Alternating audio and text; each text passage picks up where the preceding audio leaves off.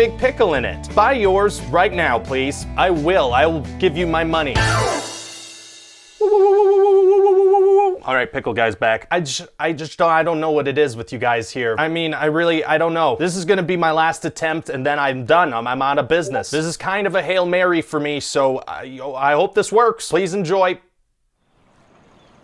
Hi, this is Michael Pickleseller here. Good news, I just spoke to a scientist and he was like, guess what? If you eat a sandwich with a pretty big pickle in it, women will want to sleep with you. And so, you know, that's it. That's the video.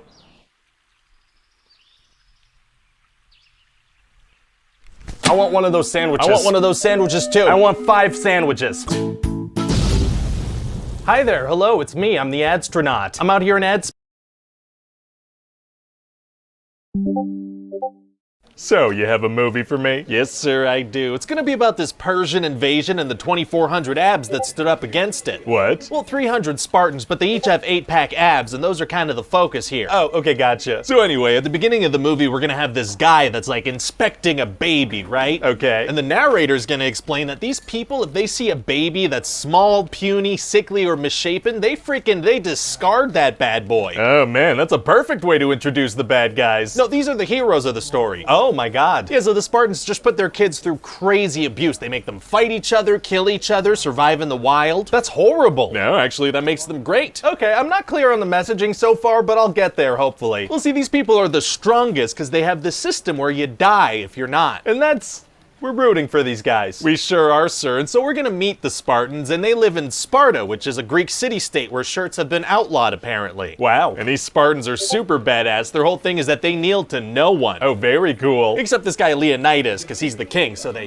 kneel to him. Right, sure. Also, he kind of kneels to this council of people with skin conditions, because that's just, that's tradition. All right. But other than that, no kneeling at all. Okay, yeah, very cool. Well, except the skin condition guys, they listen to this naked dancing oracle lady, so technically she calls the shots. So everything's just kind of up to the dancing lady then. I guess so, yeah. Everybody kneels to the dancing lady. Huh? So anyway, one day this messenger comes along. Oh, does he have a message? Messengers always have messages. He does have a message. He's like, Leonidas, you gotta give some earth and some water as a symbol that Xerxes is your ruler. Oh, I bet Leonidas doesn't like that idea. He only kneels to people with bad skin and dancing ladies. Yeah, and plus this messenger guy was rude to his wife, so Leonidas pulls a sword on him and kicks him into this super deep giant hole they have in the city. Why do they have a giant hole there? I don't know, I guess it's like a well or something for water. So the king just killed someone in the water supply? I guess so, sir. So Leonidas really wants to go to war because Xerxes is on his way with like 1 million Persians. Okay. So he goes to the Bad Skin Council and he's like, we gotta go with our army. This is serious. Sure. So they check in with the depressed dancing naked lady and then they're like, yeah, no, we're not sending anybody. Oh no. Yeah, but turns out they were bribed. Very sketchy. So Leonidas is like, all right, well, I'm just gonna go on a walk with 300 of my personal bodyguards, definitely not going to war here. And so what's the plan? Well, they want to go fight the Persians in this narrow mountain pass called the Hot Gates because their numbers won't mean much there. Sure, okay, smart move. And so they get there and they see there are a bunch of ships with a bunch of Persians. Oh man, gonna be tough to kill those guys. Actually, it's gonna be super easy. Barely an inconvenience. Oh, really? Yeah, see, it rains a lot, so these guys, they all just kind of die on their own. Oh, that worked out great. It did, but there are still hundreds of thousands of troops coming by land. Uh-oh. Yeah, so the Spartans build this little wall to really make sure to funnel them where they want them to go. If they have hundreds of thousands of troops, can't they spare a few thousand to scale that wall while the others fight? Sure, but they're not gonna. Why? Because that works. So then this Spartan-born guy, Ephialtes, whose parents saved him from being discarded, shows up. Okay. So he's like, hey, there's this old goat path you should know about, because the Persians could use that to outflank you. Oh, yeah, good to know. And he's like, I really want to fight with you guys to redeem my father's name, but Leonidas, he's like, no.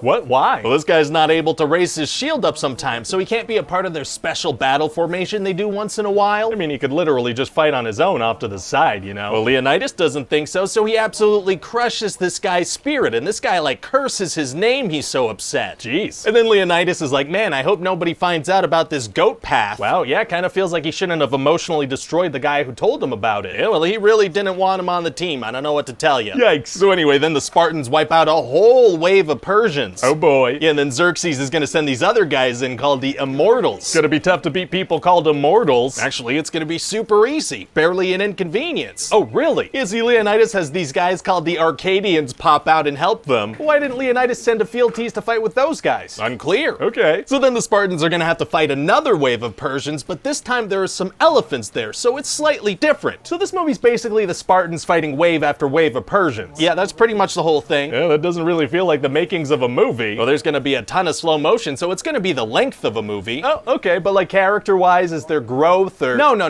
Okay, gotcha. No, mostly slow motion fight scenes and very muscular men in very tight thongs. Oh, tight thongs are tight. So anyway, then Ephialtes goes to see Xerxes, and it's very mysterious there. There's a goat playing some music. What? So Ephialtes tells him about the goat path, and Xerxes is like, all right, you can have some money and women and stuff if you want. He betrays Leonidas. He does. Pretty crazy development, right? No. I guess it was pretty telegraphed. So is there anything else going on in this movie? Because I feel like I get it now. Oh, well, yeah, actually, there's going to be this side plot with Leonidas' wife trying to convince people to send the army. Oh, sounds significantly less interesting. Oh, it will be. This corrupt politician's going to have his way with her, and then he's going to lie about it, and then she's going to stab him, and that's going to be the end of that. Sure, that may as well all happen. So anyway, eventually Leonidas and his men go up against the Persians one last time, and Leonidas manages to make Xerxes bleed before all the Spartans get killed. Wow. And so then it turns out this whole story was being told by one of the 300 Spartans to get an army all jazzed up before battle. I thought the 300 Spartans all died. Well, see, earlier in the movie, Leonidas sent this guy away to go tell people the story. So how did he know how the story ended? I don't know, I guess he made that part up. He's just trying to get people excited, so he's exaggerating everything, right? Why do you include that part about someone sleeping with Leonidas' wife? I don't know, it does seem unnecessary for sure. And that goat musician. Well, maybe hearing about a goat musician is helpful pre-battle. I guess it could be. And so yeah, that's about it. Well, you know, it just goes to show it really pays to discard your damaged children and abuse the ones you don't kill. Wait, no, that's not the message of the movie. Are you sure? I'm pretty sure. Okay, and did you have anyone in mind to direct this? I was thinking maybe Zack Snyder. Oh, you think he's gonna want to make a movie about muscular men in super tight outfits? Yeah, you know, maybe it'll become his thing. How would that become his thing?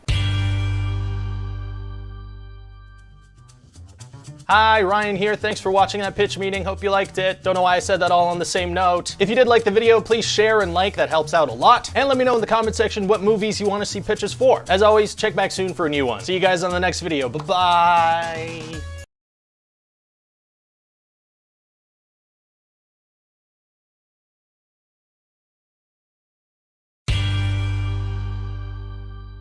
So, you have a movie for me? Yes, sir, I do. So the movie's gonna start with a bunch of people dropping into a rooftop pool in Miami. Oh, that's fun. From the sky out of a portal. Oh my god, what?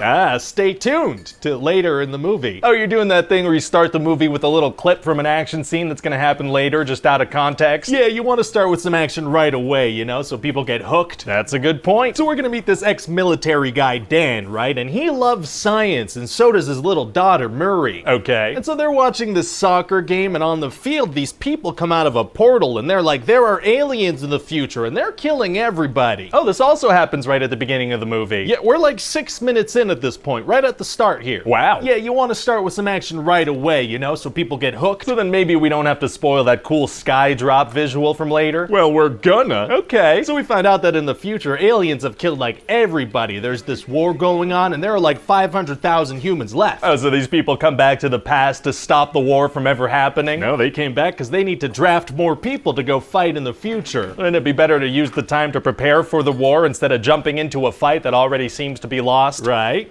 Well, then maybe it's a different timeline or something. So one of the people from the current timeline want to prepare themselves for their eventual future instead of jumping over to this timeline's fight where it already seems to be lost? Listen, sir, you can't be asking questions like that or there's not going to be a movie, so I'm going to need you to get all the way off my back. It's just that any way you look at it, it seems like a weird strategy, but let me get off of that thing. I'd like the movie to happen for sure. Me too. So do they draft like military people? Yeah, some, but also just like normal people, you know? So these aliens killed almost everybody in the future, and the plan is to send some more people and kind of see what happens. That's what we're going with, sir. So the world bands together for this mandatory draft that somehow only seems to involve Americans. Well, we are the ones making the movie, so it's only fair. It's only fair. So this guy Dan ends up getting drafted, right? Right, okay. Pretty rigorous training, I imagine. Barely any. This one lady's gonna get sent to the future, and she's like still in her office clothes from work, but they show them the monsters and tell them what to expect and whatnot. Not really, no, because they say if they show people the monsters, then people aren't gonna want to go fight in the war. They're too scary. But the draft is mandatory. It is, yeah. Nobody has a choice in the matter. Okay. And also, they're only sending people from the present that are already dead in the future, so it doesn't create like a paradox. Didn't you say that almost everybody's dead in the future? Yeah, so I don't know why I'm mentioning that. Huh. So anyway, Dan and a bunch of people head into the future, but because of a coordinate malfunction, they drop into the middle of the sky instead of close to the ground. Oh, so that's why they fall from hundreds of feet into a swimming pool. Wouldn't that also be deadly, though? You'd think so, because of how things work, but no, anyone who falls into the pool is perfectly fine. Oh, well, great. So Dan and the other survivors find out they need to go to a research lab in another building. How come? Well, there's some science stuff in there that's a part of their last hope of creating a toxin that'll kill the aliens and save the world. Gotcha. But this military lady tells them they don't have a lot of time because Miami's overrun with aliens, so it's about to be bombed in a couple of minutes. If the research lab is critical to their last chance at saving the planet, shouldn't that be the priority instead of bombing the city? You'd think so, but no, instead they're going to prioritize bombing a city that already doesn't have humans in it, so there's no immediate threat. Oh, okay. So they're going to encounter some of these aliens, and they're very scary. They call them white spikes. Oh, they're being attacked by hard seltzers? That's White Claw. Oh, whoops. Whoopsie. So then what happens? Oh, well, Dan gets like 10 people killed while trying to save one guy and then shows no remorse for it. Oh, interesting. So then we're going to use the massive explosion as a transition, and Dan's going to wake up in the Dominican Republic. Oh, passing out and waking up in the Dominican Republic is tight. It sure is, sir. So then he meets up with the military lady, who, as it turns out, is his daughter, but older. Oh. Yeah, so she explains that there are like female queen aliens that are much stronger, and the males will do anything to protect them. So what are they going to do? Well, they go to work at this other research facility on the ocean because they have a toxin that kills male aliens, but not females, so they have to work on that. Oh, they should still use that in the meanwhile, probably. Yeah, but they're not gonna. Oh, okay. So then, using this alien queen that they captured, Dan and his daughter start trying to develop a female toxin using science and family. Nice. And then they finally finish the toxin, but then all these male aliens show up because they want their queen back. Oh, so they kill the queen? Well, no, because they're like, we only have one vial of toxin. We can't waste it on her, you know? But if they explode her, she would die, right? And that would stop the male aliens from charging towards them? Yeah, but they're gonna try to run away instead of taking care of the thing that's causing the situation they're currently in. Oh, okay, interesting strategy. So then as they're running away, Murray's gonna get hit by an alien spike. Oh no. And then she's gonna reveal that she brought Dan to the future so he can bring the vial back to the past, and he's the only one who can do it. Wouldn't he kind of be the worst person for the job since the plan involves abandoning his daughter? Like, wouldn't someone without emotional attachment be a better choice? Yeah, maybe. But I guess she must really trust him, huh? Actually, no, because in the past he ends up abandoning her, so she doesn't really trust this guy. Okay. And then she's gonna be falling off this platform towards a bunch of aliens while also bleeding out, so he's gonna dive after her. But he's got the vial, he's the last hope for humanity. He is, but you know, that's his daughter. But what's the plan with the dive? Like, even if he catches up to her, they're still falling towards aliens and she's still bleeding out. I don't know, but it's gonna look cool when he gets zapped back to the past. Oh, okay, gotcha. So then back in the past, the time travel link is closed and they have this toxin, but they don't really know what to do with it. What do you mean? Can't they just bring it to where the aliens first land? Well, that's the thing. They never actually found a spaceship. All they know is that the aliens showed up in Russia one day. Oh, so what do they do? Well, Dan's wife is like, what if they didn't land at that time? What if they were already here? And Dan's like, oh yeah, I think you cracked it. Literally the whole planet was on the case and not one of the billions of people thought of that before? That's what we're going with. The protagonist's wife thought of it. Wow, what are the odds? So then Dan gets this alien claw from one of the guys he was on the mission with, and they use science and friendship to find out where exactly in Russia it originated from. Had the future people not brought back any alien parts to examine before? How did they not know this earlier? I don't know, but they find out the spaceship is frozen in Russia. Oh, fair enough. So Dan goes to this military guy and he's like, listen, I have a toxin and I know where the aliens originate from. We need to go there now. Okay. And the military guy's like, no. So Dan's like, okay, we're gonna do it ourselves. Feels like there might be some other people they could talk to before doing that. Nope. And then Dan goes to see his estranged father who has a plane and he gets them all to Russia. Very cool. And then they find the alien spaceship buried in some ice. Oh, so now that they have the proof, they can go get the military and the government involved. Yeah, but they're not gonna. What? Well, they're like, governments are just gonna talk about it for a long time and the United Nations is stupid. What do you... And Dan's like, yeah, I don't have that kind of time. We need to deal with this ourselves now. He does, though. He has decades, it sounds like. Yeah. And if they fail, they'll die with the knowledge of where the spaceship is and humanity is doomed, or they'll unleash the aliens early and humanity is doomed. Oh, yeah, okay, you're right. So then they take pictures and they bring those back and governments start talking about it. There's a lot of talking, a lot of paperwork and policy making. It takes a while.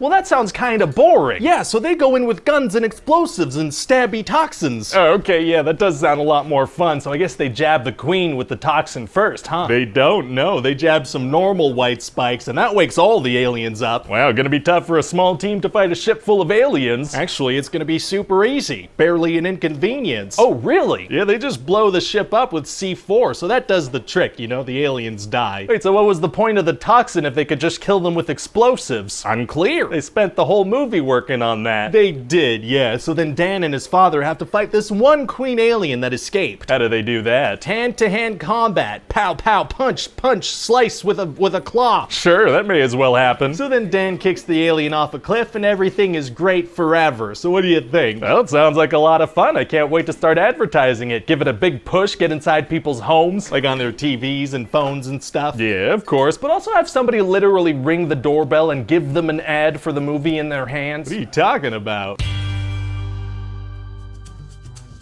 Hey everybody, Ryan here, that's me, thanks for watching the video. And if you liked it, feel free to click the like button and the subscribe button and all, buttons of that nature. You can also leave a comment down below letting me know what other movies you want to see pitches for. There are also like hundreds of other episodes on the channel that you can check out if you want. As always, check back soon for a new one. Bye.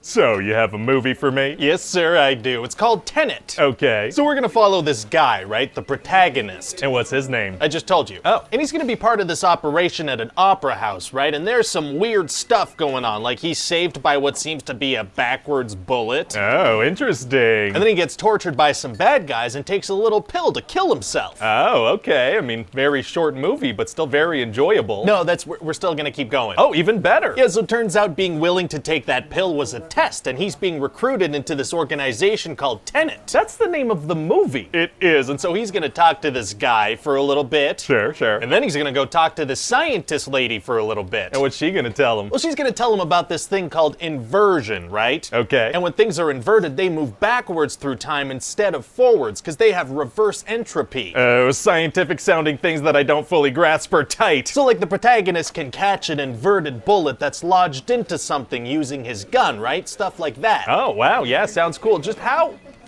No, yeah, okay. And he can also like catch an inverted bullet with his hand off a table, but as the scientist explains, he has to have dropped it. Like if you watch the tape, he's always the cause of it moving, whether forwards or backwards, you know? Right, yeah, okay. Yeah. You get it? Yeah, no, I'm just kind of wrapping my head around it, but okay. Well, we're gonna have that scientist lady literally say, don't try to understand it, just feel it. So you can go that route if you want. Okay, I mean, I would like to understand though, so I could kind of follow what's going on, but yeah, no, I'll get there. Anyway, so she reveals that these inverted objects keep getting sent back from the future, right? Okay. And she thinks that maybe these are like remnants of a future war and that the world might end, but like in the past. Okay. And so why did you continue that sentence in a completely different place? Oh, well, sometimes we're gonna do that thing where a single conversation kind of spans over different locations just to keep things dynamic on screen, you know? Right, okay, I mean, that does look good, but that means that the characters talk and then kind of pause their conversation, change locations, and then keep talking. It just keeps exposition scenes a little more fun to watch, you know? So then, what are you doing? I'm calling an Uber back to the office so I can finish that thought. All right, he'll be here in 7 minutes. Wow, 7 minutes, okay.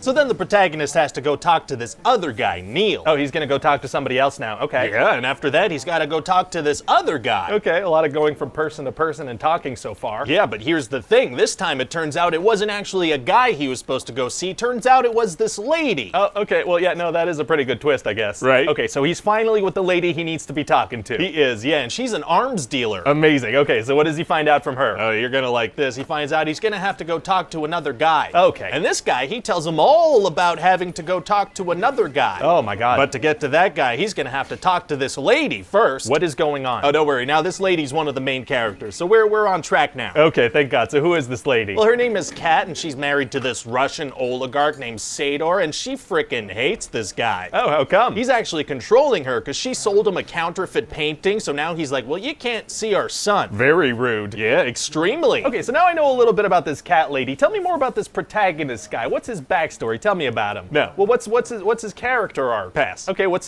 his emotional stake in the story? Well, he doesn't want the world to end. Right, understandable, but what, like emotionally? Well, he lives in the world, so, he doesn't want it to end. Okay. He also seems really invested in this cat lady, like he really wants to protect her, seems to have some kind of bond with her. Oh, okay, well tell me more about that. No. Look, it's just that I really want the movie concept and the action scenes to have a ton of breathing room, so we're not really going to spend time on stuff like characters and stuff. Okay, I mean, it's going to be a little tough for me to care about the story if you don't give me anything in that department, though. But it's going to look very cool. Oh, it's going to be very cool. Okay, I didn't realize. Okay, never mind character then. Okay, so now for Kat to bring the protagonist to her evil husband, he's got to destroy this painting. Okay, and so what's the plan? Well, this thing's in this super protected vault, right? So the plan is, hold on, let me set the mood here.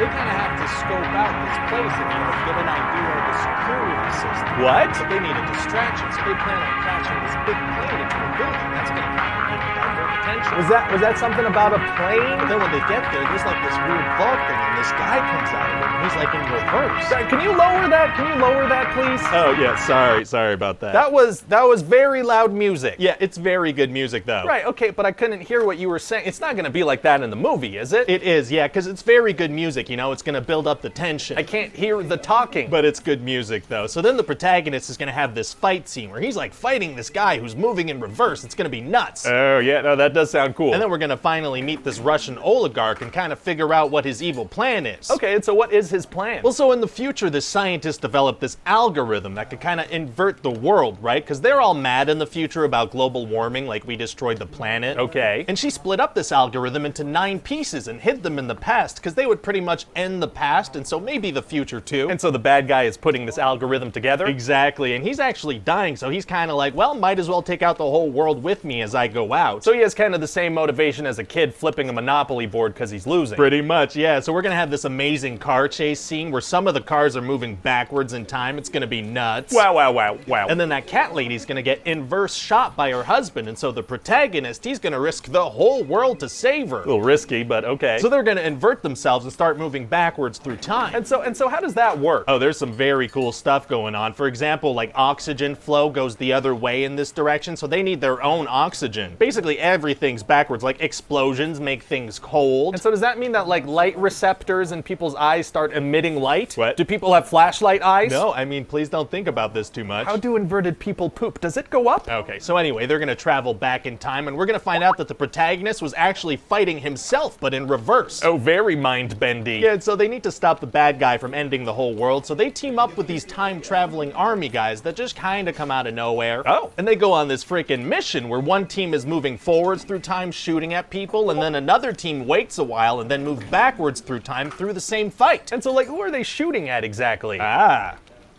Oh, no. So we're not really gonna see who they're shooting at, really. They're just kind of shooting off screen, but I guess it's like some kind of army or maybe just people that work at this nuclear base. What? So protagonist and army guy are gonna go into this bunker, but then Neil sees that they're in trouble, so he has to go help. I'm not sure what's going on. And there's like a dead body when they get there, but then the thing suddenly pops up and takes a bullet to save the protagonist. It's gonna be crazy. Please turn that down. Okay, let me turn that off. So anyway, it turns out that Neil actually sacrifices himself to save the protagonist. Okay, so now I think that was entertaining, but also, what just happened? Well, Neil's gonna explain that Tenet is actually founded by the protagonist and that he has a future in the past. Okay. So Neil waited with one of the teams until after the battle and then moved through it like in an inverted way backwards in time, but then he saw that the protagonist was in trouble, so he re-inverted himself and then saved him with a Humvee. Right. But then after that, he has a little talk with the protagonist, and then he has to go re-invert himself to go take that bullet to save the protagonist's life. Right. Okay. Yeah, okay. And so the protagonist is going to keep moving forward through time, but then because inversion is the thing, he's actually the one who founded Tenet at a certain point in time. We're not sure when, and he's the one who recruited Neil. Sure, yeah, okay. You understand? Do you get it? It's a little complicated. I feel like maybe it'll be hard for the general audience to kind of grasp what's going on. Actually, it's going to be barely an inconvenience. Super easy. Oh, really? Yeah, because see, it's going to be so confusing and hard to hear that people are going to want to go watch it a couple times. Is that going to work? It might. Seems a little risky. Well, I mean, you gotta take a risk sometimes, right? It's not like the future of cinema depends on how this one movie performs. I guess not. Hey guys, Ryan here. Thanks for watching that pitch meeting. I hope you liked it. If you did, press the like button and the subscribe button and leave a comment and all the YouTube standard things. Also, let me know if you have ideas for other movies I should do pitches for. As always, check back soon for a new video.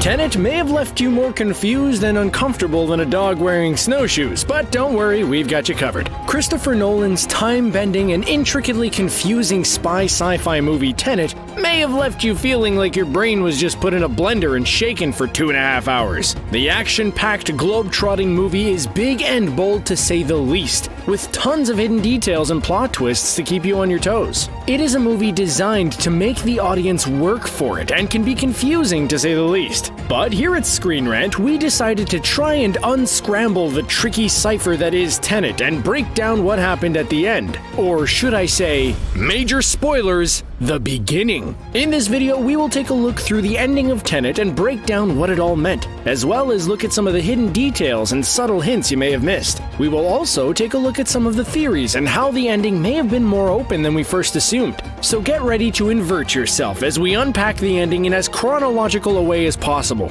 And you may want to get an ice pack on hand because your head might begin to hurt again. And of course, there will be heavy spoilers in this video. And seeing as you can't reverse time and stop yourself from watching this video, if you haven't seen the movie yet, you may want to do so first.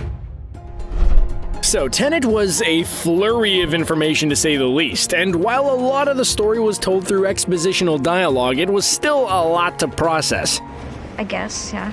And even then, still somewhat hard to fully understand. But we shall do our best to unpack it. One of the things we learn at the end of the movie is that, like the title, the movie is actually a palindrome, with everything that happened at the beginning of the movie actually the end. We learn that Kenneth Branagh's Russian oligarch Andrei Sater is the one that has been inverting the weapons and has been collecting pieces of the inversion algorithm that have been sent back in time by an unnamed scientist. Like theoretical physicist Robert Oppenheimer, one of the chief scientists behind the Manhattan Project, which, if you've been living under a rock for the last 70 years, is the code name for the project that led to the development of nuclear weapons, the future scientist realizes the power and danger that the inversion technology can cause. So, the future scientist decides to send the technology back in time to prevent people in their time abusing the power of the technology. The scientist then breaks the algorithm into 9 different components and sends them to 9 of the greatest nuclear powers on Earth. One of these powers is the former Soviet Union, where the piece of the algorithm is found by none other than Andrei Sater, who finds it in the wreckage of his home city and kills his colleague in order to keep it a secret and the technology his own. However, an unknown organization in the future employs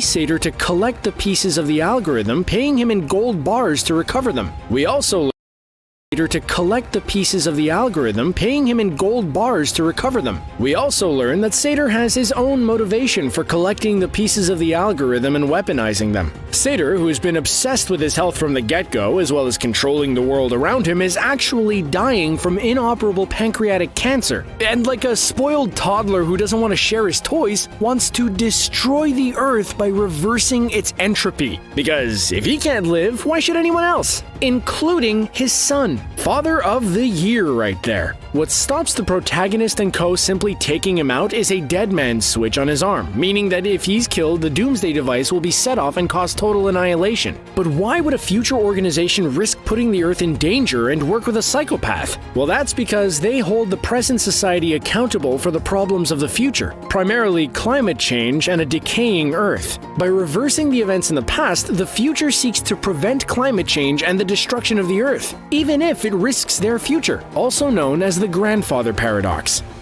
However, the protagonist and his Tenet crew don't share the same sentiment, and instead attack Sator on multiple offenses, with the Temporal Pincer at the weapons silo in Siberia with a red forward-moving team working together with an inverted blue team to prevent Doomsday, all while Sator's wife Kat seeks to get information out of him on his yacht in Vietnam. This is the point where the truth of the word Tenet is revealed. It is 10 minutes meeting 10 minutes. The word is literally two tens colliding, one forwards, one backwards. The Temporal Pincer works as the protagonist, Ives, and an inverted masked operative who has been killed prevent the detonation of the device from the missile silo. Ives then splits the pieces of the algorithm between the three of them and tells everyone to hide the pieces and then subsequently kill themselves. Meanwhile, Kat takes revenge on her husband Sator, brutally killing him in a surprisingly graphic scene. As Kat leaves the scene of the crime, she leaps off the boat, and we learn that it was actually her that Kat sees at the beginning of the movie, bringing her story full circle. So, the Earth is saved and everything's all good, right? Well, not really, as it turns out there are still a few things to unravel. The Temporal Pincer may have been the move that prevented Doomsday, but we also learn that the whole movie is actually a temporal pincer. As John David Washington's protagonist is moving forward through the story, we learn that Robert Pattinson's Neil is actually working his way backwards. Throughout the movie, not a lot is known about Neil, and while he seems trustworthy, we don't know who hired him and anything about his background. But at the end of the movie, we actually learn it was the protagonist's future self who recruited Neil and sent him on the mission to work on the mission backwards. This means that while the protagonist has just met Neil, Neil has actually known the protagonist for years, hence why he knows he doesn't drink on the job and has an immediate trust for him. Neil tells the protagonist that their story is far from over and alludes to there being a long history between the two, even making a Casablanca reference, although they would never reveal what that could be. But of course, we have some theories on that, which we will get to later. What we also learn is Neil's morbid fate, as through the visual cue of the red string on the backpack, we learn that it was Neil who was the inverted masked soldier who helped the protagonist and Ives stop the weapon from detonating before being killed. The protagonist tries to give Neil a way out of being killed, but Neil rejects this, knowing that he cannot alter his fate. This is summarized in the protagonist's earlier line that by having them standing there in the timeline, they must have won. Therefore, altering the timeline could prevent their victory. The red string also tells us another piece of information, that it was actually Neil who saved the protagonist during the opera siege, which you most likely forgot about due to the amount of stuff that happened in between that. While this is the end of the road for Neil and the closing of his loop, it is just the beginning for the protagonist as he comes to the clear revelation in the epilogue. He was the one who created Tenet. As we know, it was the protagonist who recruited Neil, and as he prevents Priya from killing his past self, he realizes that it was him that set everything in motion all along, and that it must be him that ties up loose ends, and in doing so, kills Priya. The whole time, it seemed as if the protagonist was coasting along with the plot, riding the wave and a pawn in someone's greater game. We initially believe that it's Sator or someone involved in the future, and while that is to some degree correct, we learn that it's the protagonist who is actually pulling the strings and is the driving force of the movie. He knows he must go further back in time to create Tenet and set the chain of events for the movie to happen. While the movie seems to wrap up, it still has somewhat of an open ending, albeit not to the same degree as Inception. In the final shot, we see the protagonist looking at both Kat and her son Max before cutting to black. This may seem like a simple enough shot, but with the realization beforehand, is there something more to this shot than meets the eye? Tenet is packed so full of giant concepts and amazing set pieces that it rarely has time to develop its characters, or add any backstories to them for that matter, seeing as Washington's character is just called the protagonist. Most names are simple and one-syllabled, and like Dunkirk, Nolan seems to focus more on the events of the movie as opposed to the characters who live through these events. But there is one slight character development, and that is the subtle romance between the protagonist and Cat. And while it may not be as ham-fisted as Batman and Catwoman in The Dark Knight Rises, there certainly seems to be an attraction between the two characters. This is shown when it seems like Cat is going to die after being hit by the inverted bullet, and the protagonist does everything in his power to prevent her death, which, while very important to the narrative, also alludes to some feelings toward her. When Neil asks the protagonist whether he plans to go and see Cat again even from afar, the protagonist says he wouldn't, saying that it would be too dangerous, something which Neil seems dubious about. That's probably because the protagonist immediately breaks this rule with him killing Priya just feet away from Cat and then watching her from the car window. Then again, this is a guy who doesn't seem to care for rules. After being told not to come into contact with his past self after being inverted as it could cause annihilation, he then goes on to fight himself.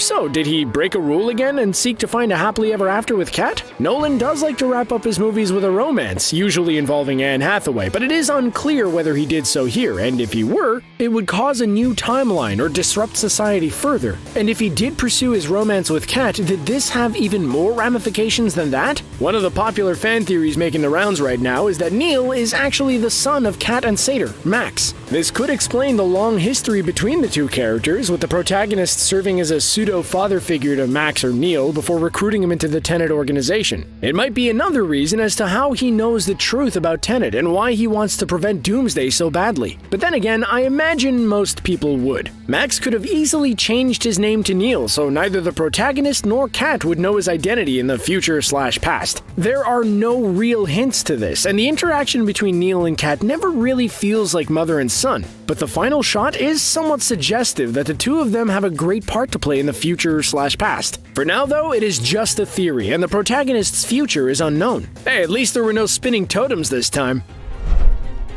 So what do you make of Tenet? Do you have any theories of your own? Let us know in the comments below, and make sure to subscribe to the channel for everything Tenet.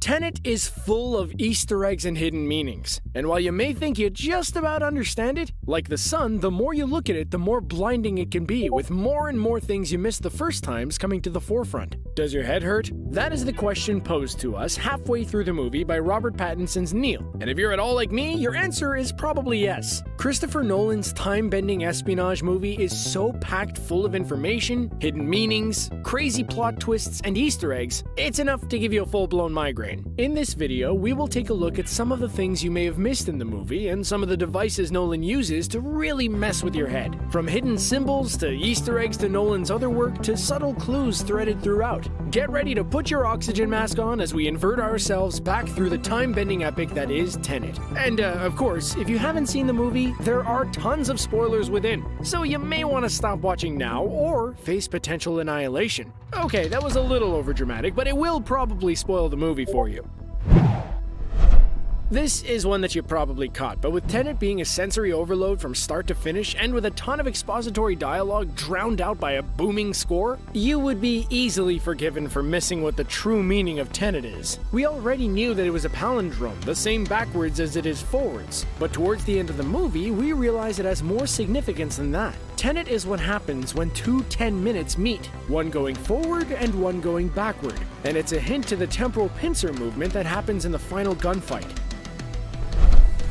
Sator may be the name of Kenneth Branagh's Bond-style maniacal villain, but it has more significance than it may seem. In fact, his name is a direct reference to the Sator or Rhodes Square, a 5-word Latin palindrome. What makes this significant is that every major plot point of the movie corresponds with this square, such as Arepo, the forger of the Goya painting, Opera, where the siege is held at the beginning of the movie, Rhodes, which is the name of the security company at the Freeport in Oslo, as we mentioned, the name of the primary antagonist is Sator, and of course, the most obvious one is the organization trying to prevent Doomsday and the title itself, Tenet.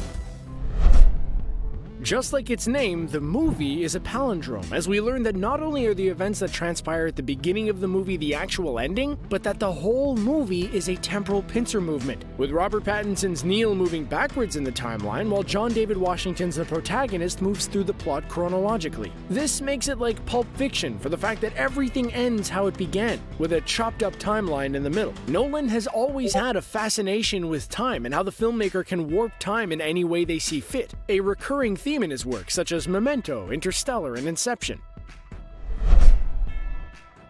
After watching the movie, you will know that it was actually the protagonist who hired Neil and brought him into the Tenet mission, and it was actually his sacrifice at the end that made the whole mission possible. We find this out by seeing the piece of red string attached to his backpack, the same string that was on the backpack of the dead soldier in the missile silo. But one thing you might have missed is that piece of red string appears in an earlier scene. In the opening siege, the protagonist is saved by a masked gunman who has a red piece of string on his backpack, meaning that it was Neil who saved his life during the siege. Whoa.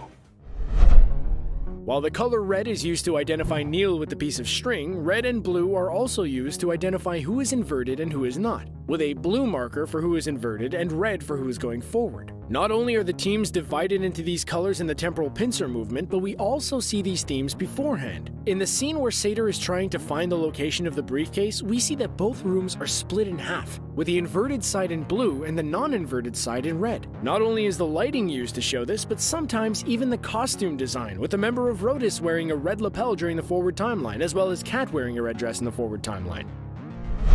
Not only do we find out at the end of the movie that the protagonist is the one who recruited Neil, but that he is the one who created the whole operation. In the one scene he goes back in time, he tries to convince Priya to stop him from accidentally placing the algorithm in Sator's hands, but Priya refuses. In hindsight, we know that this is for the best, as they are able to defeat Sator, and it was due to the temporal pincer movement. But the protagonist realizes during the epilogue that it was he who founded the whole pincer to stop him from accidentally placing the scene he goes back in time, he tries to convince Priya to stop him from accidentally placing the algorithm in Sator's hands, but Priya refuses. In hindsight, we know that this is for the best, as they are able to defeat Sator, and it was due to the temporal pincer movement. But the protagonist realizes during the epilogue that it was he who founded the whole organization of Tenet, and that he must go back in time to put in motion the chain of events.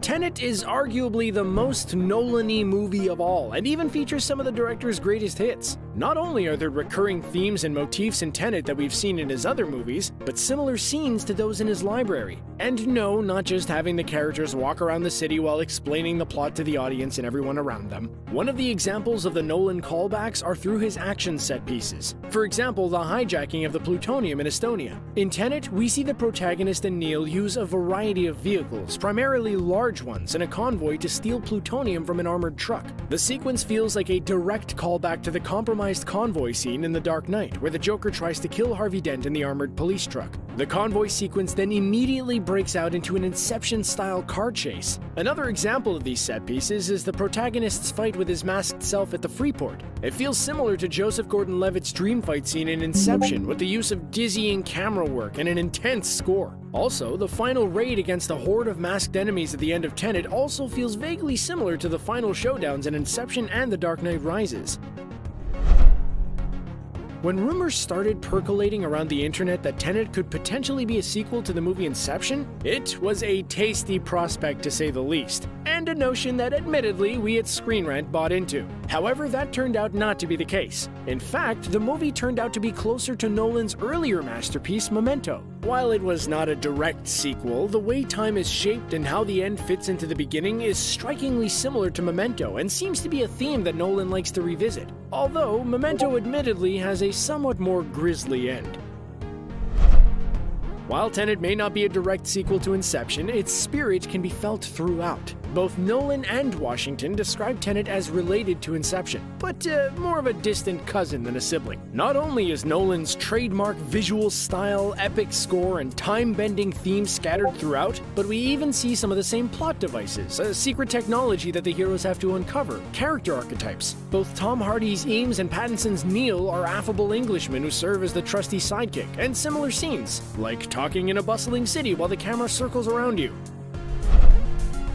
The opening line to Tenet could be a direct nod to Inception, however. As they wait outside the Opera House for the opening siege, the driver in the van says, "Wake up the Americans," in reference to Washington and co. A possible point towards the sleeping devices in Inception, keenly observed by the Independent's Jacob Stolworthy. While this may not have any relevance to the plot or any real link to Inception, it does at least feel like a direct homage to the movie Nolan released 10 years prior. Maybe Nolan will make a similar third film in 2030.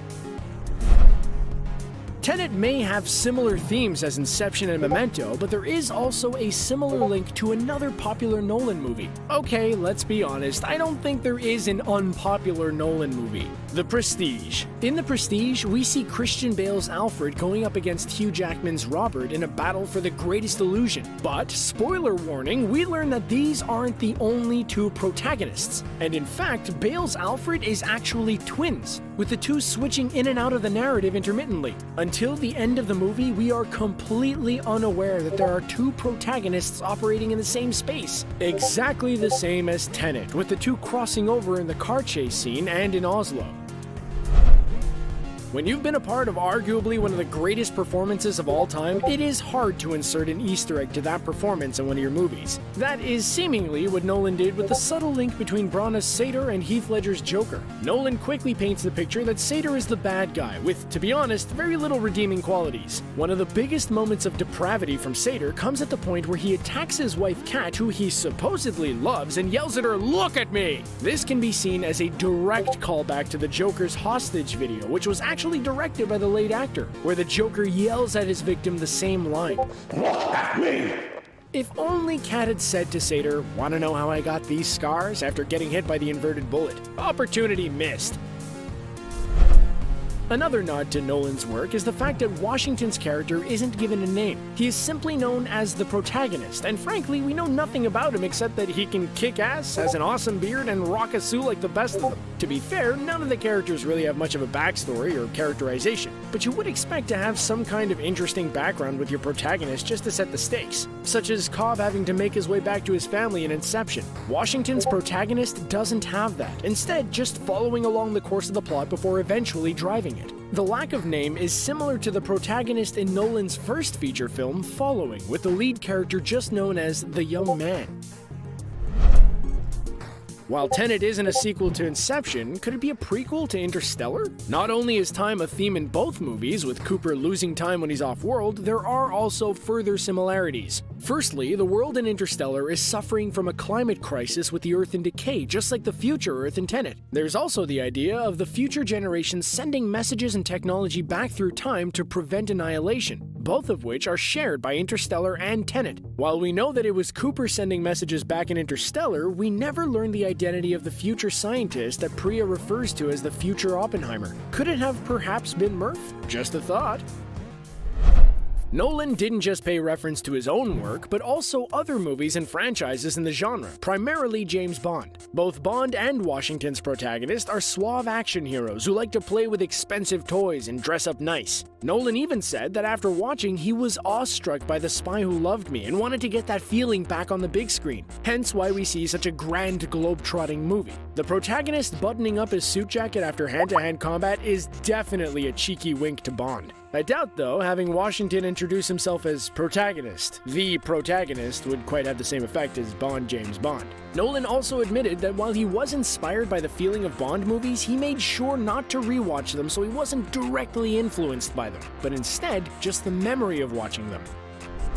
But it isn't just the protagonist who can be compared to a Bond character, with other characters serving as Bond character archetypes. Clemence Posey's Laura plays a sort of Q-like figure, giving the protagonist a lowdown on the weapons and guiding him through the technology. Michael Caine's Sir Michael Crosby acts as the M figure, giving the protagonist the keys to the mission and a credit card to spend on whatever he feels like. Even Neil feels more reminiscent of Roger Moore's more flamboyant Bond, as if there are even two Bonds working in the same movie together. Now that would be quite the movie.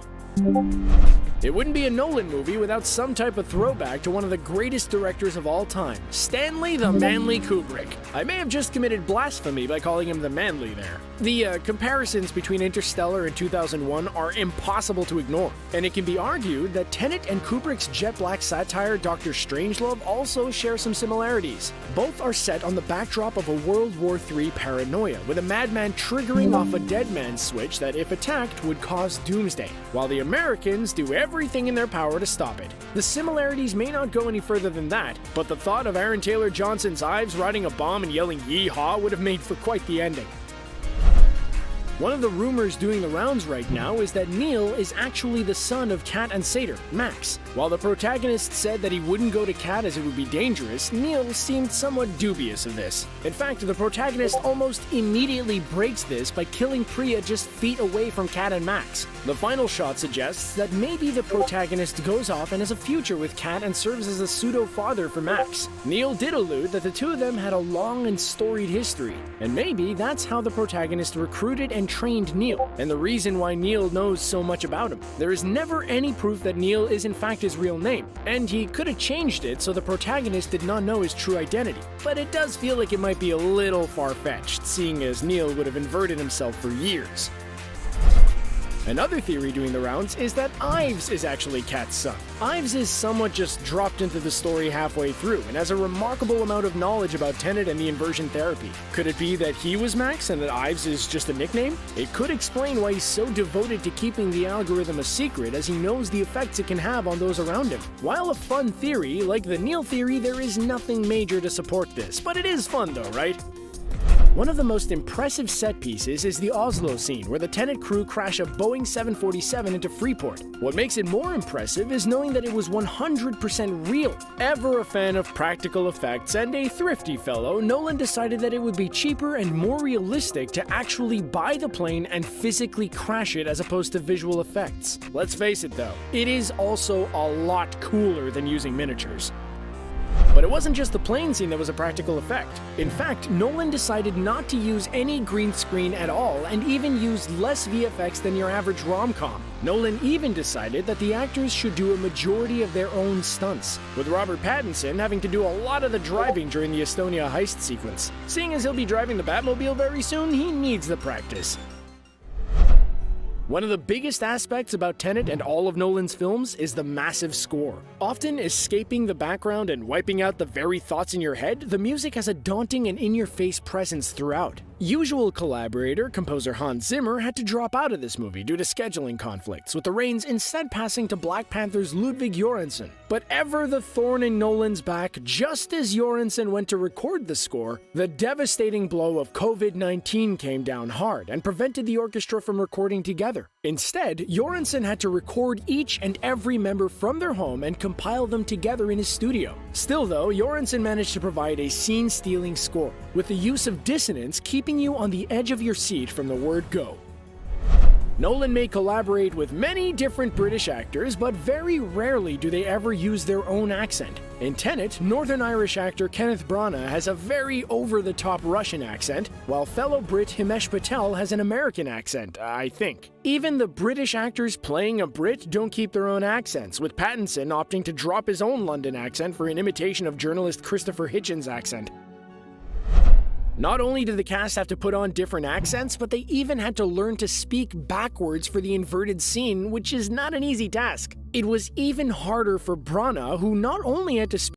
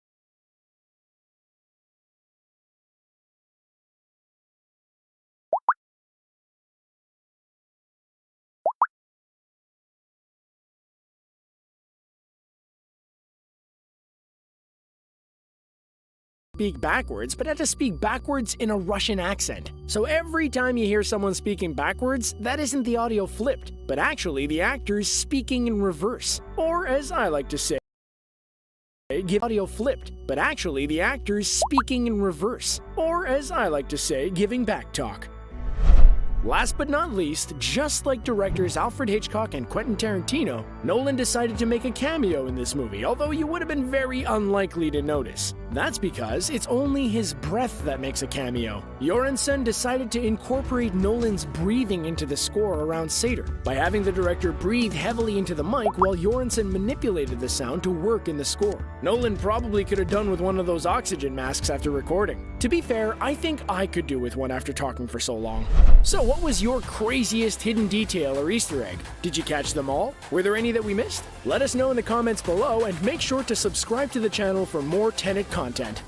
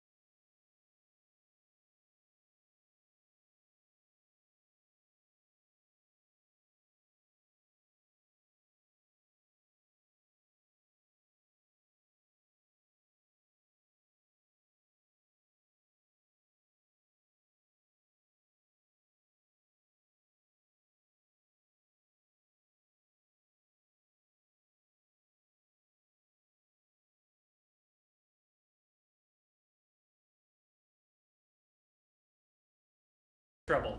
Dell is giving an early look at some of its technological innovations ahead of CES, including one that is less innovation and more a framework laptop. The company's Concept Luna explores revolutionary design ideas like making a laptop out of replaceable and repairable components, which no laptop manufacturer has ever tried to do, ever. Wow. And that is cool. Seriously though, it's great to see more manufacturers hop on the sustainable bandwagon, even if they can't help but use some Steve Jobs inspired language. However, Dell did show off some innovation with the Concept Pari. Pari? A wireless webcam that you can stick in the middle of a monitor to simulate direct eye contact on video calls. At least for the person on the other end. But after getting so used to Zoom awkward eyes, I don't know if I'm ready for this kind of soul-to-soul connection. Maybe it is Perry, blocking people's Bing, bing. eye contact. There's just so much cool stuff happening at the edges of the screen. Don't look at me. The right to repair tide continues to swell in a more positive direction, with Microsoft announcing a partnership that will allow iFixit to sell official Microsoft service tools for Surface devices. However, the tools won't be directly available to purchase by consumers, with only iFixit Pro independent repairers. It's a weird word, you know? Microsoft authorized service providers and Microsoft Experience Centers, and also Microsoft commercial customers being allowed to buy them. A lot of Microsoft people there. But this means customers will have many more options for repair besides Microsoft's themselves, which is something, okay? Baby steps, because you're a little baby and you can't repair your own things, unless it's a special laptop made by Dell. I just pooped on my laptop. You'll pay for these modules, damn it. Hell. And Intel's Roger Kaduri said that the company is working on software that could let one device, like a thin and light laptop, use computing power from another device, like a gaming desktop, over a home network, boosting its performance. It's not cloud, it's fog. And they're including support for chips made by their rivals like AMD and Nvidia. And because this is happening after Facebook changed their name, of course Intel is saying it's for the metaverse. It's like how after we film, I'm gonna go eat a sandwich for the metaverse.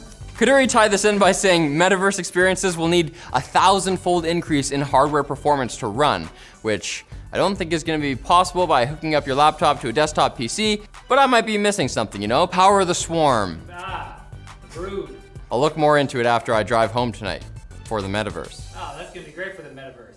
I own property in the metaverse. Now it's time for the Quick Bits, brought to you by NZXT's Build System, which makes getting a custom-built PC easier than ever. For the metaverse. Simply set your budget, see how your PC will perform in your favorite games with the super accurate recommendation system, and let Build take care of the rest for a simple, flat $99 assembly fee. Your PC will be built and shipped within 48 business hours, with all its components covered under one warranty plan, so you don't have to spend hours on the phone with 8 different companies. I mean, maybe you want that if you're an extrovert, but I'm guessing no. Not this time. We hate phones. And Build is even available in Australia now. They get it down under? Wow. Blimey! Let NZXT's highly trained builders help you hit the next level by checking out Build System today at the link below. Did you mean crikey? Quick Bits! I swear they're real this time. Sure. They're the real thing, man. Right. I saw 'em. The internet crossed its fingers when the dangerous Log4j Java vulnerability was found in basically everything last week. But your fingies didn't do anything. Ow. Just like your hopes and prayers. Hackers, including Chinese state-backed groups, have launched upwards of 840,000 attacks since Friday, with researchers at Checkpoint Security at one point logging more than 100 attacks a minute. Wow. So now is the time to be extra careful about what you do online.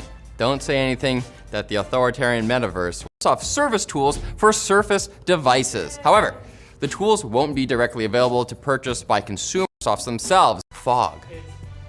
Increase in hardware. AMD and Nvidia. And they're including support for anything. Huawei.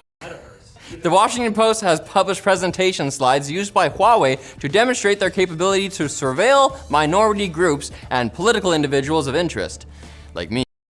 In a statement, Huawei said they had no knowledge of the project. Oh, I'm distracted. Speaking of Chinese technology, Oppo has revealed the Find N, a shorter folding phone, and half of an AR glasses device, bringing back memories of Google Glass. Just in time for a report claiming that an AR glasses device, bringing back memories of Google Glass. Just in time for a report claiming that Google is still working on a new Google Glasses, but this time they're letting everyone else take the criticism for making essentially head-mounted cameras before they try again. People were punching each other. You remember that? That was intense. That almost never happens normally. That was so nice. Bathrooms are scary. They're not safe places. Gigabyte showed off a motherboard prototype called Project Stealth this week that moves the motherboard's connectors to the back for much cleaner cable management. But as Hot Hardware points out, this is remarkably similar to a patent awarded to Main Gear back in 2011. Well, it's 10 years later, baby, and someone had to make the PCs look less like cyberpunk spaghetti. Sure, that sounds cool, but you can't eat it. So what's the point? Gives you pads, gives you bonus. These cables are al dente! And Spatial, the augmented reality workspace app, isn't focusing on workspaces anymore. They're transitioning into virtual art galleries to display NFTs. For the metaverse! Yeah, of course. It actually works this time. And also, the studio behind the long in development Stalker 2 announced their game will sell NFTs of NPCs they're calling MetaHumans for the metaverse, when it actually does launch again in the metaverse. You know, the metaverse is sounding more and more like a never-ending, snooty art trading event, and I'm down. Why game with friends when you can buy each other's skins? Yeah. Wait, not like that. They're accruing in value. Well, this metaverse is over, so come back on Friday for another metaverse. I hope you do. You're my favorite metaverse. Metaverse, meta, Oh no. verse. He's turning into a Pokemon. Metaverse.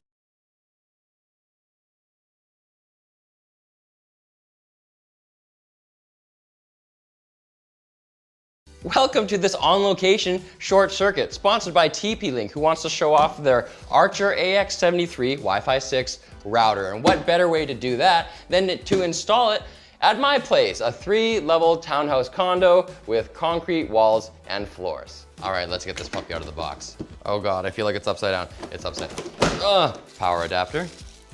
And of course, the unit itself. Oh my gosh, look at these antennas. And a little Ethernet cable. Oh, it's in one of these premium little bags. Damn, this is like a Legendary Pictures logo. This is pretty cool. Sleek design, not too gamery. This could easily be out in the open and fit your decor even. You know what, and this isn't just aesthetic, this is their new vent design. So like basically the entire thing can radiate either top or bottom. Pretty cool, and of course it's got the mounting hooks for just thumbtacks or whatever you want to use, and it's solid. I don't really expect this to flex, but oh God. It's about, I would say, what is that? 1.3 bananas in length and 0.6 bananas high. There are 6 adjustable high gain antennas with dual band speeds up to 5400 megabits per second, and the single band speed on 5 gigahertz is 4800 megabits per second. I can't leave these on here. Oh, this is not easy. Oh my God, I'm gonna need like a lighter. Okay, let's try another one. See, this one's easy. That's how it's supposed to go. On the I/O side, we've got 4 different LAN ports, your WAN port, power, and then on the side, a USB sharing port. And a cool thing about this is that it's compatible with one mesh extenders, so you can turn this into a mesh ecosystem without having to buy into a whole new ecosystem. And mesh would be a good solution for this place. But that's not what I have today. So what we're gonna do is hook this up so I can get Wi-Fi all the way up 2 floors higher onto my rooftop. But first, let's do a speed test. All right, so we're on the 2nd floor, and here are the speeds I'm getting with my ISP's router. And obviously, these aren't great. I'm getting just 15 megabits per second on the download. So let's head to the roof and do another test. Okay, now we're upstairs on the roof, very far away, 2 concrete floors, and let's see what we get now. I don't even know if I'm still connected to it. Yeah, it's not even close. Okay, so now we're gonna go down to floor number 2, install the router. Hopefully that's very easy because I'm not good at networking, and then we'll try again. There it is, I'm gonna choose the 5G one. Oh no, the password. The thing's down on its own. It always reminds me of those crab things from Half-Life. So I think I'm pretty much ready to do another test. Wow, 334 megabits per second. That's actually faster than the advertised speed that I pay for every month. The Archer is definitely able to handle gigabit speeds if you need that over Wi-Fi, if that's available in your area and to your bank account, but this is more than enough for me. Oh, I got full bars still. We hit go. I'm not gonna pretend that it's not like an order of magnitude worse, but crucially, we still have enough bandwidth to stream an HD movie from Netflix, for example. Not 4K, but HD, 1080p. It works. But we got those results using the 5 gigahertz band, which of course is higher data density, but with less penetrative power and range. So now let's see what we get using 2.4 gigahertz. And that's more like it, double the speed. So cool, I'm very satisfied with that.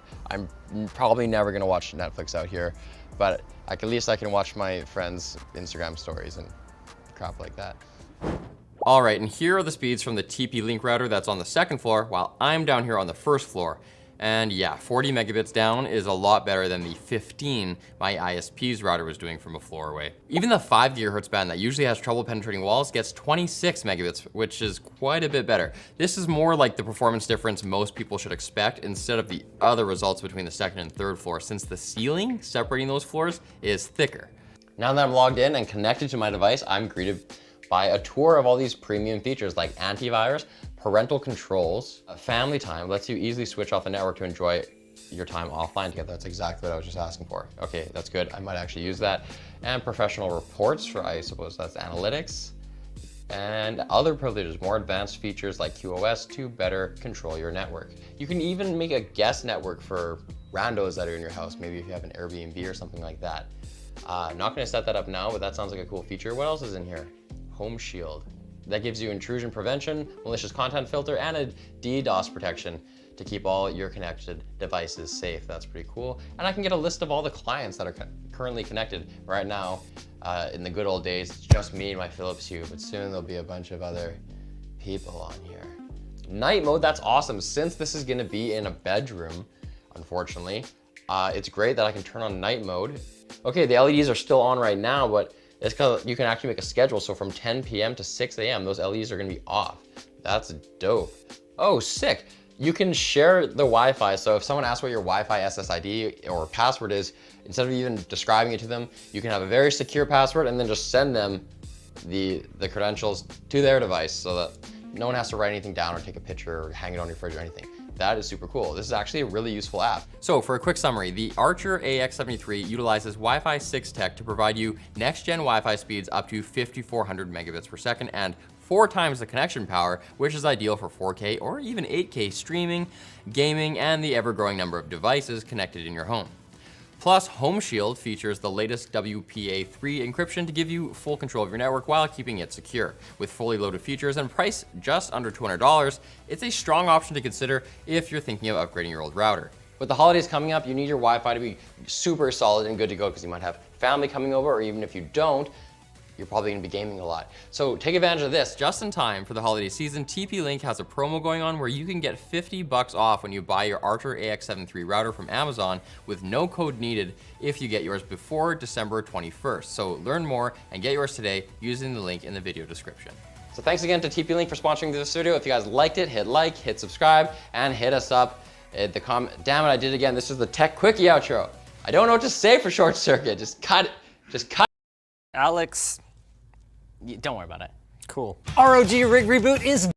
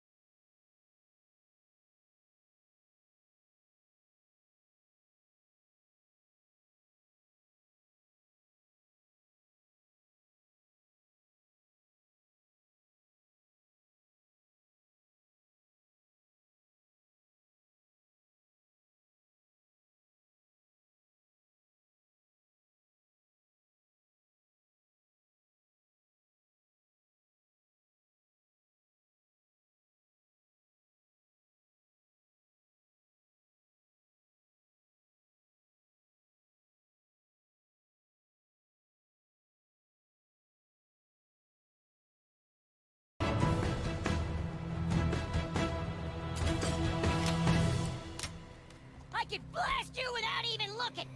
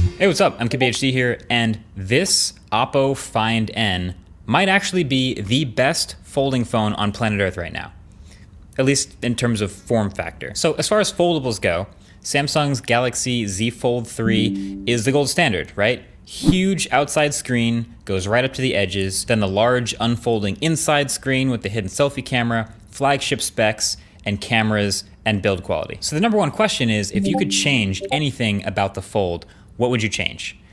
And as someone who's used the Fold, the most common answer that I've heard is, if it was just not quite as tall, if we could just make it smaller. Like if you've ever looked at the Fold while it's closed, it's got that super tall, unconventional aspect ratio, and if you wanted to make it more usable, you'd shrink it down, right?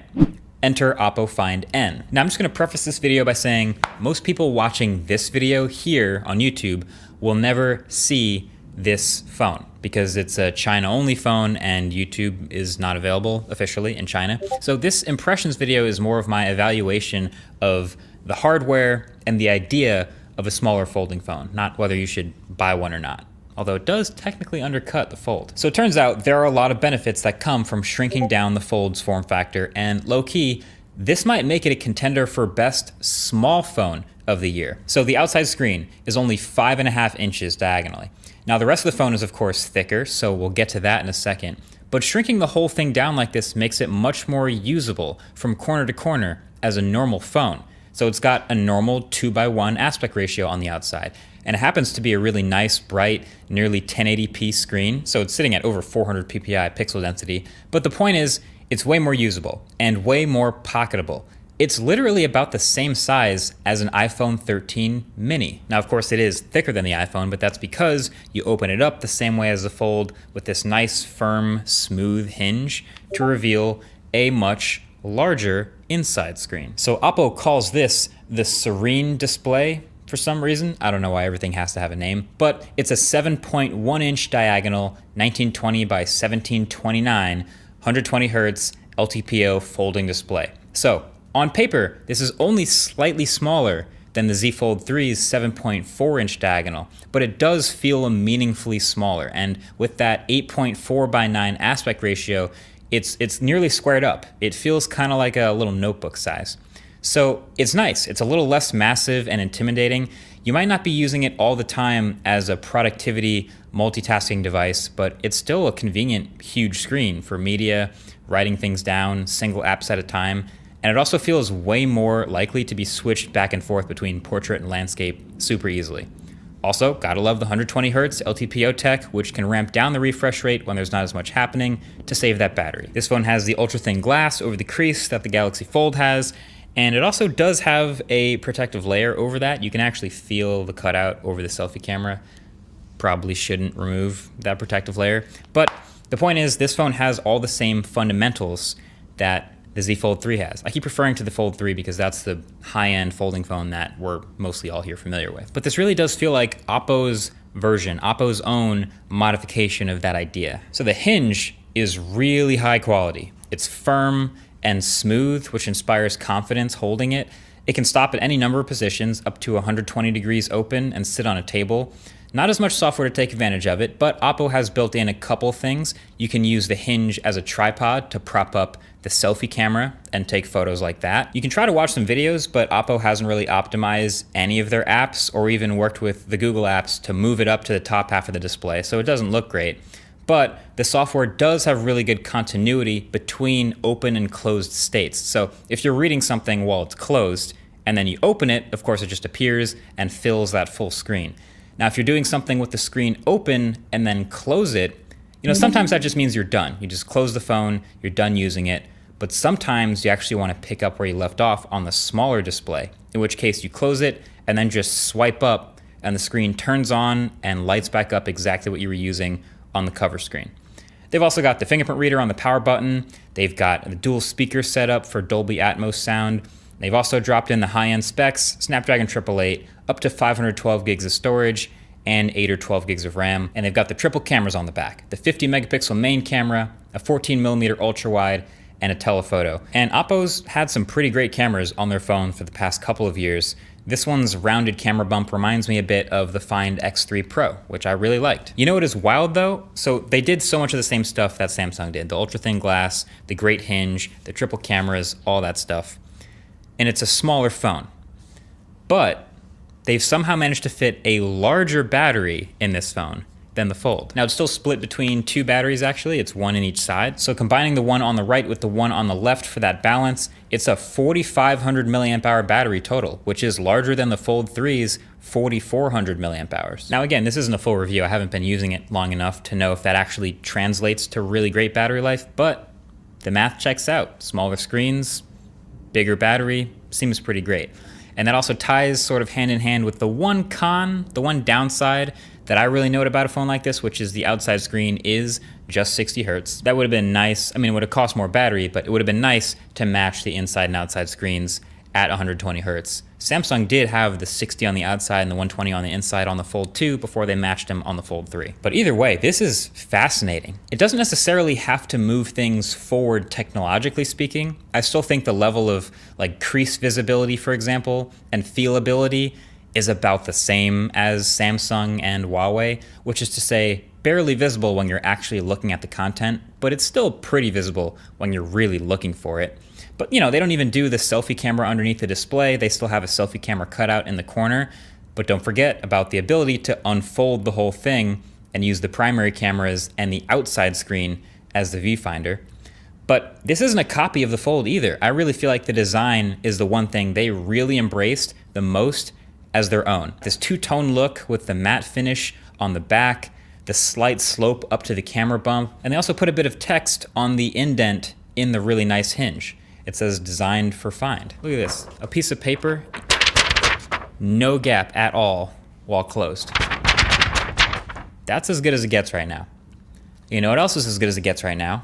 Our new channel sponsor, Cash App. So you may already know Cash App lets you invest, but what you should also know is they also have a debit card that you can customize. So Cash App will laser print and mail it to you, and it also comes with a bunch of discounts on places you love called Boosts. So use code Marquez to sign up, and you'll get 15 bucks in your account, just like that. It's free money. And also, they asked me what charity I wanted to work with, and so for every one of you who uses that code to sign up for Cash App, $10 will go to Girls Who Code. That's the charity I chose, so that's a win-win. So some other little tidbits that didn't fit into the rest of this. This phone is not IPX8 certified like Samsung's is, but Oppo told me and reassures me that they tested it rigorously, and so they're comfortable saying it'll probably survive a splash or going out in the rain or something like that with regular use. And then also, like I mentioned, this phone is China only, and they told me that the price will be under 10,000 yuan. China's currency, I had to sort of translate that to US dollars, and that comes out to about 1,500, 1,550. So it's competitive, maybe even undercutting some of the most premium flagship folding phones, but that's almost not the point. It's just trying something different and a little adjusted from what we've gotten used to. So this whole folding phone category has gotten better. It's gotten more options, more variations, more things to choose from, more ideas out there. I'm curious, for those watching, are you on team big fold or little fold? Or maybe neither. Maybe you're more of a flip person, but I feel like I do like this sort of a notebook feel better than the bigger Fold, but I'm curious what you guys think. Let me know in the comments. That's been it. Thanks for watching. Catch you guys later. Peace.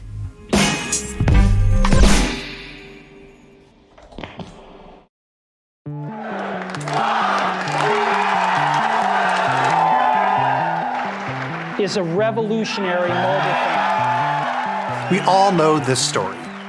The iPhone and then Android revolutionized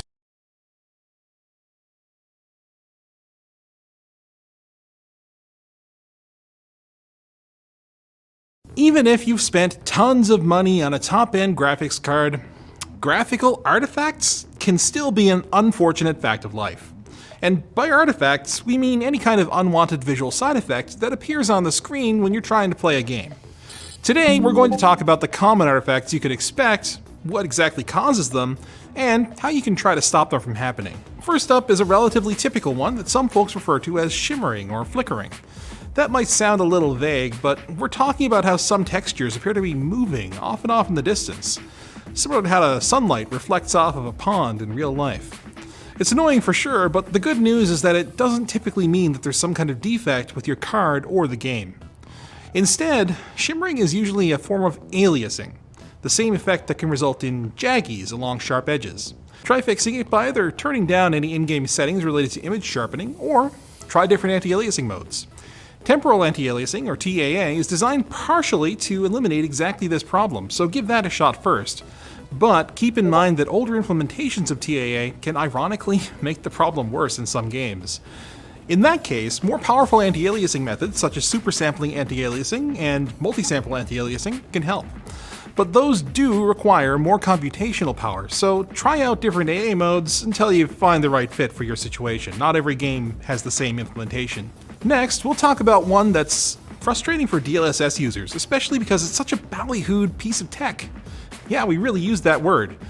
Although DLSS brings out finer details without taxing your card too much, it unfortunately has a reputation for causing ghosting. You see, the whole way DLSS works is to compare visuals in a specific game to an ideal image, and then use machine learning to try and get your GPU to output a similar looking image in-game.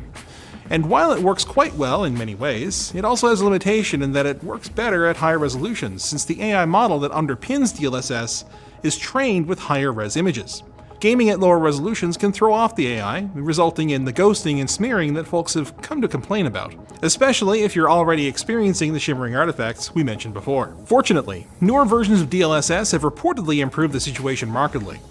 But games have to add support for it, so there's not much you can do except wait for the more recent versions of DLSS to start appearing in the titles you play. DLSS Swapper might get you somewhere, but it's not guaranteed. Unfortunately though, there are other artifacts that typically indicate something is wrong in one way or another. And I'm not talking about things like screen tearing, where the GPU is rendering things correctly, but the output just needs to be fixed by enabling VSync or variable refresh rate. Artifacts that are a sign of a real problem often take the form of objects like weird colored dots, lines, or strange geometric shapes creeping across the screen, as well as textures that are straight up missing.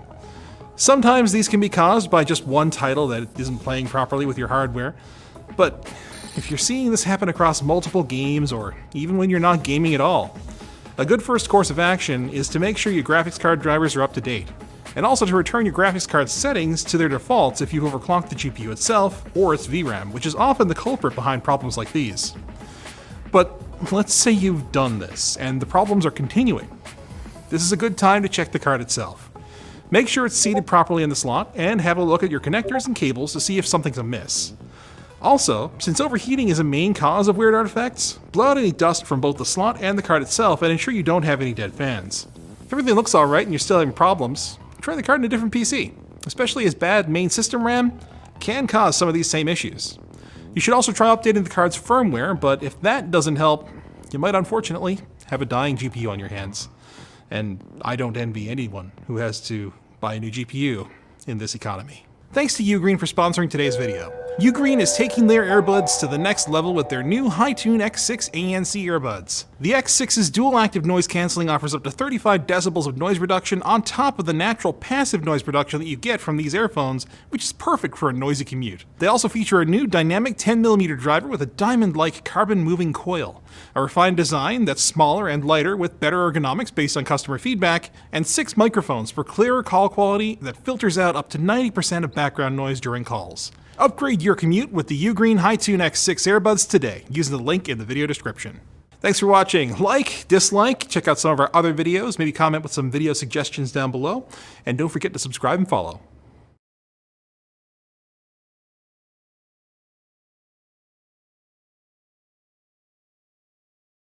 Remember that old PC you stuffed in the closet?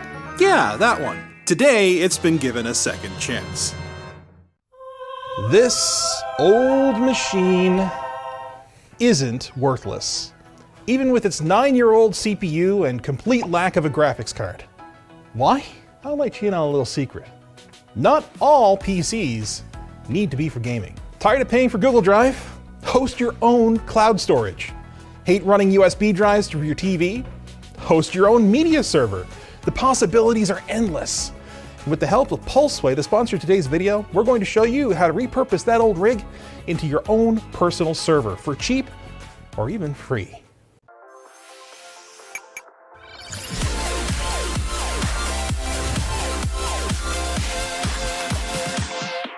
The first thing to learn is that servers are just computers.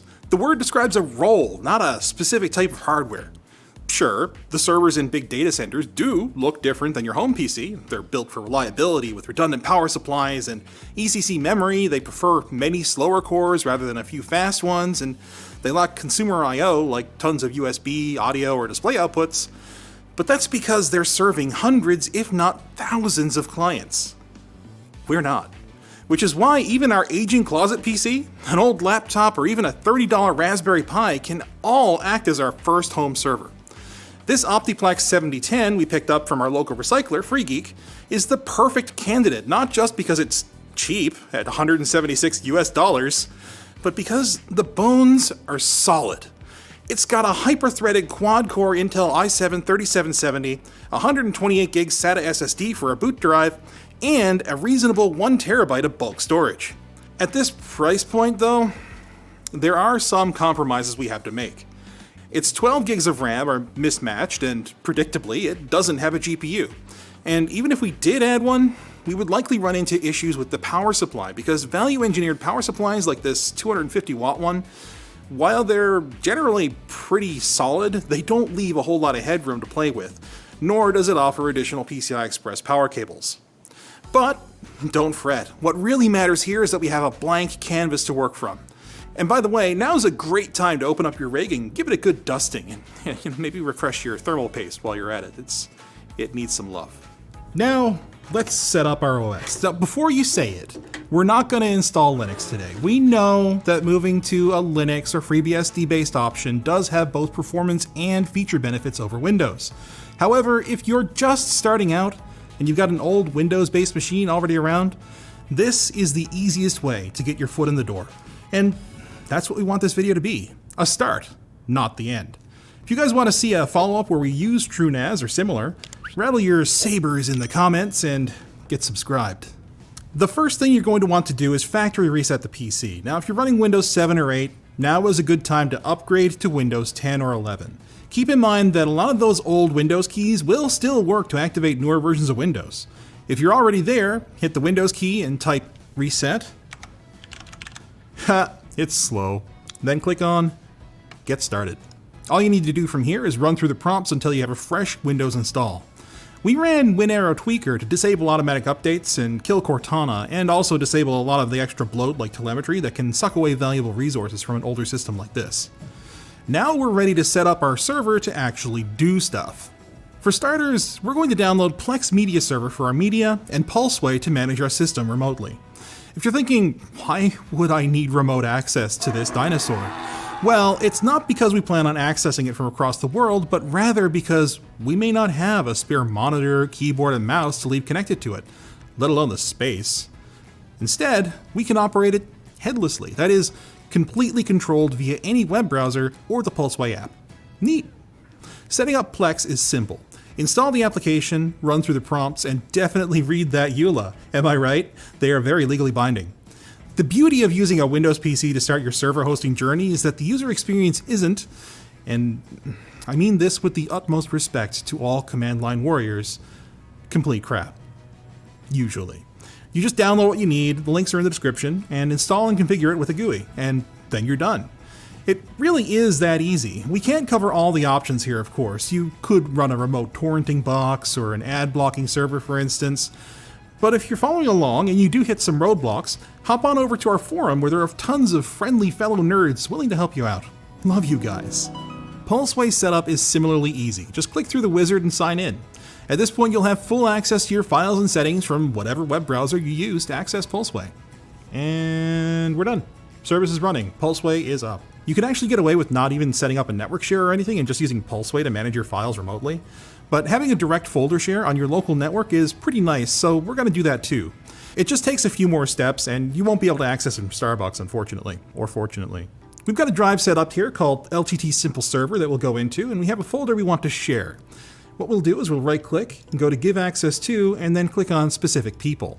From here, either you can allow only one person to access the file like it is normally, or in our case, we're going to give everyone in our local network access, being sure to change their permissions from read-only to read and write, creating a melting pot. And boom! The folder is now able to be added as a network share by copying the link into the Add a Network folder prompt in any networked machine on your local network. Don't forget to go to the Network and Sharing Center to ensure both network discovery and file and printer sharing are turned on under the private settings. Or if your network is set as public, you should set that as private because it won't work on public networks, not by default. Double check that. Really, that's it for making a basic file server. And with it, we can do a litany of cool things. We can point our Plex server to the storage folders and access the entire drive over the network.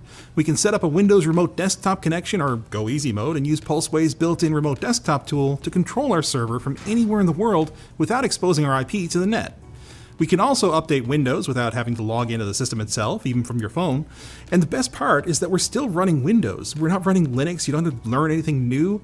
If your main rig borks itself, you have an easy to configure backup PC just waiting in the wings. But what if you want more control? Or what if you don't have a Windows license to throw at your pile of spare parts? You could run a standalone Linux server, of course, but as we've seen in the Linux Challenge, that's not always for the faint of heart. Unraid and Proxmox are also feature-rich options, but they're not super easy to use either. For an intermediate user, we would suggest TrueNAS Core, previously known as FreeNAS. It's free, easy to install, and has a decent UI. That's it. Video over. Just kidding. Let's kick it up by adding more storage and data redundancy. These two 12TB IronWolf Pro drives can handle that beautifully. At $400 a pop, they aren't cheap, but considering that 10 terabytes of Google storage costs $70 a month, if we did the math, this upgrade will pay itself off in under a year, including the PC, not to mention you will own and control all of your data. All right, we've got the 1TB drive out and the first 12TB IronWolf in, but now we have a problem. Where does this go? We can't exactly like just throw it here and be done with it. We can't put it here. There's just not enough clearance. Like there's no provisions. There's not even another SATA cable, unless this optical drive now serves no purpose. Oh, there are some screws in there that I need to get rid of. Ah, okay, cool. But there's another problem. Yes, this freed up some room, and yes, this is SATA. They're not the same size, so that's where this comes in. This will accept a 3.5-inch drive like so, and slot in something like so. Oh, yep, okay. Obviously I need to actually mount that first, but that's the plan. Let's get to it. Let's see if it still works. Now, with the DVD drive out, because who needs one of these days, we have a freed up SATA power and data cable right where we need it. So, our second drive, now definitely screwed in, is absolutely plugged into the system, and I'm not getting a display. This is very troubling. One moment, please. Two things that we learned just now. First, always check your cables. Second, a lot of these old machines sometimes have issues with just like outputting anything via DisplayPort. Yeah, these are the kinds of things that these old systems will sometimes give you trouble with, but once you have it all set up and running, here we go. We've got 12 terabytes of storage right here. Did I say 12? I meant to say 12 terabytes of redundant storage. Yes. Now it's time to RAID these things. We're going to be setting up RAID 1, which means the drives will be mirrored. There's no performance benefit on writes anyway, for reads there is. But if one dies, you get to keep 100% of your data. Hit the Windows key and type storage spaces. Then create a new pool using the steps we've linked down below. You will need to format your drives first. Make sure you do that. There we go. Unformatted drives. Ooh, I'm allergic to Dell's. Storage space, resiliency, two-way mirror, yep. File system NTFS, size, okay, so 10.9 terabytes, that's 12 terabytes. And create storage space. Formatting the storage space, we are good to go. And there we have it, a 12 terabyte redundant NAS box for under $1,000. And each of these hard drives costs about 400 bucks. So that's telling you something. This particular form factor is actually really easy to hide somewhere inconspicuous, especially if you use Pulseway to do all of your remote monitoring and maintenance. So huge thanks to Pulseway for sponsoring this video. We hope you enjoyed it, and if you want to see more of this sort of DIY server content, don't forget to get subscribed and check out all of our other server videos. We'll have those linked in the end screen for you. For now, see you later. Anything is easy if you know exactly what you're doing. But by the same token, anything can be difficult or even impossible if you lack the requisite skills, resources, or knowledge. That's the basic premise of this video, where Linus and I, now 3 weeks into daily driving some form of Linux on our personal gaming machines, will change the gears and attempt to complete 12 simple tasks. Simple as long as we've actually been doing our homework to familiarize ourselves with our Linux desktop environments. Here we go. Thanks to NZXT for sponsoring today's video. NZXT wants to make building a custom PC easier. With NZXT Build, just set a budget, see how the computer performs with your favorite games, and Build takes care of the rest. Use the link down below to get your own custom PC today.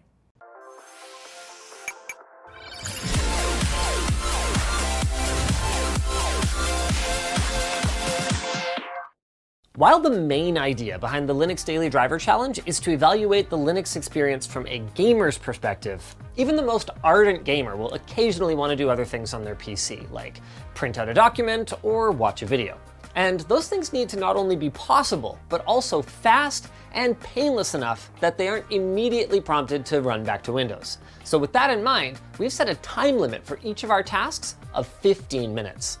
Compared to gaming, basic office work is much more mature on Linux. And for anything that's not straightforward, there's a good chance that you can find a web app to fill the gap.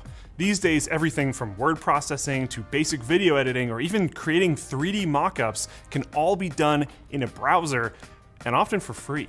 In preparation for this part of the challenge, I practiced using Play on Linux by installing Notepad++, and I hope that if I really need some other Windows application, that's going to come in handy for me. If it doesn't, I also have a working Windows 10 virtual machine that I set up using KVM.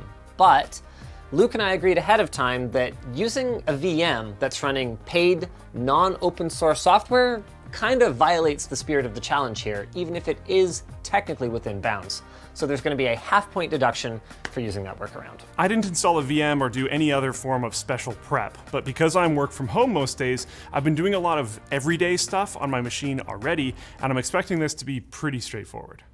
Here are the challenges you must surmount in whatever order you please. Cut and paste a file from OneDrive.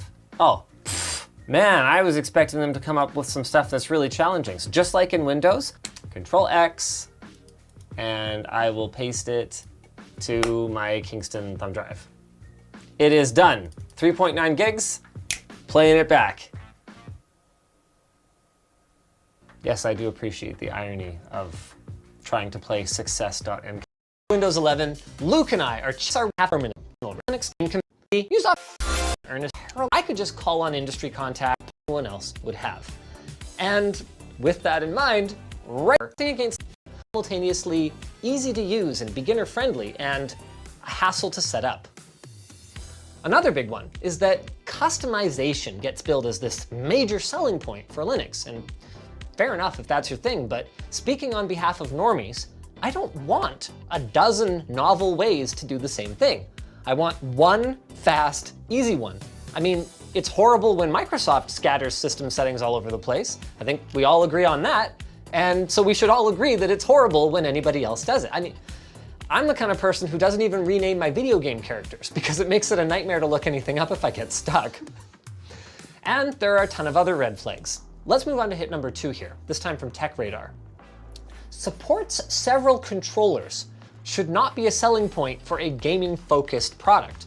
It seems to imply that most of my stuff won't work, and included games are not the reason that anyone chooses an operating system. How are these articles so out of touch? Furthermore, the messaging around what makes an individual distro stand out compared to the other ones gets really muddy in some places.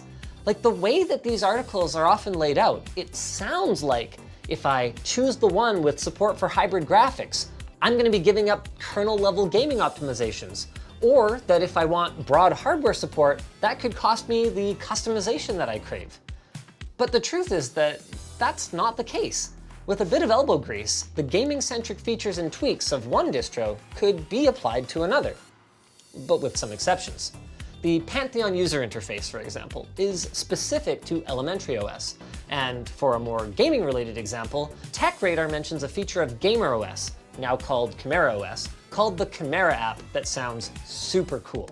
It allows you to easily install and manage non-Steam games and even ROMs for a wide range of retro consoles. Except that if I wanted an OS that doesn't support multitasking, I would invent myself a time machine so that I could go back and use it. But wait, hold on. The Chimera app can be used outside of Chimera OS. There's even a guide.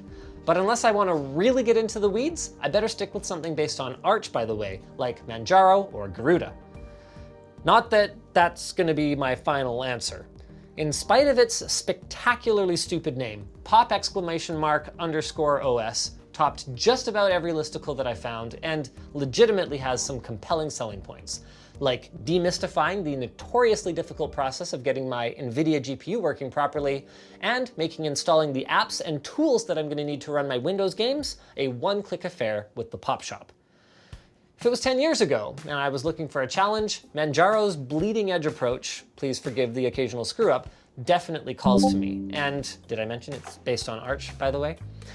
But I want to win this thing without pulling my hair out for a month, and Pop! OS looks like a really good bet for that. It's Ubuntu based, so if I really want to get under the hood, that's totally an option. But the challenge here is play games, not get your PhD in Linux smartassery.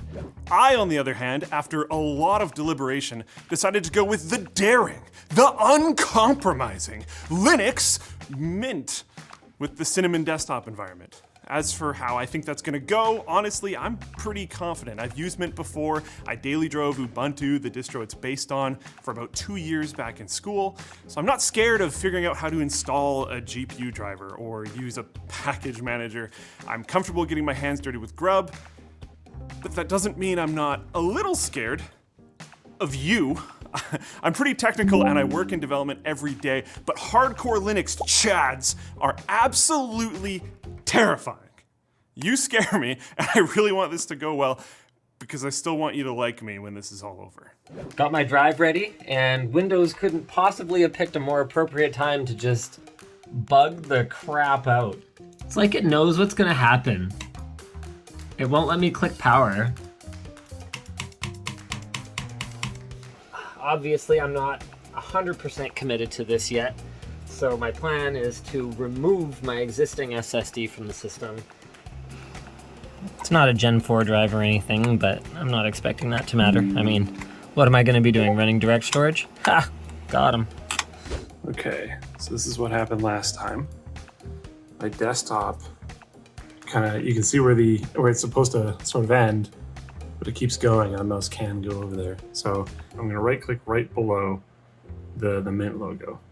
Nothing shows up, but there's the menu. If I try to mouse over these, I can't select them. But if I move my mouse back to below this M, there it is. I found it. Okay, so my mouse has to be right there. I'm just gonna see if I can do an easy fix of just turning off my monitor here. To be fair, it is not installed yet. This is a live boot environment. See if it comes back when I turn that back on. DisplayPort, no signal. Okay. I was worried that my Thunderbolt connection, I used Thunderbolt to connect to a dock for my main display, was going to cause problems with the installer because there's no drivers installed or anything. So I hooked up my monitor that's here in the server closet, but hey, there it is. Just like that. My mouse, he no move. Oh wait, where'd it go? Oh, I thought, oh wow. Oh, the sensitivity is just so high that I couldn't tell it was there. Okay then. Yep, that's the one. Here we go. Full name. Yes. Just did a quick restart and turned the side monitor off. And it's fixed to the bounds of the screen and the mouse problem is solved. So just installing directly from the live environment. So I do want the multimedia codecs. It's nice that Mint comes with those. Not every distro does. I haven't decided which drive to actually put Mint on, so I'm not entirely sure where it's installing these media codecs, but it's doing something. Okay, finished the install. It wants me to remove my flash drive. Got it, and then press enter. This is our first login. And we're there. Check video drivers. I knew I was gonna run into that installing Mint instead of Pop! OS, but that is a challenge I have decided to undertake. It should be okay, but we'll see later. I'm gonna go through this welcome manager. First order of business is to get our mouse speed down from over 9,000 to something more reasonable. That seems more like it. Also, why the hell is this on by default? No obvious indication that any of my hardware is not working fully. Even my Aquantia network card picked up just fine. I knew audio was going to be a challenge because I don't think the Go XLR has any kind of, oh, this is interesting, output. Hello? Okay, it appears to be taking my input right now, which is my mic right over here, presumably, and turning it into output. Blah, blah, blah. Yep, that's definitely it. Does this work at least? Left, front, right. Okay. Well, I've got sound at least. I was looking for a simple way to just list all the hardware connected to the system so that I could verify if my drivers are installed. Linux apparently doesn't really work like that, but I can just install this utility called HardInfo. Not exactly a hardware info substitute, but it's a lot better than nothing. Of course, I don't want to get too deep into the weeds on any of this for now, because the goal today for part 1 is to pick a distro, get it installed, and run a game. I will definitely need Steam. Failed to install Steam. Morning, you were trying to remove the following essential packages. What are you talking about? I've done nothing with this other than install that HardInfo thing. You know what's hilarious? The last time I tried to do anything on Ubuntu, I ran into this exact same thing. I was told, it's super simple, you just install it. No, you do not. This is stupid. Apparently, this is the solution. And I have to type, yes, do as I say in order to install it. And maybe it will install and launch now. What is the point of having a, hello?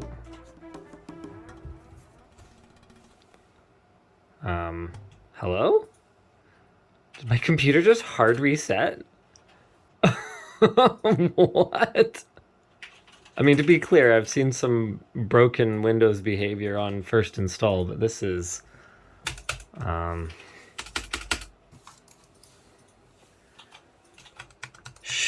he's dead, Jim.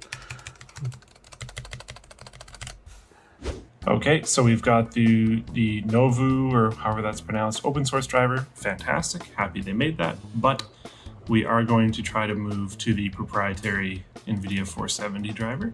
Install done, just need to restart. Had a few more errors than last time, but I think we're still good. Genuinely think this is fine. Yeah, nice, okay. Now Linux Mint also has an update manager. A new version of Update Manager is available, apply the update. It updates, and then it finds all the different updates that we need. pressing the reset button on my computer did not, in fact, allow it to come back to life. Let's try an all the way off and start again. Not that I think that will do anything different from the reset button. Man, if I manage to completely brick this install in 15 minutes, that might be a new personal best for me. My machine is not even posting now. I have plugged the HDMI cable back in here. Let's see what happens. Hello? Hey, there we go. Okay, so that's back. That's not. My phone battery is only at like 6%, but I'm afraid to turn the camera off now because this ride has been absolutely wild. Pretty long. Oh, hey, there we go. Hello? Oh, oh, wait, what? Did I manage to completely nuke my desktop environment, like my GUI? How? Just logged in and this is what I got.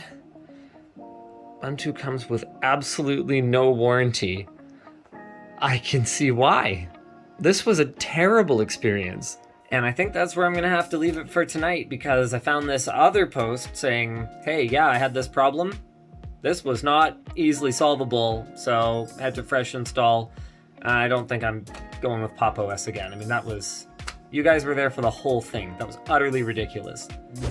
Continuing to install updates, I have turned on my side monitor. One minor issue, I can't go over there with my mouse because my mouse has to go all the way left and then it's over there. So I need to reconfigure the desktops. Right click doesn't get me there. So yeah, we'll figure it out. You know what? No, forget it. The wife's still awake, so I've got Manjaro loaded up here and we're gonna take another crack at this puppy. To be clear, it's entirely possible that I did something completely wrong, not knowing what I was doing, and I'm responsible for the OS getting bricked. I just also think that with you guys along for the ride, the things that I did were not entirely ridiculous or unreasonable. So you can be mad at me for breaking it, but just at least acknowledge that it could have happened to anyone who's not already fully, well-versed in the black arts of Linux 3. Okay, hold on a second. I didn't manage to catch the boot selector prompt. Started complaining about USB devices. Feels like the old days, doesn't it? You know, I made a video about our 10 gig NAS using Emulex cards. Probably like 9 years ago in this very room. A lot of memories in this house. Mixed feelings on moving. Manjaro went straight into the live boot environment, so we're just gonna launch the installer. And good luck, everybody. I got Wine installed through the software manager. I needed to get Lutris. I didn't find Lutris in the software manager, so I just went to the Lutris website, followed the command line stuff, and I now have Lutris, which we'll close for now and use later. The Mint software manager had Steam. Well, I selected install. It made me put in my password twice, and now it's removing. It never stopped trying to do that removing thing, but I just closed the package manager, clicked onto, I'm gonna call start. I don't know if it's called start here. And Steam was sitting right there. So I launched it and it seems to be working. So maybe we're fine. Okay, sweet. I'm gonna log in. I'll see you on the other side. I just want you guys to be here with me for the experience so that if I completely explode this one, you'll at least know why, maybe. You can leave a know-it-all comment under the video. I'm ready. I'm ready. Come at me, guys. I'm trying.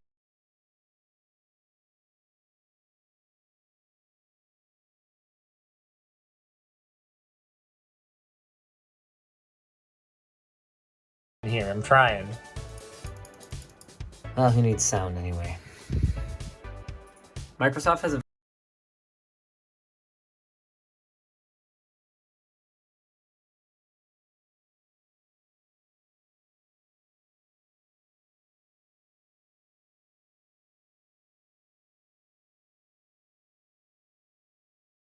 So that's why I figure it could be a good idea to be in each other's wills. Yeah, okay, I don't know anyone named Will though. Is that a problem or? No, that's not. Hey, there was an earthquake. What? I didn't feel an earthquake. That's my roommate, the News. You don't have to pay attention to him. The News, not now, okay? There was an earthquake in British Columbia. Right, yeah, the News, that's on the other side of the country. Was it a big one? Was there a lot of damage? A sign fell off an old fast food restaurant and some recycling bins, they tipped over. Whoa. Right, yeah, the News, we really don't need to know about every single negative thing that happens in the world, okay? Anyway, back to the will thing. Oh yeah, okay. So I spoke to my doctor. He says he thinks I have every disease. Really, all of them. Hey, you guys know who died? What? No, who died? The News. The dog from Lassie died. Oh, that's horrible. What, the original Lassie dog was still alive? No, it died in 1958, but the anniversary of its death is coming up, and people are pretty sad. That is pretty sad. Yeah, okay, I guess it is, but that doesn't affect anything, right? We can't do anything about it. There's no impact on our day-to-day lives. This guy doesn't care about dogs, I guess. A professional athlete was arrested for drunk driving, if you can believe that. Well, I mean, that person should know better. Why would we need to know that? Well, I mean, it feels like we should stay on top of what's going on in the world, right? I mean, what, would you rather not know about this stuff? I mean, probably a lot of it, yeah. Oh, you sound crazy. You sound insane. A man fell off a cruise ship in Hawaii and got hit by another cruise ship that his long-lost brother was on. They had never met, and now they're both pregnant. Holy guacamole. That's crazy. Okay, man, he's just telling you all this stuff so he can get your attention and keep it. Hey, don't go anywhere, okay? Lettuce might be bad for you. I'm gonna tell you about it in just a couple of minutes, okay? Don't leave. Yeah, okay, well, I'm glad he wants my attention. He's trying to keep me informed. That's not why he wants your attention. Well, then why would he want my attention? Because he has like this sketchy business thing going on with my other roommate. What? Who's your other roommate? Hi there, hello. Please buy a car as soon as you can, please. Oh, we should go car shopping soon. Oh my God.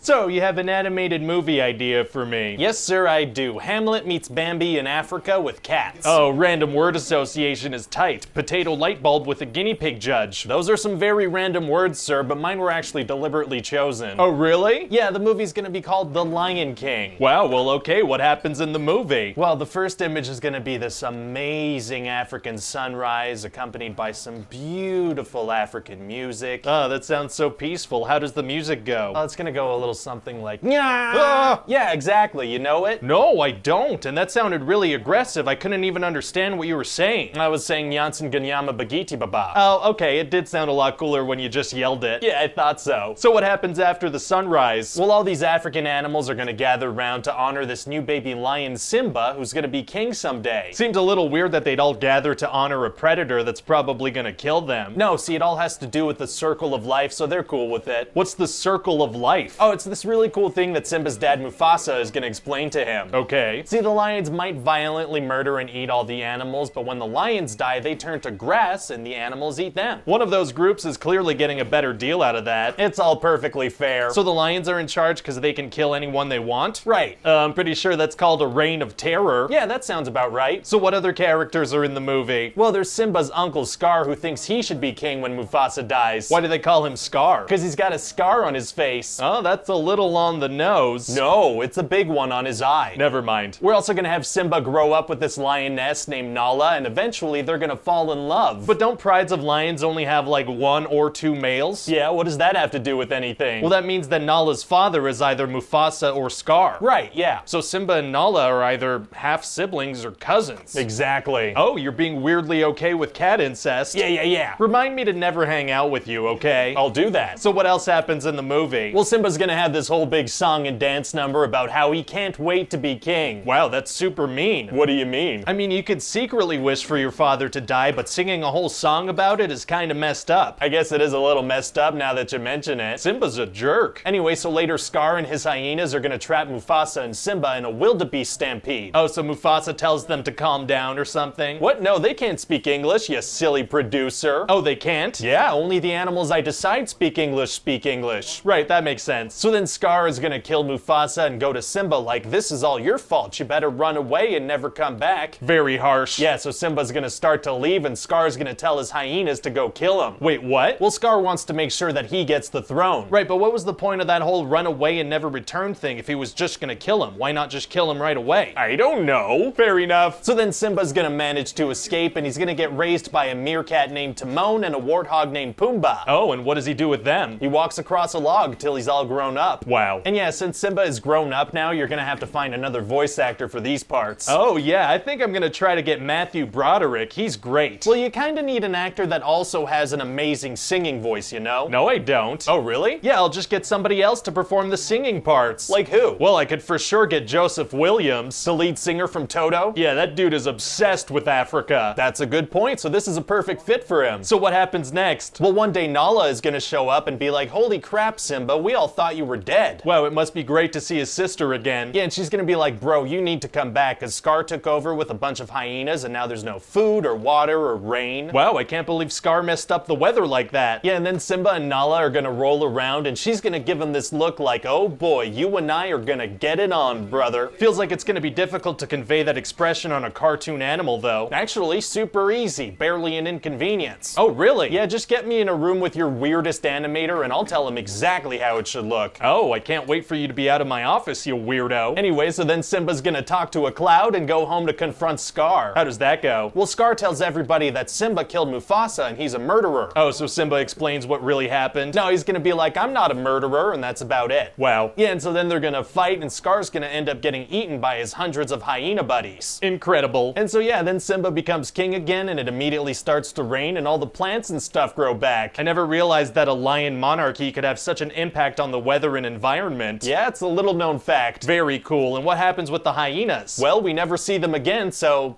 I guess the lions ate them. Oh my god. Yeah, real savage. So what do you think? Well, it sounds great. I can't wait to cash in on it a few times. What do you mean a few times?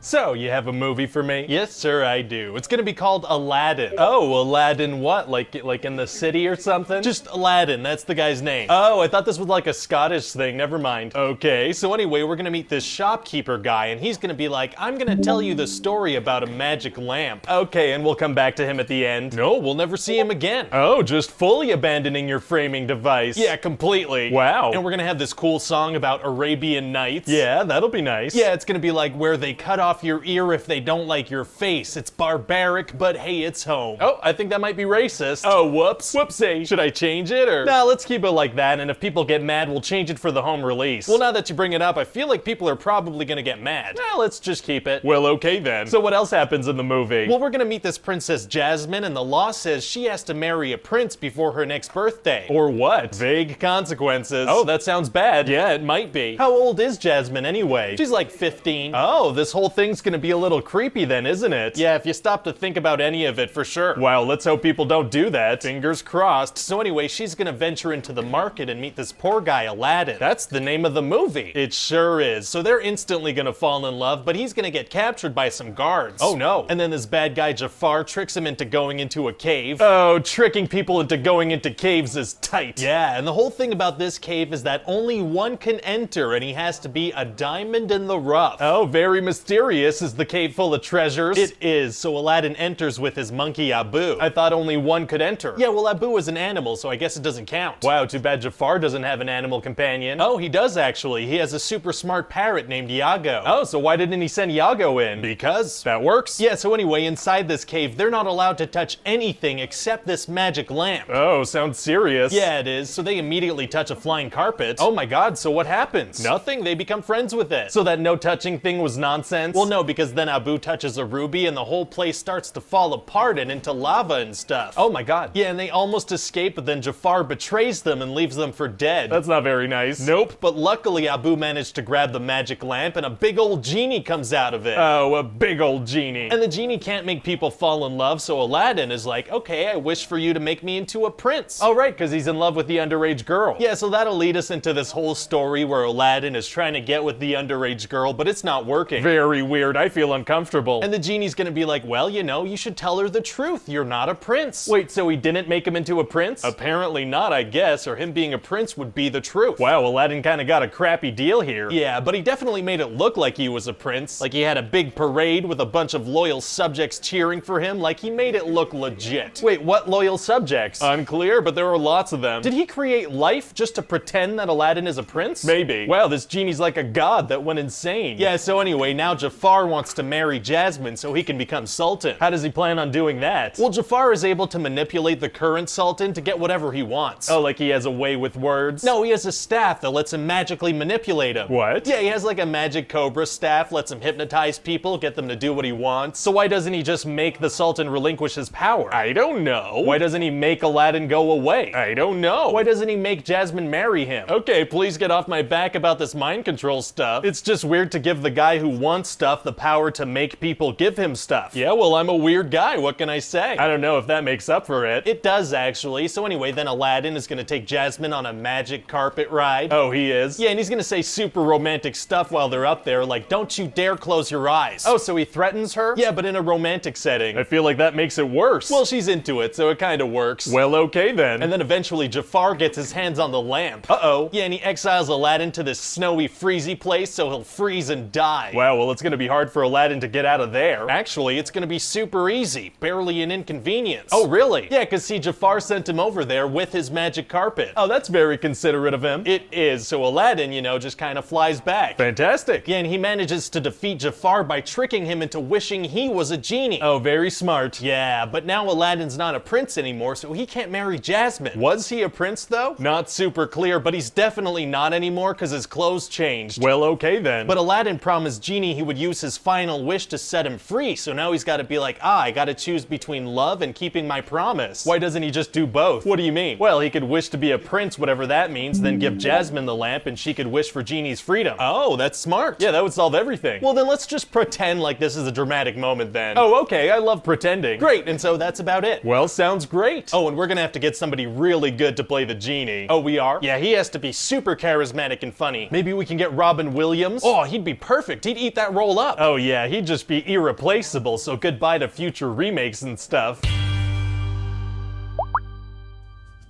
So, you have a movie for me? Yes, sir, I do. And I know this is gonna be the first ever feature-length computer animated movie, so I made sure to keep the human characters to a minimum. Well, that's very nice of you, but honestly, it'd be even better if there were no humans at all. We are not good at rendering those right now. Well, the movie's about what toys do when humans leave, so there kinda have to be a couple of humans, you know? Okay, but just so you know, their faces are, you know, absolutely gonna be the stuff of nightmares, just haunting stuff. Understood, sir. So you said the movie's about toys? Yeah, so the whole thing's gonna be that toys are actually alive, and they have like secret lives going on when humans leave the room. Oh! And when humans come back into the room, they all rush back to their places and go stiff again. I have just so many questions. Uh-oh. Like what happens if somebody peeks through the window and sees the toys running around? I don't know. At what point of the toy making process do they become sentient? I don't know. If a toy's head breaks, does it die? And if a new replacement head is put on, is that an entirely new being? Oh, please stop asking me questions. I'm sorry, it's just you drop a bombshell like toys come alive when you leave the room, and I have a couple of questions. Yeah, well, the whole thing falls apart if you think about it a little bit, so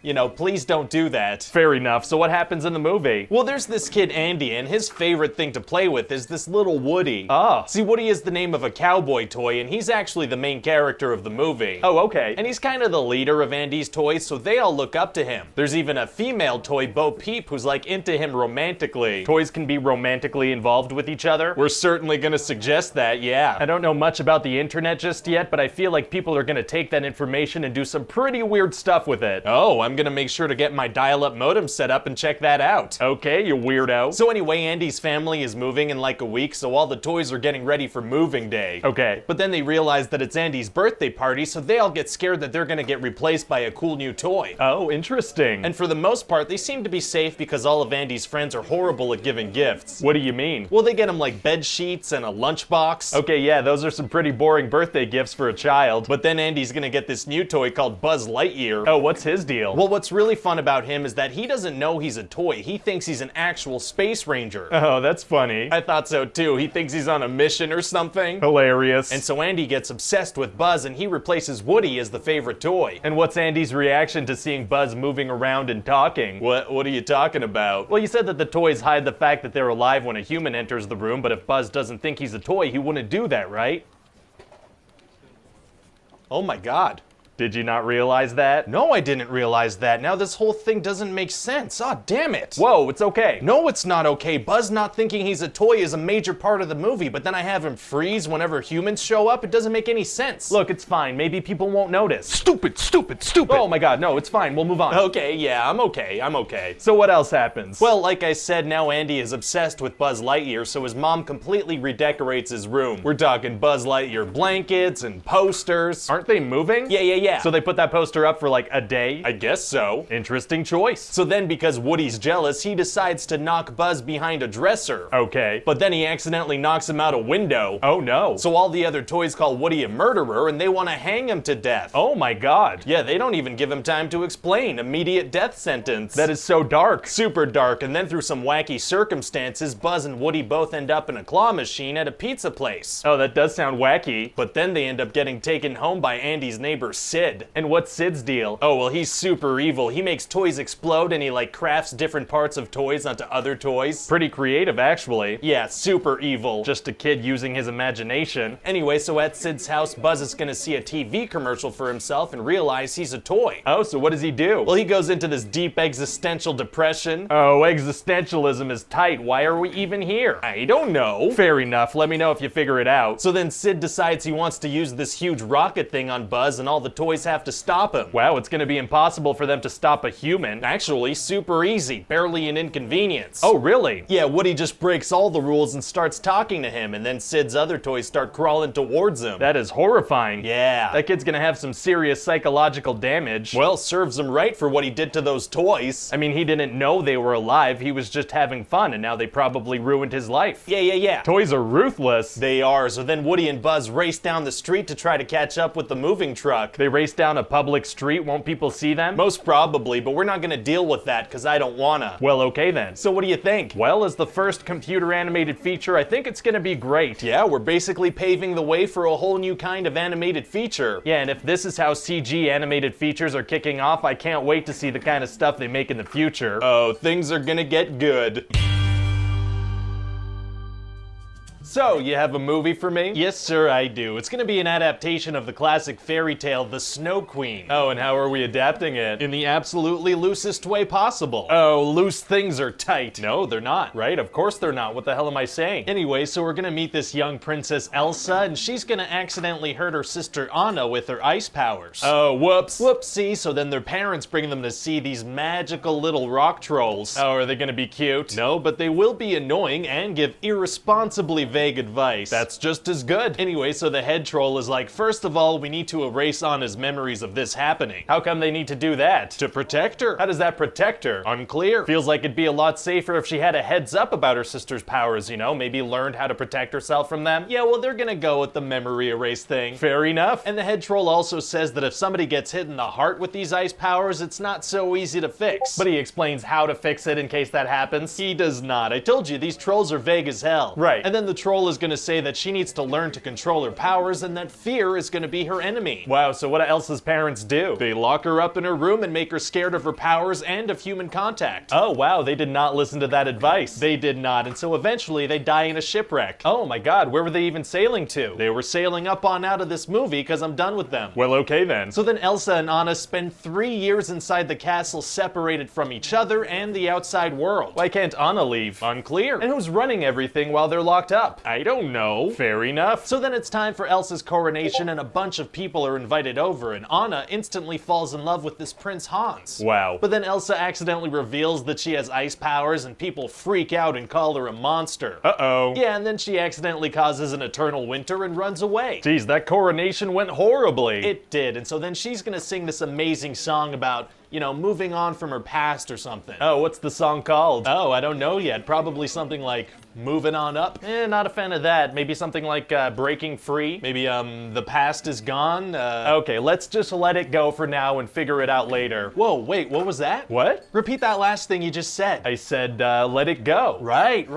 But the end part? I said, we'll figure it out later. Yeah, we'll figure it out later, because I can't think of anything good right now. Oh, the way you got excited there, I thought I sparked an idea. Oh no, I just get really excited about procrastination. It is pretty great. So anyway, Elsa heads up into the mountains and builds a giant ice castle to live in. A castle that's fully made of ice? Yeah, pretty sweet, right? But where's she gonna poop? Well, she doesn't have any food to eat, so maybe she won't poop at all. Yeah, I don't understand how she intends to stay alive there. Yeah, me neither. Let's not think about this at all, okay? Sounds like a plan to me. So then back home, Anna is like, I need to go find my sister. And so who does she bring with her? Nobody. She goes alone? Yeah, she feels responsible, so she goes alone with no equipment or supplies or even winter clothing. But what if something happens to her? Then there's no way this works out. Well, she feels like she should go alone, so she leaves Hans in charge. The guy who's visiting? Yeah. Feels like whoever was running things before the coronation should be left in charge. Yeah, but I don't even know who that is, so this random prince that's visiting is gonna be left in charge. Well, okay then. So anyway, Anna is gonna meet this guy Kristoff and his reindeer Sven, and they're gonna team up. Alright. And they're gonna meet this sentient snowman Olaf that Elsa created. Wait, hold on, she made a sentient snowman? Yeah, and his whole thing is that he likes warmth and so. But you're saying she created life out of thin air. I mean, yeah, but that's not the point. The point is that Olaf is this wacky guy. I feel like that should be the point. No, we're gonna focus on how funny this snowman is. I mean, her ice powers don't even compare to the power of creating life out of nothing. Oh, definitely don't put too much thought into this godlike ability she has. Why not? Because I didn't. Alright, I'll try to act like that's not a game changer. Great, so Olaf is really silly and he has no idea that heat, the one thing he's obsessed with, is the one thing that would kill him. That's pretty dark, actually. No, we're gonna play it for a laugh. Oh, we are? Okay then. Anyway, eventually Elsa's gonna accidentally shoot Anna in the heart with her ice stuff and get captured. Oh, none of that's good. It's not. So then Anna starts to turn to ice or something. Oh boy. Yeah, so Kristoff brings her to see the rock trolls because he witnessed all that stuff when they were kids. And this is the first time he's bringing that up? It is. Wow, very unnecessary secrets. Yeah, so then the trolls sing a very forgettable song and then explain that Anna can be saved by true love. That would have been good to know this entire time. Maybe. And so then we're gonna find out that Hans was evil this whole time. How do we find that out? He literally just explains it all for no reason. Great, that's a very convenient way for us to find out. Definitely. So Hans is gonna try to kill Elsa and Anna's gonna sacrifice herself to save her. Oh. Yeah, and it turns out that that was an act of true love, so she gets saved. Wow, and so what do they do with Hans? How do they punish him? They send him home. Oh, that'll show him. Yeah, I guess. So then Elsa gets to be queen. Wait, what about all the people in the kingdom who thought she was a monster because of the ice powers? What about them? Well, it's gonna be hard for them to get over that. Actually, it's gonna be super easy. Barely an inconvenience. Oh, really? Yeah, she just reverses the winter with love or something, and they're all like, oh, everything's great now. Oh, that was easy, so they're just not scared of her powers anymore? Nope, everything's fine, and so yeah, that's about it. Wow. So any ideas about who to cast as Anna and Elsa? We need people who could sing. Oh yeah, well I was thinking maybe Kristen Bell as Anna, and maybe Idina Menzel as Elsa. Idina Menzel? I'm not familiar with her. Oh, she's this amazing Broadway performer. She did Rent, and she did Wicked. Oh, okay. Trust me, after this movie, everybody's gonna know her name.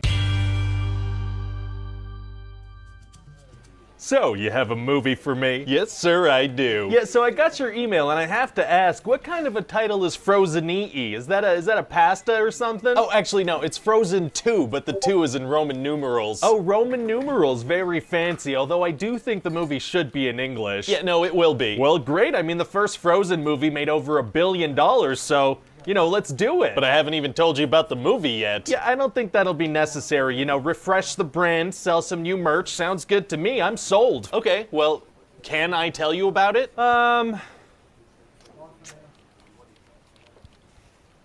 Yeah, no, I should know what it's about. Okay, so what happens in this thing? Oh, a whole bunch of stuff, but to be honest, it was a little tricky to figure out. Oh, how come? Well, the first movie was supposed to be a one-time thing. It pretty much ended with, and then they live happily ever after. Right, but then money happened. So in this one, we have to be like, yeah, they lived happily ever after, but... The movie's a butt? The movie's a butt. Oh, butts are tight. Some are, yeah, for sure. For sure. So anyway, we're gonna start the movie off with a flashback of Anna and Elsa's parents telling them some bedtime exposition.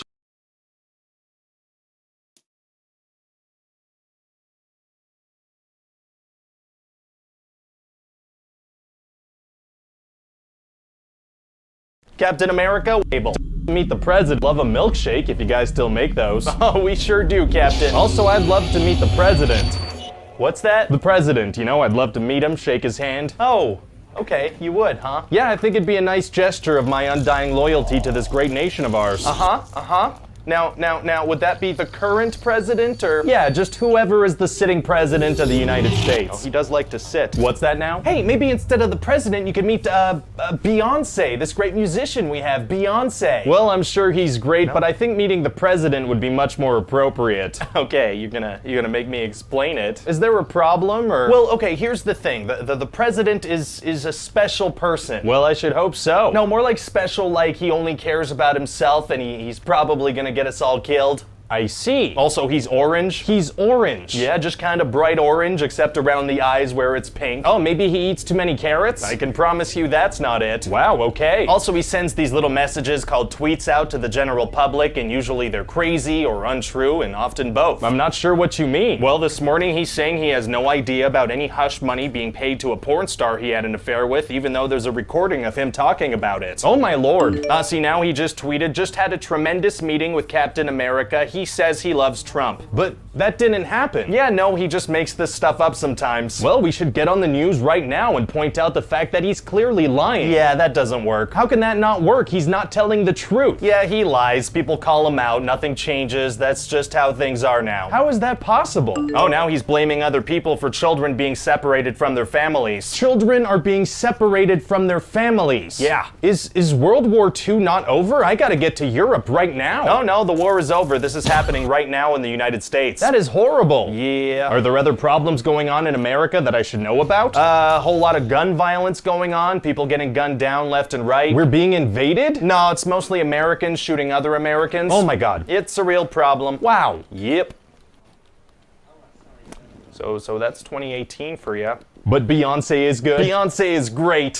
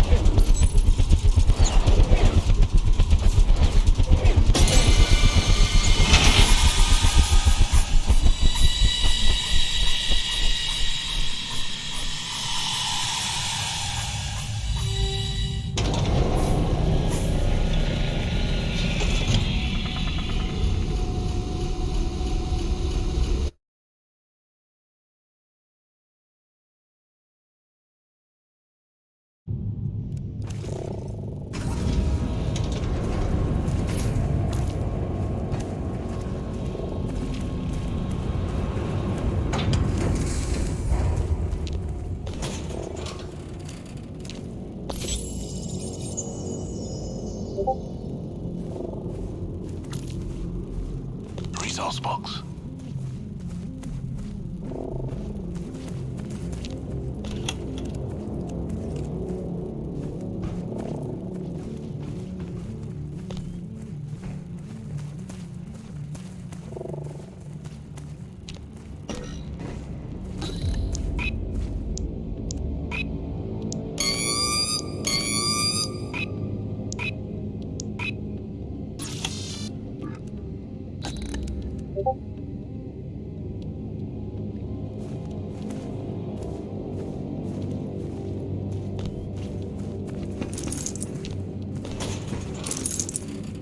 Thank you.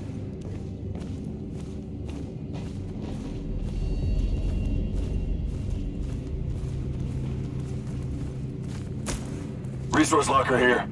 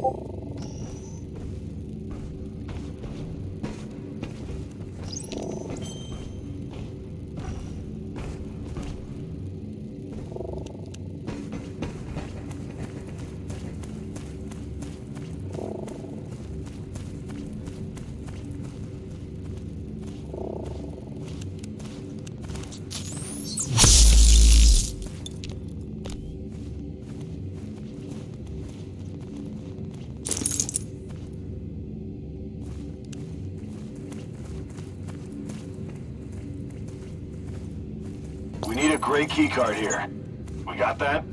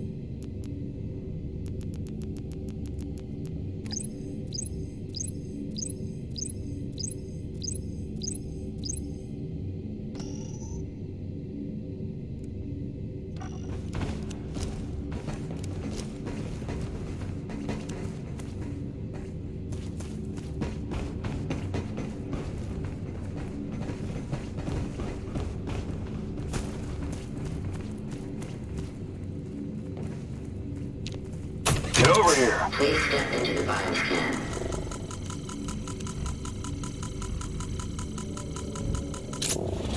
Bioscan sequence completed. Door unlocked.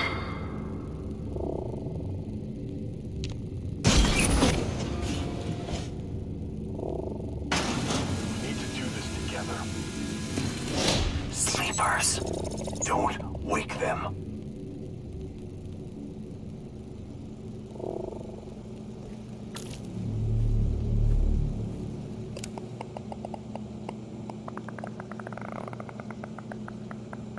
We need to prepare. We need to deal with this together.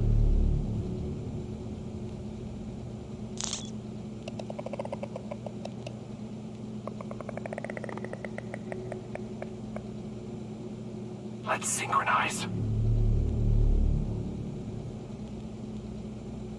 3, 2, 1, go.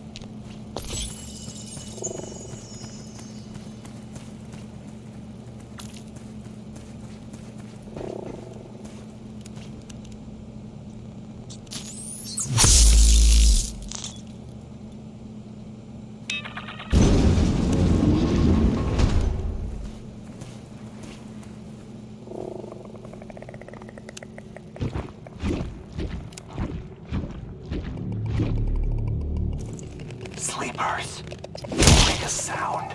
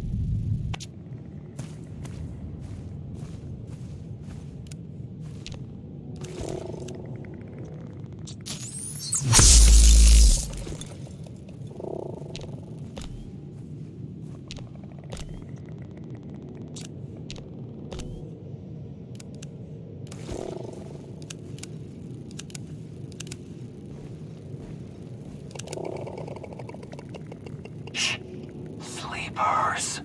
Don't wake them. I'll call their friends, and we'll be in deep shit.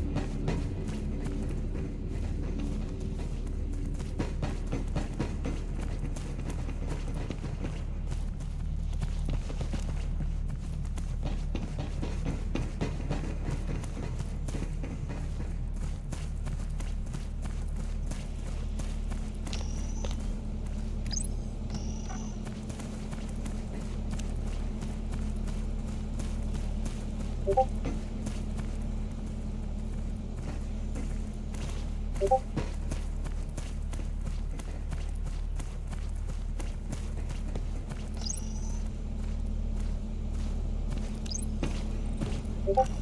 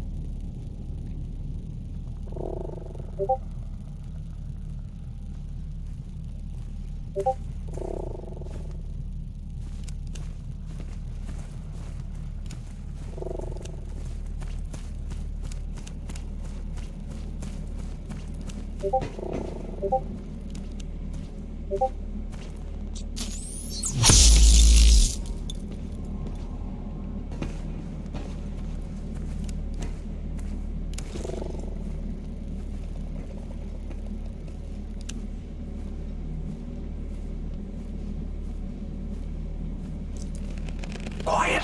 Sleepers.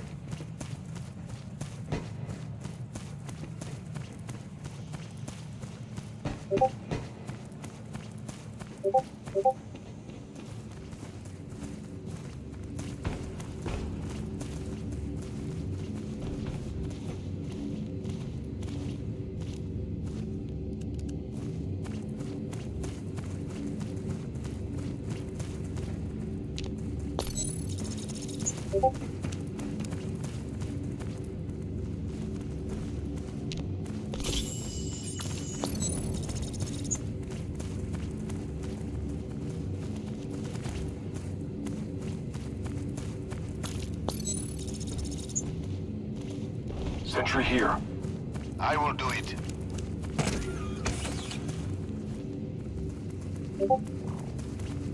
Sentry gun here. I'll do it.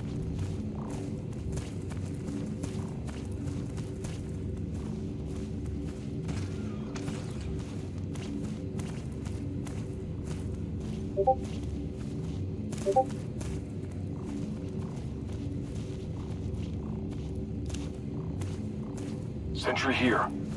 I'll do it.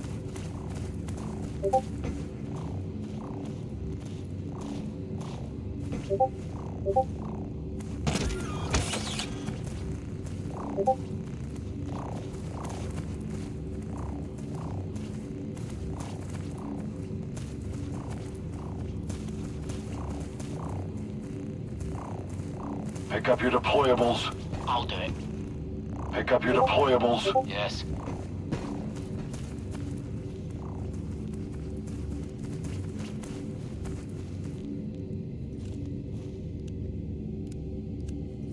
Sentry gun here. Yes!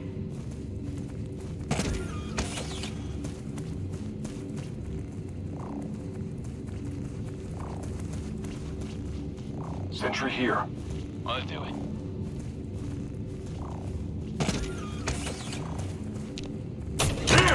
Please step into the biosphere.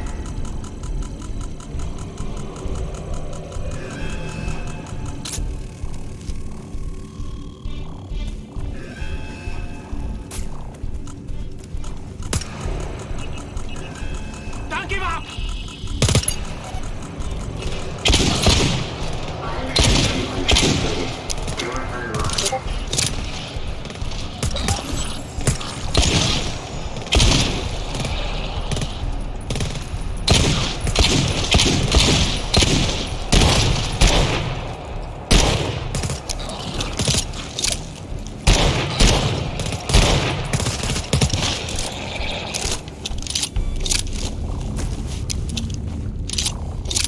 Pick up your deployables.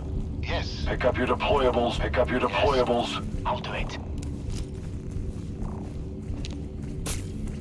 Please step into the biosphere.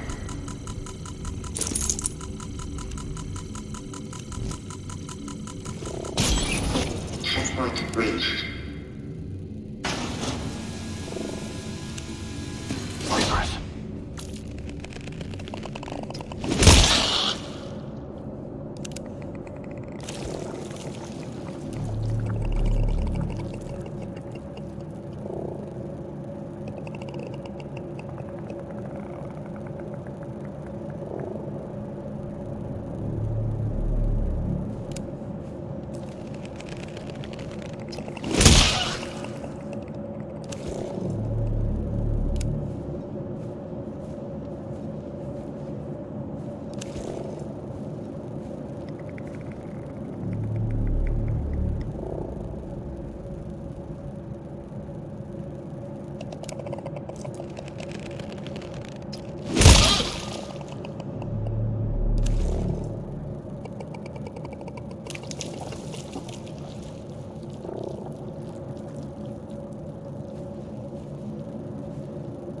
Resource box here.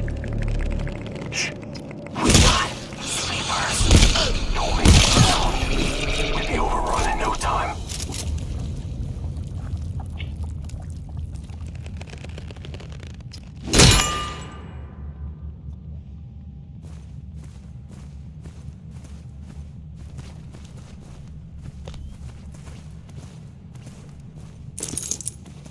Thank you.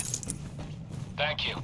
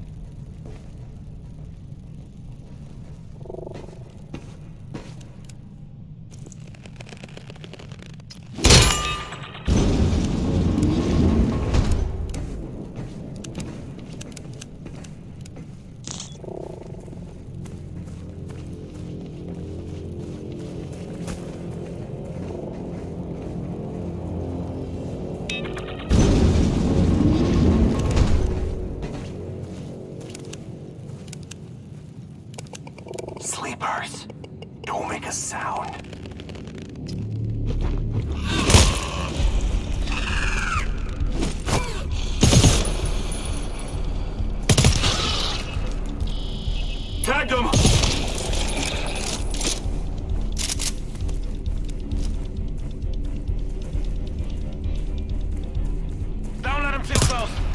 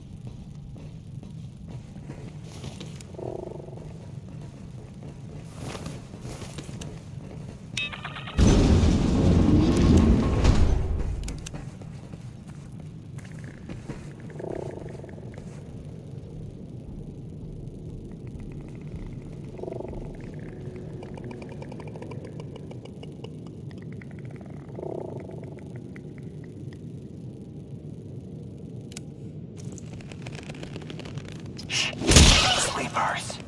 Don't wake them. We'll be overrun in no time.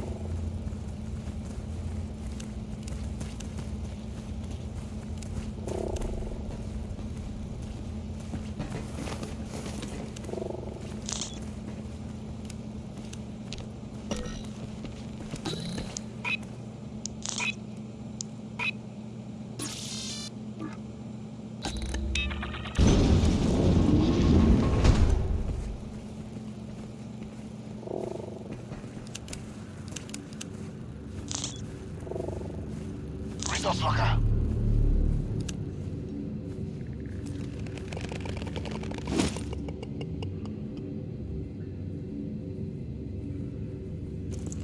Sleepers.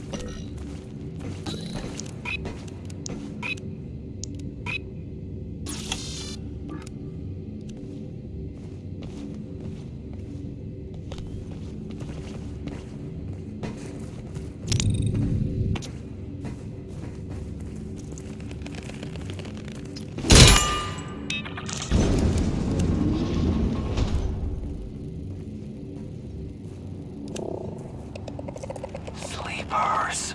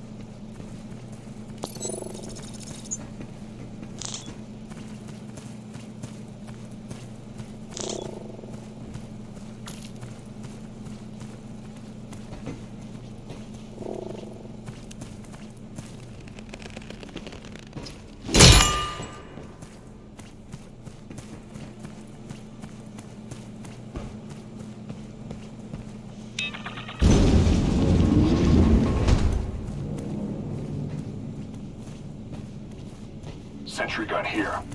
Yes.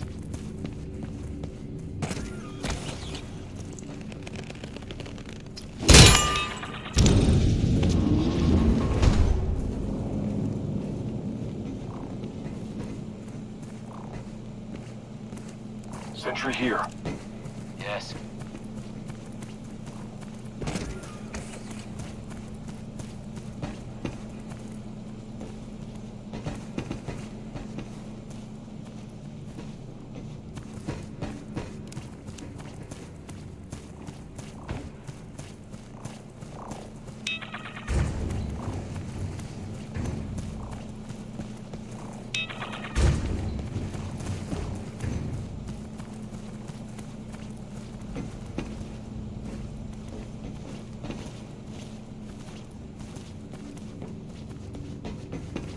Sentry gun here. I'll do it.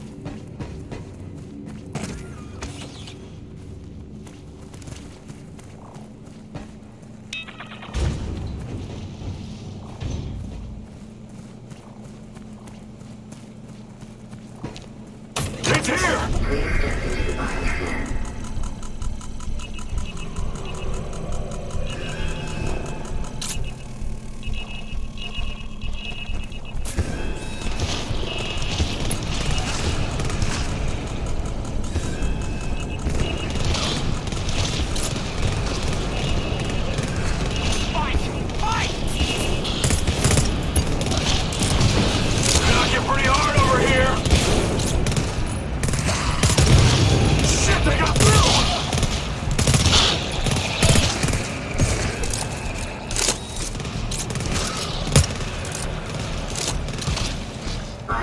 Sequence completed. Door unlocked.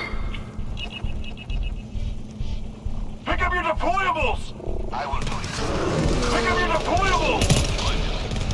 Pick up your deployables! I'll do it.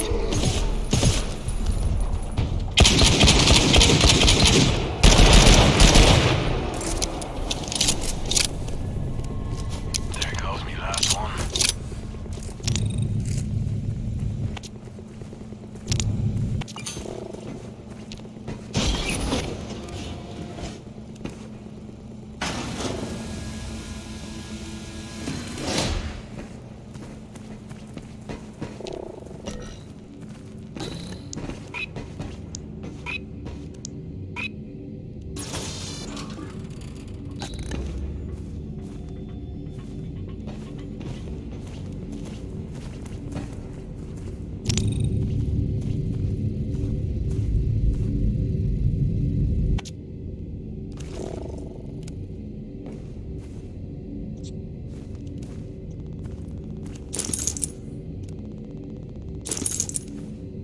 Thank you. Thank you.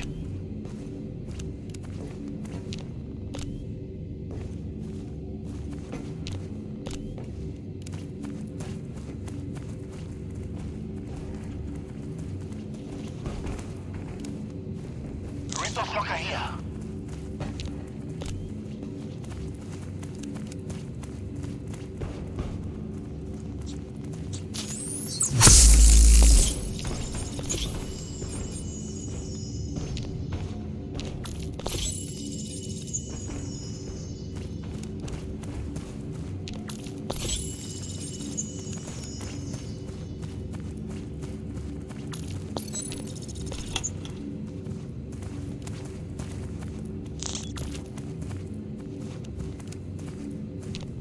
File scan. Get in.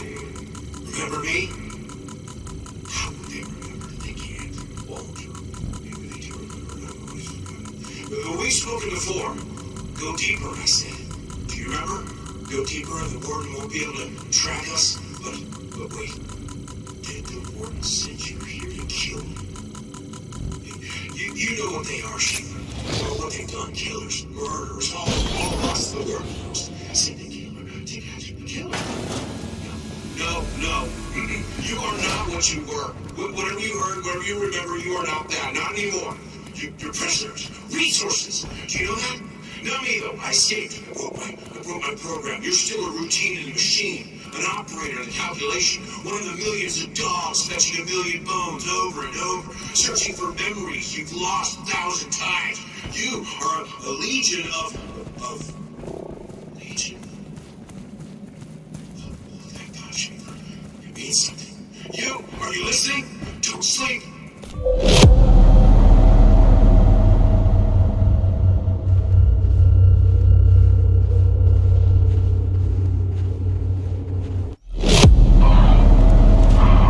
Jesus Christ Almighty.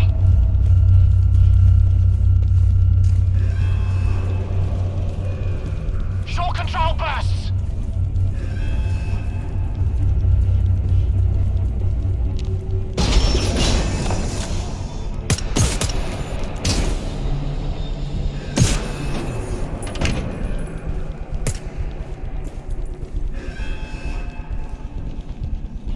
Sentry gun here! I will do it. Sentry here! I can't do that. Sentry gun here! I'll do it. Sentry here!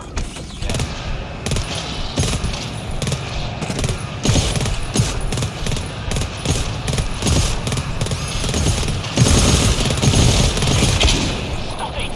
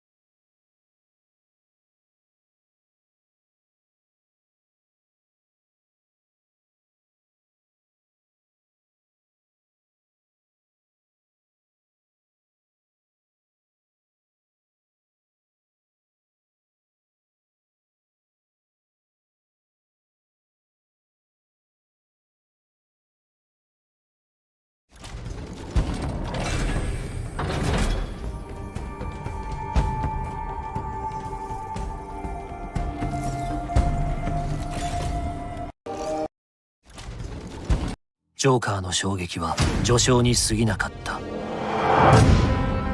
Let's play a game. What's black and blue and dead all over?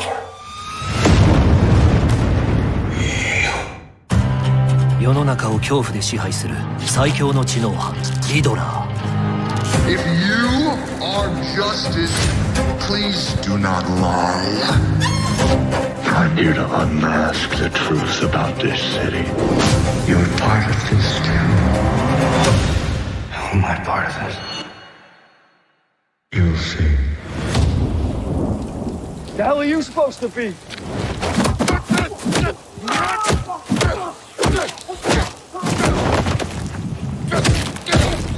今、男の嘘が暴かれる。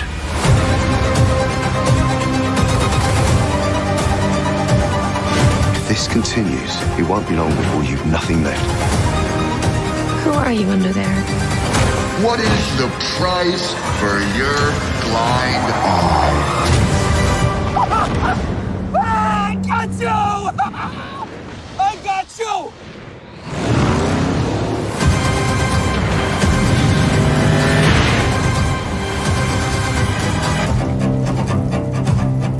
ザ・バットマン。I've been trying to reach you. Grows away.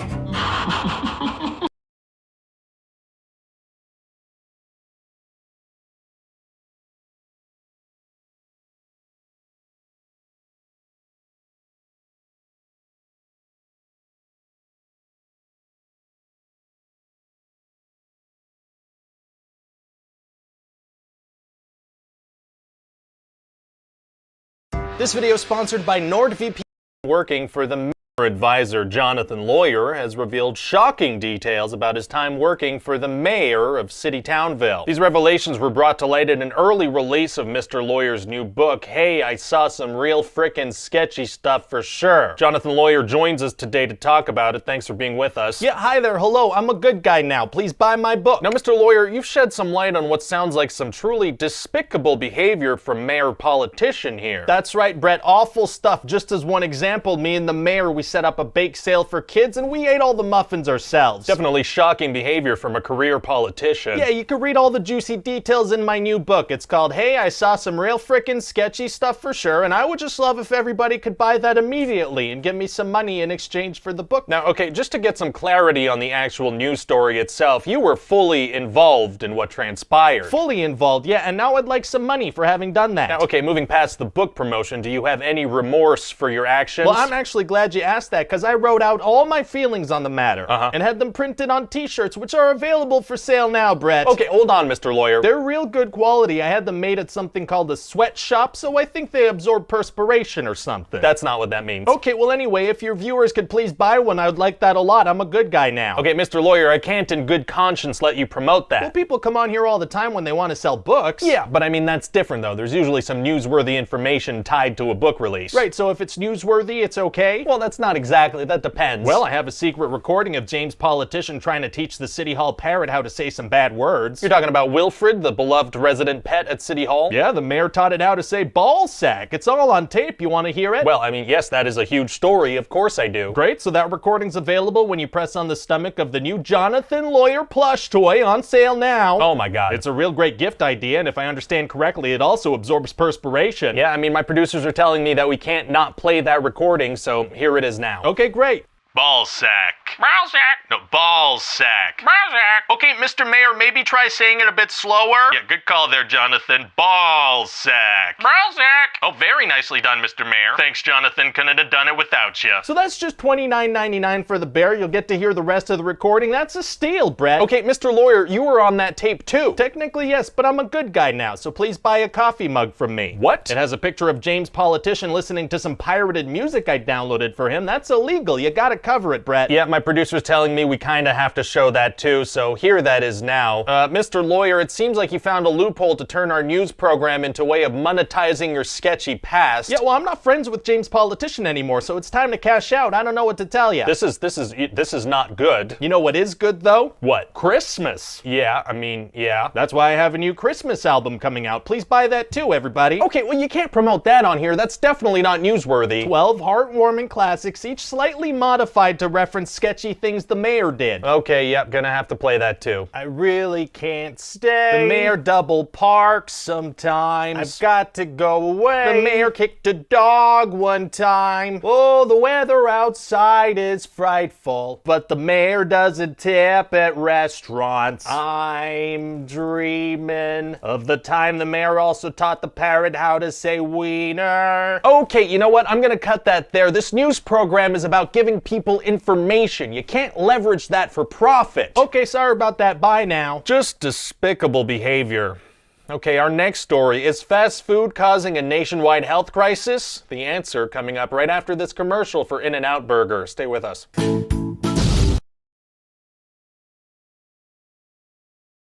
This video is sponsored by Likewise. We have the option to look at them if we want to. The job's gonna be you adding up numbers, so we have the option to look at them if we want to, which we probably never will. Got it. I mean, this is my first job, so I appreciate the opportunity. Sure, yeah, you know, as a position, it's pretty meaningless, as are most of the things we do here day in, day out. Oh, also, our policy for sick days is don't get sick and we won't have a problem. Understood. We also have pizza once a month, which is fun. It is first come, first serve, though, so I would strongly urge you to come in early on those days. Also, we're near the beach, which is a great perk. Ugh, I don't think you're supposed to say that word. Beach? Hey! No, I'm not saying the word you seem to think I'm saying. I'm talking about the sandy part near the ocean. Near the what? The ocean? The what? The ocean. What, have you been living under a rock?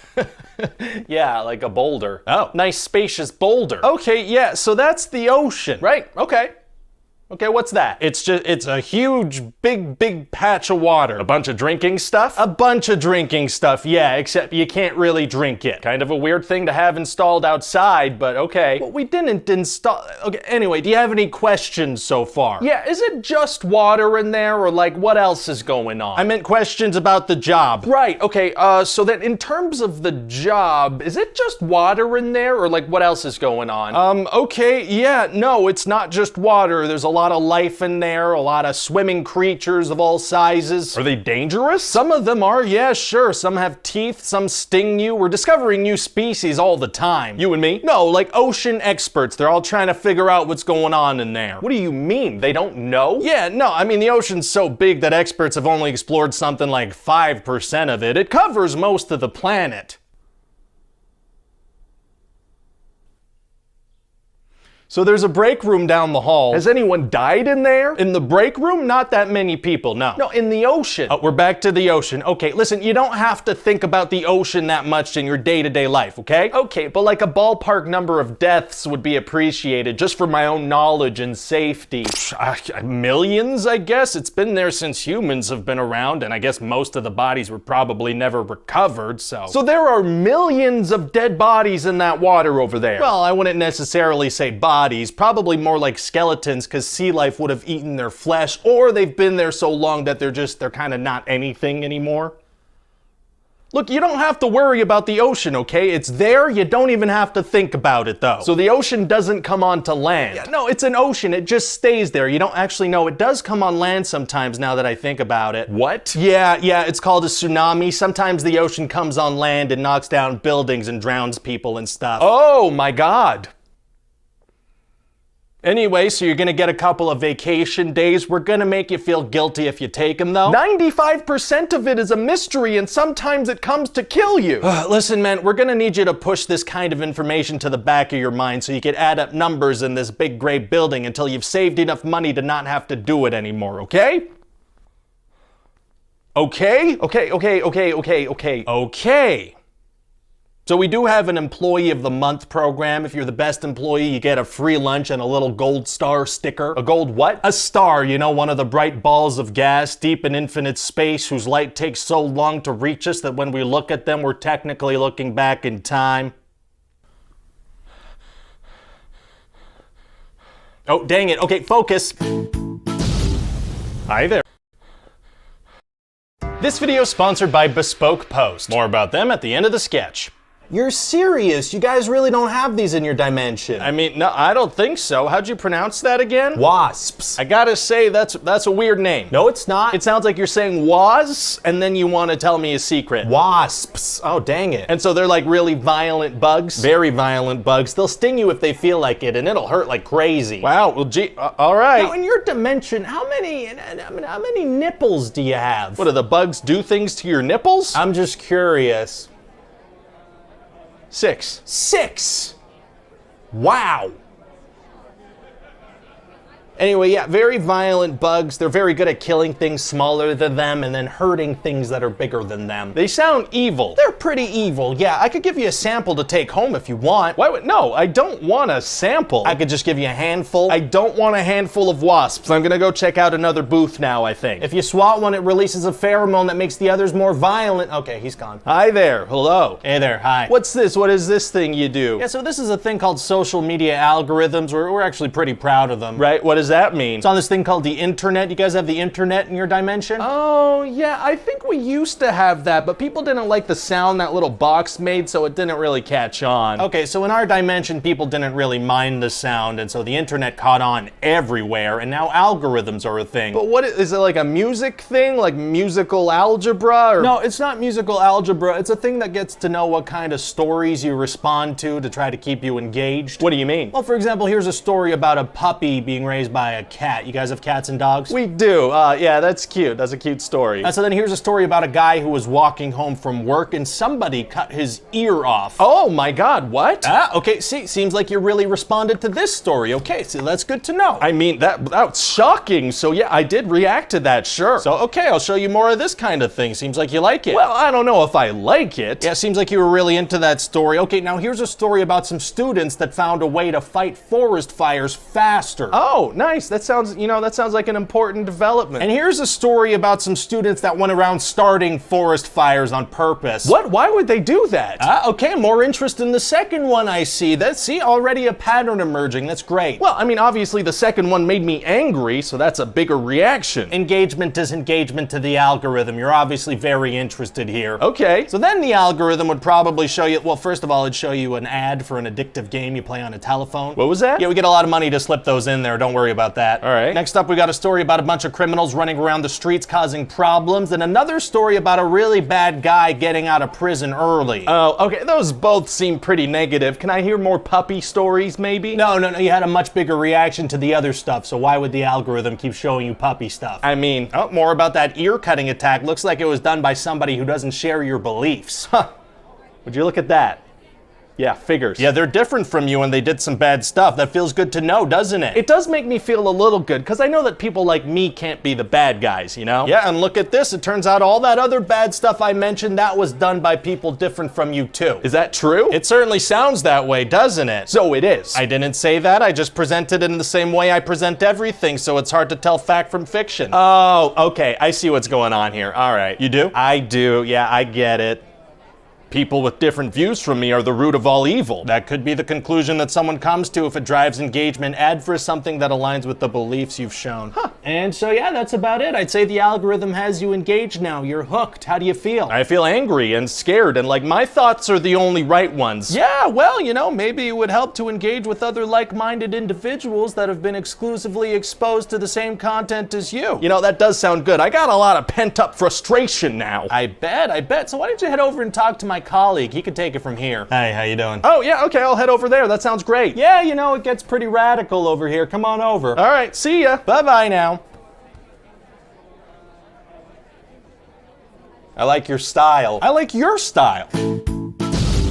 Hi there, hello, it's me, I'm the Adstronaut. I'm out here in ad space to talk to you about Bespoke Post. If there's one thing I like, it's getting boxes of fun things delivered right to my front door. And I mean my front door on Earth, because every delivery guy that tries to bring stuff up here freezes and explodes. Bespoke Post is a monthly membership club that delivers awesome boxes of top shelf goods from under the radar brands right to your front door on the planet Earth. That part's important. And the delivery people stay within Earth's atmosphere, so space is asphyxiation isn't even an issue here. Here are some cool Bespoke Post boxes I received at my Earth address. I got a cool trail survival kit with a bunch of cool items. Look, this book is full of great information on outdoor survival on the planet. I also got this great Weekender carry-all bag from Line of Trade in which I can put things and then carry those things if I'm so inclined. What's great about Bespoke Post is that after you fill out a quiz on their website, they'll get to know the kind of stuff you want to receive. And you get to preview the boxes before they ship so you can decide to keep it, swap it, or just skip the month entirely at no charge. Every box has at least $70 in retail value, but only costs $45, so by doing some math, I think that's a good deal. So hey, to get 20% off your first box, go to bspk.me/RyanGeorge20. Just click that link in the description and enter RyanGeorge20 at checkout. Thanks, Bespoke Post. How?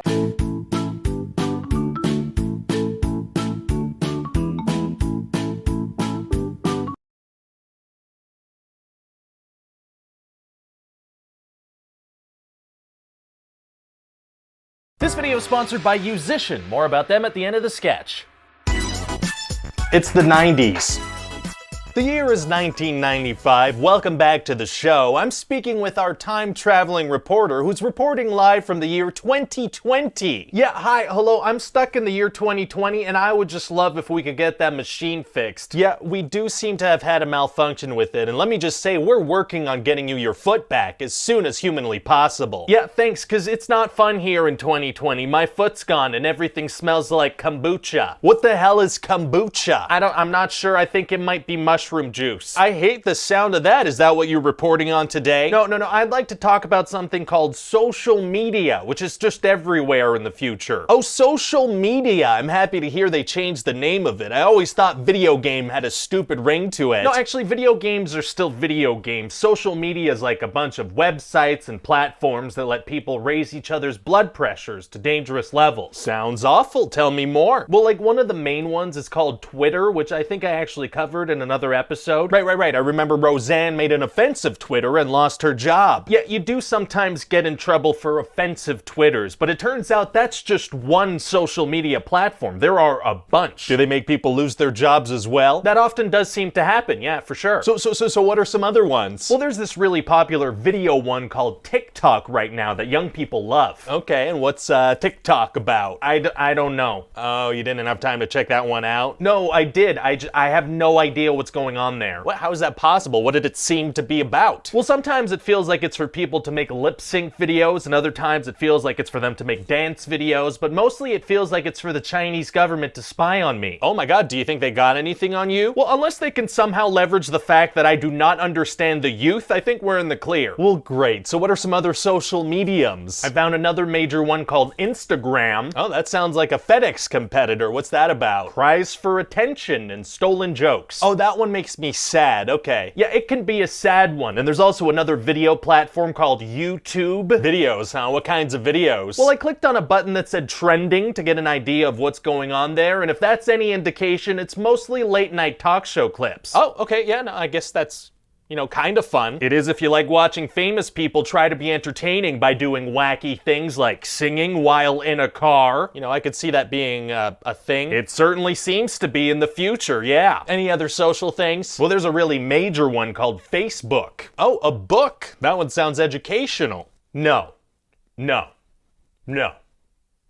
Okay. Yeah, no, Facebook has, ruined everything. Wow, I don't know how something with book in its name can be so evil. How did this whole thing start? Well, the precursor to Facebook was this Harvard student making a website called FaceSmash, where students can vote on whether or not their classmates were attractive. Oh, yeah, okay, that's a big yikes, for sure. Yeah, actually, if you could track down an 11-year-old boy named Mark Zuckerberg and teach him to respect women and privacy a little more, that could stop a lot of crap from happening. Well, you know how much I love yelling at children, but our producer says we shouldn't interfere with timelines or something. That's fair. But what's Facebook for? It can't be that bad. Well, it used to be really popular with college students. And what's it about now? Well, now it seems like a major portion of it is for everybody's aunts to share pictures of these yellow things called minions. Minions? Yeah, they're these little characters from kids' movies, and for some reason everybody's aunts like to share pictures of them with quotes about drinking wine or how Mondays suck. Do these minions, like, drink wine in the movies? No, they pretty much just say banana and fall over. Wow, the future sounds very dumb. Yeah, it's very dumb. Yeah, that's accurate. Is Facebook used for anything else? Yeah, people also seem to use it to film themselves going on long racist rants inside their cars while wearing sunglasses they purchased at a gas station. Oh my god. And also just kind of in general, Facebook is used to brainwash people who don't check sources. What? How does that work? Well, like when an article is shared on Facebook, it shows up the same way, whether it's from a reliable news source or from a guy that thinks there's stuff in the water that changes the sexual orientation of frogs. Well, that guy might have a point. We can't just dismiss him. I feel like we can and we should. Well, it's just that there's a whole lot of stuff being taken as fact in 2020. Like a whole group of people thinks the earth is flat. Well, I always thought it was round, but that does make a lot of sense. No, it doesn't. But you're saying there are sources backing this up. Bad sources, unreliable. Well, I'm still gonna spread the word. Please don't. It's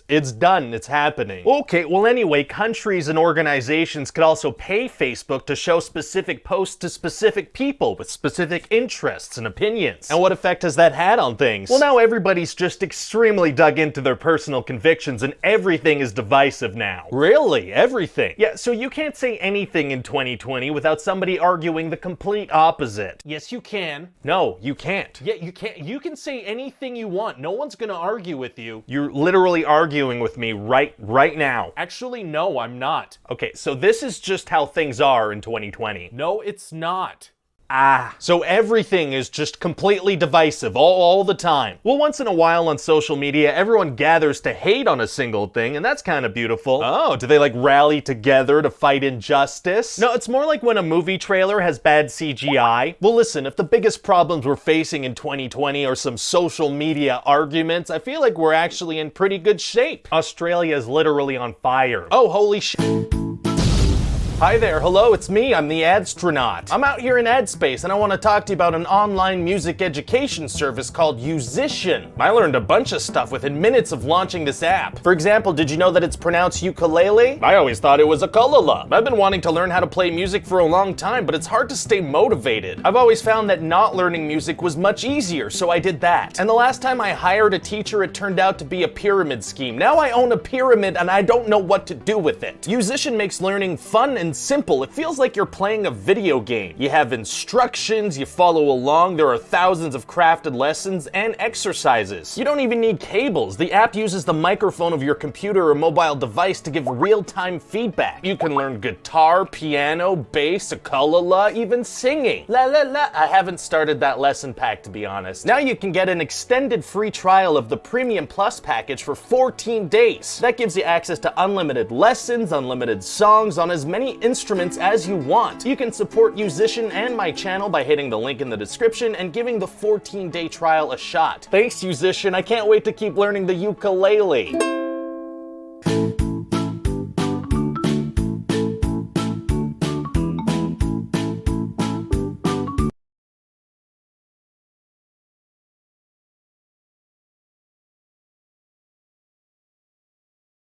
This video is sponsored by Raid Shadow Legends. More about them at the end of the sketch.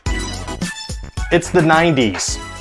The year is 1995. Welcome back to the show. I'm speaking with our time-traveling reporter who's live in the year 2020. Yeah, hi, hello there. So how is everything in 2020? I don't like it very much. The weather stopped making sense and everybody's intermittent fasting. What the hell is intermittent fasting? It seems to be like a weight loss technique where you stop eating. That does seem like an obvious strategy, so tell us about your report. Well, I know you asked me to report on the state of Beanie Babies in 2020, but it doesn't really seem like people are talking about those anymore. That is a significant bummer. I've purchased a significant amount of those. Well, you might be happy to hear that people seem to be selling rare ones on the internet. Really? Yeah, I mean, for example, you could get like $9,000 for a Patty the Platypus, and a Digger the Crab could get you like $4 grand. Well, that is good to hear. I think I just might have a platypus or two lying around, and I definitely have crabs. Well, fantastic, although I should remind you that you die in 2004. Oh, right. Right, damn it, how though? Anyway, I thought you might be interested in hearing about how I found out about the state of Beanie Babies in 2020. Some kind of Beanie Baby hotline. No, I found everything I could possibly hope to find pretty much instantly using something called Google. Right. Isn't that a Canadian cookie brand? It's actually one of the biggest companies in the world now. So that's a no on the cookie then. That is a no. See, this company gets started in 1998 by these two guys, Sergey Brin and Larry Page, only at first it's not called Google, it's called Backrub. Ugh. Yeah, but then Backrub turns into something much more intense. That is how Backrubs usually play out. So basically Google is like the world's most powerful internet search engine. Okay, so like,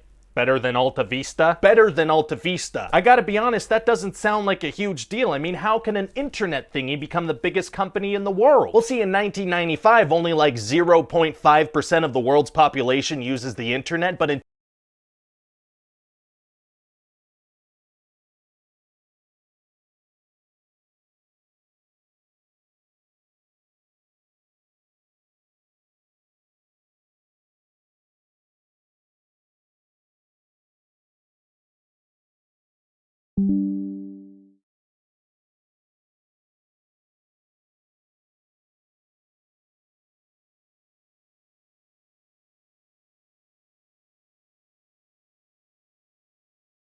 is Christopher Smith, known as Peacemaker. In his hands, anything is a deadly weapon. His father was a soldier who trained his son how to kill from the moment he was born. He was trained at a really young age, and when you indoctrinate someone at such a young age, child soldiers, this is before they have formed a morality. You are molding their brain around an idea.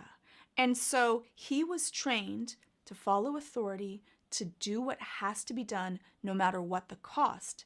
And that becomes his identity. Starfish is a slang term for a butthole. Think there's any connection? No. No. Though this is a really funny scene, I think it goes to show that his developmental level is also not fully at an adult. It seems psychologically that he has remained stuck at around a teenage level. And that's what happens when we deal with childhood indoctrination and abuse and trauma, is that we can sometimes get stuck at different developmental levels. When you take a look at that, it's then difficult to reintegrate as an adult when you're not really there yet. But if this whole beach was completely covered in and somebody said I'd eat every until the beach was clean for liberty, I would say no problemo. Why would someone put penises all over the beach? This scene shows his level of dedication, that he will go further beyond what anyone else would go because he's told to do so. And what happens when your morality is developed around an idea from a very young age is that you don't even question it. This belief system has been ingrained into your psyche, unconsciously almost, before your morality and ability to make decisions has. And so we end up hardwired with a belief that I'm going to do a mission and be a good soldier no matter what. And you're on a team with me? Not something I asked for. You're laughing at me for, man. Why the f*** are you in your underwear? Tighty whities. Now that's just racist. When we reintegrate someone that has been sequestered from society and taught to just be a soldier, just do one thing, sometimes working as a team on a personal level creates difficulties. I remember those videos of the macaque monkeys that were given a cloth mommy and a metal mommy that had food on it, and the cloth mommy was warm. And they would cling to the cloth mommy for love and then just eat on the metal mom. And then after, when they took these adolescent macaque monkeys and tried to reintegrate them, they acted developmentally delayed with all of the other macaque monkeys, and they didn't go through the regular social constructs, and they weren't able to be polite and understand how do you handle things. And that's why he says this joke over someone that has an actual genuine fear and laughs so wholeheartedly, even though he himself is slightly off. Hey, Chica. Forgot the rep. I wanted to add this part because I think that we look at Peacemaker and he comes off as a bad guy, that he has no heart, he has no hope, he's just a mindless soldier with no empathy. He thought about Sebastian, who many people don't care about, don't even see. I think that it shows that he still has a heart, but he's been trained to ignore it. So this is not someone that lacks any empathy or care. This is someone that has had that part of him trained out of him. And in this scene, in the bar scene especially, we see him allowed to be human and friendly, and he doesn't have to worry about being this tough soldier. I love watching him be able to dance and just have fun. For him, this is letting loose and being able to be a little bit silly and childish and bonding with the group. I just thought that this was such a beautiful juxtaposition of when he is out there and killing things in order to create peace. And I think that it shows the other side of him that we don't get to see a lot of in the movie, but that we need to remember it's still there. No! Peacemaker! It's actually very nice. Looks nothing like me. He's like, no, you're doing this wrong. But then he's actually touched that he made an impression of him. His cold exterior kind of melt away, his defenses go down as he's actually complimented. And he had this really difficult decision of like, you shouldn't be doing that, you should be working. But I'm also really touched that you created a little me, and then insulted that it doesn't look anything like him. Miss Waller charged me with making sure those records don't leave this building. No one is saying what they did was right. That information gets out, it causes an international incident. Keeping the peace is worth any price. You can see the battle that Peacemaker goes through in this scene. Everything that he is about is making sure that the mission gets done. With that being your identity, that's what you hold on to for everything, because who is he if he's not a soldier? This is the only thing that he's good at. This is what he's been trained to do from birth. He has this cognitive dissonance, this meaning of you're going to protect this belief system no matter what, because without it, you have to change every way of your outlook in life. What happens is we protect that belief system, even at the cost of everything else. And that's why if you're ever arguing with someone that is fervent and ardent, even if you have facts to show them the difference, it doesn't matter. And for him, following an order is what he must do, because that, in his belief system, is what really keeps the peace.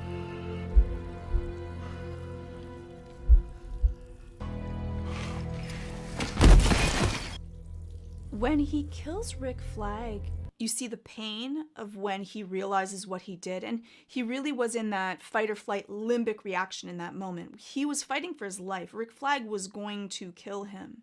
And so I wouldn't say so much that this was self-defense, but I do think this was him going on autopilot. Because when you're in a life and death situation, you go back to whatever is your training. And so with all that adrenaline, your cognitive system turns off, and he did what he had to protect himself. Would have he killed him anyways? Yeah, probably so, but you could tell from his reaction, he was hurt by it. He's not fully a cold-hearted, without empathy psychopath. He really does feel for what he does. He just believes it so ardently that he has to do this, that he does it anyways, but it still comes at an emotional cost. I told you that information can't get out! You destroyed the hard drive. Why kill me? Because I'm thorough.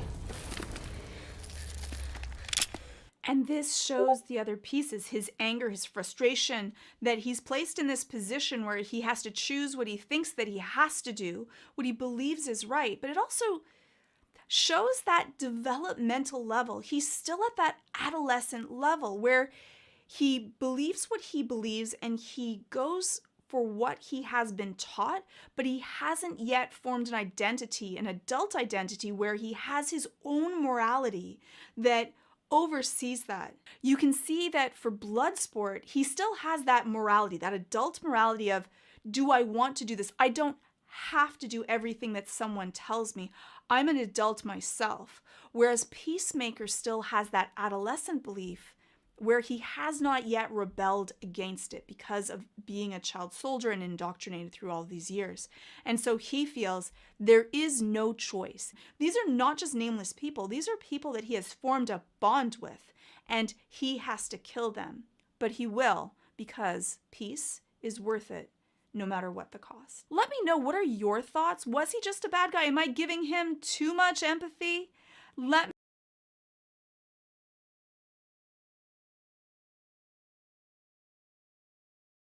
Hey man. Yeah? I need you to do something for me. Oh, I'm actually in a relationship. No, nothing like that. I need you to film me working out. What? I want you to take my phone, right? I want you to point the camera at me. I want you to film me working out. Oh my God. I know. I'm gonna post it on Instagram, Twitter, maybe even TikTok. Okay. Go ahead, press record. Don't be scared. It's done. Thank you. This is thank you for letting me be a part of this. No, thank you. I mean, it takes dreamers to change the world, and you, my friend, have proven today that you're one hell of a dreamer. You're incredible. And you know what, my friend? I'm gonna tag you in the description. I am, and I'm gonna put a little camera emoji right next to your name. Seriously? That's gonna get me so much work. Oh, I know it will. That's why I'm doing it. Here we go. God bless you, honestly. Let me ask you something. Have you ever witnessed history as it was being made? Now you have. Oh my God. Oh my God. Oh my God. What? What's going on? This guy just posted a video of himself working out. What? Are you serious? Yeah, he posted it. On the internet. It's on the internet. He's doing bicep curls. Oh my God. Is the caption about not giving up? Yeah, it is. It is. Oh my God. Oh my God. So what do we do? Who is this guy? Is he like a personal trainer? He's not. It says he's an entrepreneur and a motivational speaker and a rapper. That is so cool. Like sign with the label and stuff? Yeah, I think. SoundCloud? That sounds like a label to me. What do we even do with this information? I mean, we stumbled upon an icon here. I don't know. Just let me think for a second, okay? Okay, I'm gonna think too. Okay. Okay, what do we know here? We know that The content game has been changed forever. we know that. We know this is the coolest f***ing guy that's ever lived. We know that. We know that for sure. I mean, maybe if we play our cards right, he'll let us be like a part of his entourage or something. Oh, that would be nuts. I say we go to this guy's house. We go to his house. We both, you and me, give him our life savings. We give it to him. He's gonna put it to better use than us. We both, I don't know, we gotta go further. That doesn't feel like enough. We kill his neighbors. What? So he can have some peace and quiet and focus on his craft. Crafts. That's right, plural. Yeah, you know what? This is good. This is a start. I say we get going. I feel like we're about to meet God, and not in the like we're gonna die sense, but in the sense that this guy is a god. I'm right there with you, man. Come on, let's hit the road. Let's do it. Let's gather our things. Let's do it. Wait, do you think maybe he's not a god and he just has a really big ego and he's addicted to the tiny little dopamine hits he gets every time he gets a notification? Oh my God.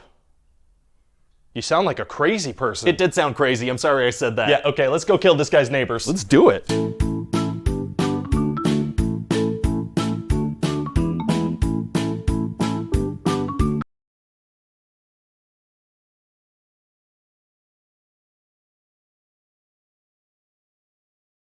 In conclusion, the statistics are clear. Crime is on the rise in this country, and it's time for some serious change in policy. Oh, you're done. Okay, I'd just like to remind both candidates that we do have an emoji-enabled multimedia screen at your disposal, and you are encouraged to use it. Right, I just told myself that passionate discourse might be a little more appropriate for a debate like this. Right, yeah, it definitely seems like you did tell yourself that. All right, Mr. Smith, what do you think of the crime rate in this country? Excellent. Very good point and very well expressed. But he didn't say anything. Well, I think that Mr. Smith made it very clear that crime deserves a big thumbs down. Do you not agree with that? No, I mean, of course I agree. All right, well, let's continue on to the next subject, which is global warming. Mr. Jones? Right, well, this is actually a very important topic that I think merits some verbal discussion. See, all the world's top scientists agree that global warming... Oh, I'm sorry. It's just that wasn't very dynamic at all, was it? So you're done, though? No, not at all, actually. I was just starting. Fantastic. All right, Mr. Smith, global warming, your thoughts. Wow, a nice healthy forest. That's what you want to see. Those are some good looking trees. That's 3 trees. That doesn't mean anything. So at this point, we'd like to have a little fun and get to know you both a little more personally. Mr. Smith, we'll start with you to keep this lively. What's something that you enjoy? Oh, Mr. Smith likes to bike ride. It is important to stay active. Mr. Jones, your turn. Okay. I'll play along with the little game. Okay. Mr. Jones, would you care to explain what you like so much about feces? Is that not the ice cream emoji? That's not chocolate ice cream? Nope, Mr. Jones, that is a poop with some eyeballs. Also, he's smiling. Okay, just give me 1 second. Wow, okay, Mr. Jones, are you admitting during a debate that you enjoy killing dogs? No. I was trying to say that I had a dog that I loved very much, but he passed away recently. Okay, and maybe you can explain why you killed your dog? Okay, I didn't kill my dog. Look, I might not be very good with emojis and hashtags and GIFs or GIFs or whatever, but I am very passionate and well informed on the important issues. If that sounds good to you, then vote for me. If, on the other hand, you want some surface level candidate that expresses himself through emojis because it gives you some kind of emotional response, then I recommend you vote for Mr. Smith. Mr. Jones, very well said.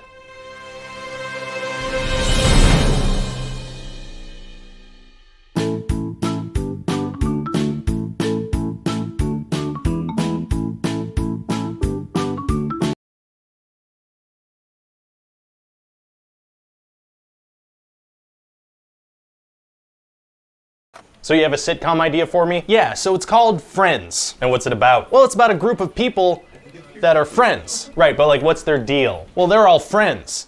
Together. Who are the characters though? The friends. Yeah, but why them? Well, the title of the show is Friends, so obviously we're gonna follow the friends. Like why would we follow anyone else? Okay, talk to me about the characters. What kind of stuff are they gonna be doing? The friends? Yeah, just friend stuff. I'm sorry, am I doing something wrong? I don't... It's fine, so there's a group of friends. Yes. How old are they? The friends? The friends, yes. How old are the friends? They're like in their mid-20s. Okay, good, that's helpful. Great. So they do like typical mid-20s stuff? Exactly, they're just like every group of friends in their mid-20s. Awesome, relatable. Yeah, like one of them's a paleontologist named Ross. What? His name's Ross. No, but he's a paleontologist? Yeah, well, you know how when people are in their 20s, there's always one in the group who's like a paleontologist with a PhD.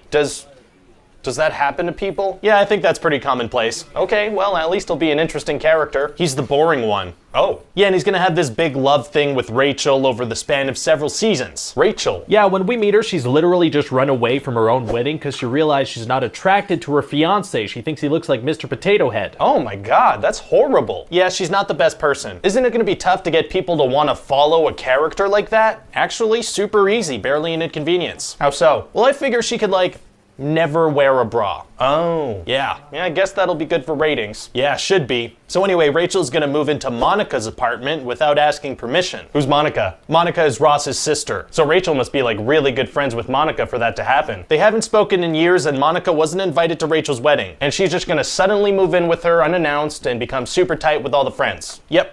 Instantly. Okay, so tell me about Monica. Okay, so Monica used to be fat, so the jokes kind of write themselves. What do you mean? Well, say we have a flashback where Monica is dancing, it's gonna be funny because she's fat. Isn't that gonna kind of alienate a large group of overweight people? Well, look at it this way. Isn't any group of overweight people a large group of overweight people? I guess, but does that make it okay? Maybe not, but these jokes are gonna be really good. A fat person dancing is pretty funny. Yeah, we're also gonna have her like really like food because she's fat. Because she's fat, exactly.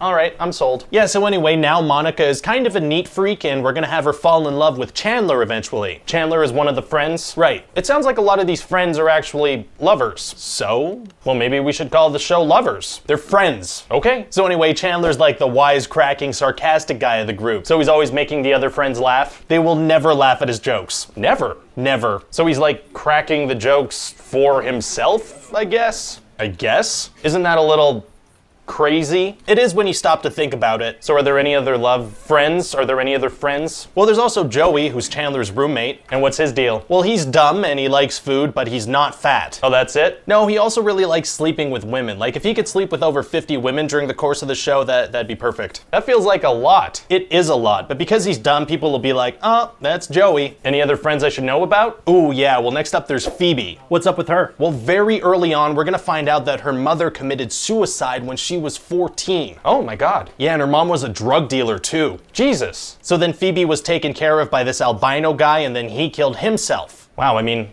I guess it'll kind of balance out the show to have such a dramatic character. No, she's the silly one. Oh, she is? Yeah, she's all weird and stuff. Probably because her parental figures killed themselves. Yeah, probably. Weirdo. So what kind of friend stuff do all these friends do together? Most of the time they hang out in a coffee shop, they very rarely go to work, and other than that, they just hang out in their giant, beautiful apartments. They're in their mid-20s, but they have giant, beautiful apartments. That's right. So this takes place in like a small town or New York City. Wow, so they must all have like really high-powered jobs. Well, Joey is a struggling actor, Rachel works in a coffee shop, Monica works in a restaurant, Chandler has a job, and Phoebe plays the guitar. Interesting. And I'm guessing since it's in New York, there's gonna be a lot of diversity. Everyone will be white. Oh, everyone. Wow. And that's basically the show. That's all she wrote. That's all I wrote. What happened? It's these damn clapper lights they installed. Oh, that's fun. Oh, let's not play with it. Wait, do that again? Huh, what? Nothing. Okay, so what about casting? What about it? Well, you gonna cast some like big stars to help promote the show? Actually, I'm thinking of going like low-level, no-name actors. Oh, how come? Well, to be completely honest, a show like this will last 1, maybe 2 seasons, so this way we know we're never gonna have to pay a lot of money for actors. Fair enough, that's smart.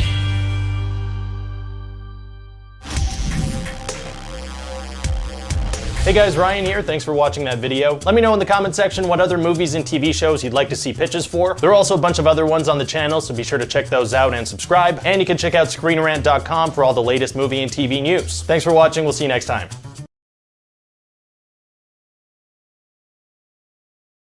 So you have a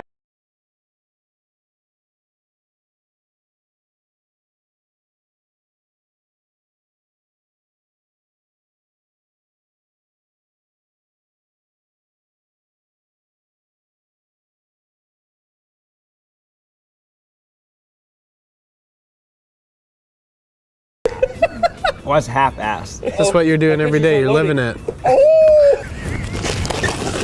No! Yeah, dude! Get that out of here! We're trying to shoot a video! Welcome to Channel Super Fun. Today we're going to be reading some of your comments. You know, over the years you guys have left tons of weird and like positive and also super negative comments, so you know, why not read over them and we'll show you how we feel about them. Nice to see they include an Asian guy for doing the assembly. That's pretty premium. They're like, wow, this is a really premium product. Like, they actually brought the guy who assembled it out to so that's play. a compliment. I got shipped from Taiwan in a box. Blackbird says, hey Colton, how did you get a wife when you swing that way? The car. The car? The cats? I bought her a cat and I was like, yo girl, marry me. I feel like that would work on Steph. Probably, she loves Why does Taran always feel the need to prove himself? No one gives a if you are good or bad at a game. We're here to enjoy watching whatever it is you are going to do, so shut the up and play the game. That's literally what you do every episode. Actually, I agree with that guy. Tennis is such a pool sport. Pool sport? Like polo? He never seems to be having fun and always makes things difficult because he obviously doesn't want to participate. Like, you go there, you're like, I don't want to do anything. And then they're like, hey, can you do this? And you're like, Don't touch my car.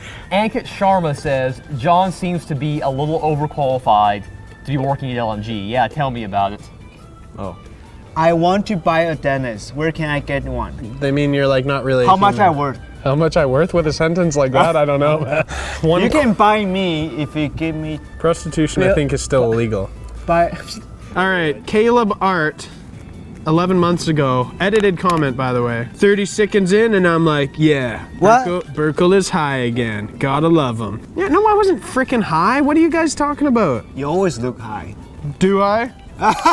Colton spelled my name wrong, so maybe this is somebody else he's referring to. Colton's head looks like a peanut.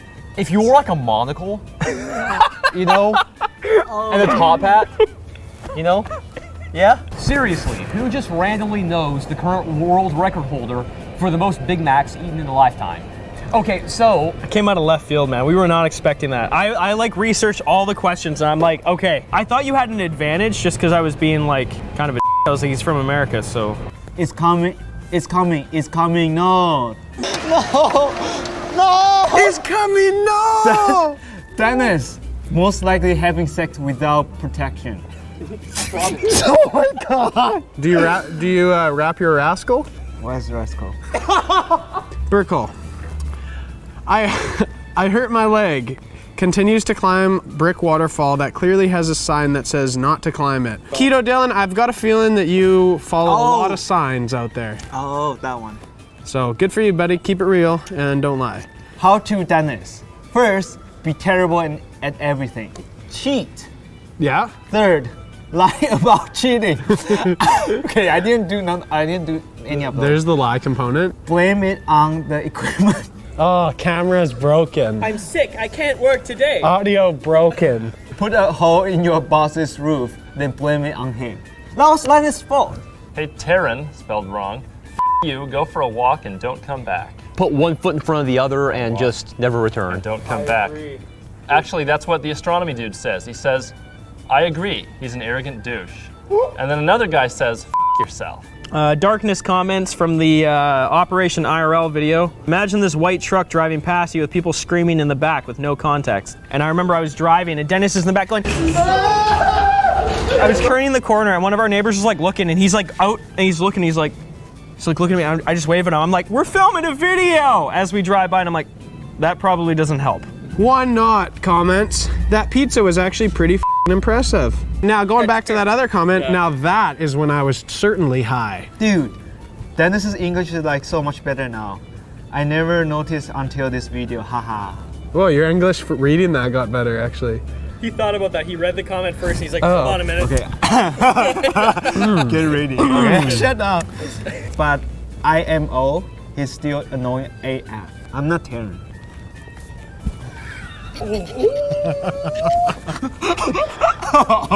For the record, Taryn is operating this camera. Does anyone else think that John looks like he could be Paul McCartney and Yoko Ono's secret child? So this is funny, actually. A few years ago, I actually lived in Manhattan, in New York City a few years ago, and I went to this bar downtown. I forget the name of the place, and this like massive dude, he looks like a bouncer or something. He comes up to me and I'm having my drink. He's like, "Hey, you know you look like Paul McCartney?" And I'm just sitting there like, all right, and he just sort of walks away. Do Dennis and Burkle like working next to each other? Let's see. Oh, there's always ones that are like, Burkle, he's a fucking bully piece of shit. Yeah. I do bully Dennis, so it's very validated. So are you warranted? Are you warranted proud, comment. Are you proud of it? Taylor GSK18 says, Colton is the best. Wait, there's a reply though. That flinch though, with a Nerf gun. How does he hit anything with his guns? Yeah, you own actual guns, and you've been terrible.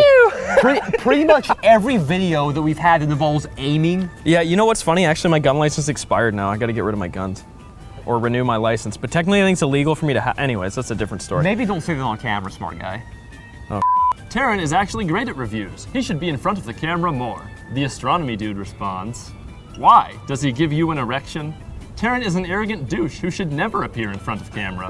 You have a superiority complex? Maybe. Maybe I have a superiority complex. I do. It's nothing to be ashamed of. It's not a complex when it's true. Okay, here we go. I am so glad that this came up. I'm embarrassed for John. He at least spelled my name right. I'll give him a point for that. Canadians are Americans as well, not just citizens of the USA. American can apply to all people from the American continents, North America and South America, and Central America if you consider that to be another continent. Nobody does. Central America is not a continent. Pretty much everyone in the Western Anglosphere, when you say America, you're talking about the United States. I'm sorry, again, didn't make the rules. And Dennis from Taiwan is over here nodding his head agreeing with me. He knows what's up. Colton's 25. I thought he was in his late 30s, early 40s. All right, who the f uses Comic Sans in these videos. I like using Comic Sans because people hate it. Dennis, sit on my face. Oh. Taran got 8-degree no-scope, axe, double jump, ricochet scoped, and bashed in the f***ing Ed. The f***ing Ed. F***ing wrecked like a little scrub, non-MLG phase pleb, you f***ing what, M7, I'll fight you 5v1 outside Tim Hortons, and I'll hack your f***ing Tinder, and f*** all the bitches, long Long style, yeah. Who chose copy pasta for Taran? Is that copy pasta? It's basically copy pasta. I don't feel as special anymore. No. I prefer mean comment than gross comment. Something like sit on my face. Yeah, there is some pretty like me daddy. Maybe we'll do another episode where we don't hold anything back. Well, you know what? People are gonna comment stuff. I appreciate that you took the time out of your day to write something nice or mean. Thanks for watching Channel Super Fun. Like, subscribe, do whatever else you like to do. Watch our other videos. Yeah, he's got a point. You go back to the first Channel Super Fun video, Yeah. and you click play, and then you don't stop watching until you get to this channel.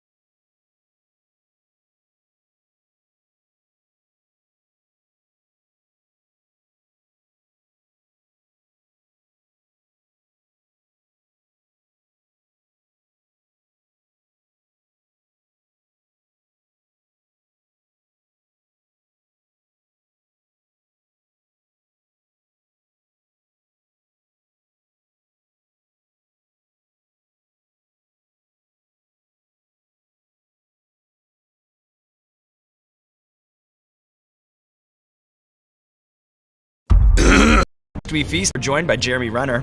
He's a two-time Oscar-nominated actor on November 14th. Very much. How are you around spicy food? Like, what's going through your head right now as we prepare to dig in? I feel like we're gonna compete or fight. Okay. That's what this feels like. It's set up already to do something wrong. I'm gonna start swinging. All right, well, I'm ready. I'm ready, Jeremy. Yeah, I like spicy food, right? But I like to taste my food when it's spicy. It's supposed to just accent the food.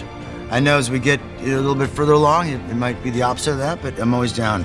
I'm up for the challenge.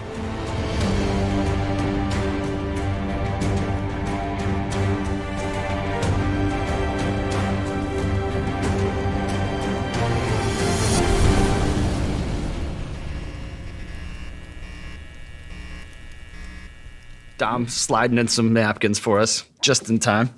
A diaper. So this first one will be the garlic classic Fresno edition. All right. Wow. Mm-hmm.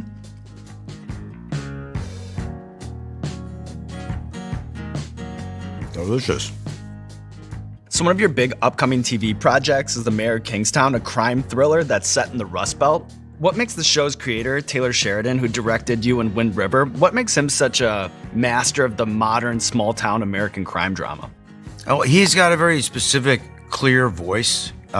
He's pretty fearless in how he writes. He writes very specifically. And what I love about Taylor Sheridan's writing is that it's equally as like intimate and beautiful and tender as it is violent and ferocious and shocking in a lot of ways. But he doesn't do it for shock value. It's all about the truths of things. But he goes to the extremes of human behavior and in his storytelling with those sort of extremes.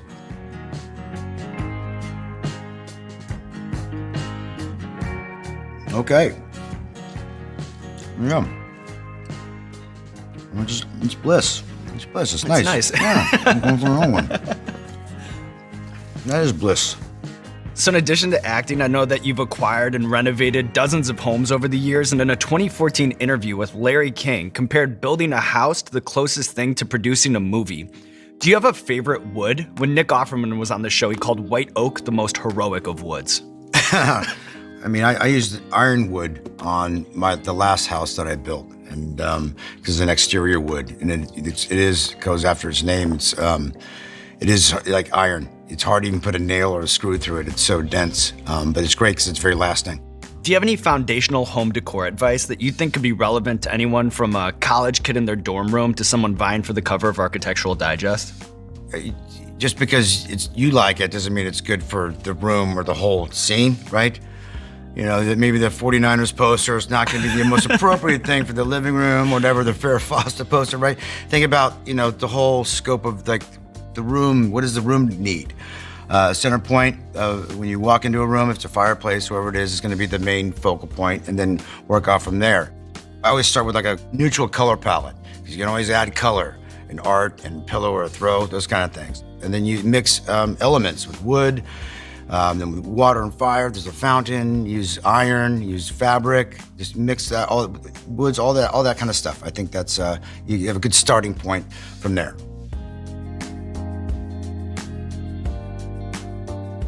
The Hoffs.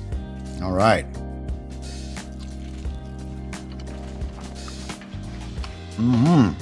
This is my breakfast. Thanks, Hoff. For now. So as a movie star and gearhead, can you share a Hollywood trade secret when it comes to the art of the chase scene? I once saw you post a picture, maybe from a Marvel set, where it looked like the whole thing was being diagrammed out with like Matchbox cars. Oh yeah, that's what some of the stunt drivers and stunt coordinators will use to show other drivers and actors, just to show kind of the whole scope of the things. But they'll use like literally these match cars. We did it on the Hawkeye show. There's a big sequence in there with vehicles, and you kind of have to show what's going on and how it's all going to run down, so no one's surprised. Is that typical? Anytime, in my experience, I haven't been in a ton of car stuff, but when there was, and they were intense, it was all done with like Hot Wheels. Yeah, pretty funny.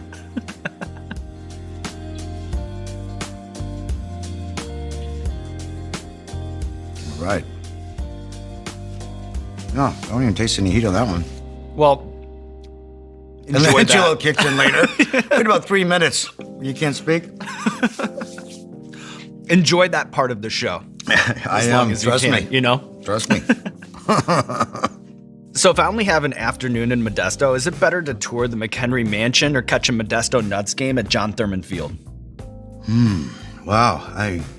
Your age, I would have said just take the next exit. Come on, go on. It's somewhere else.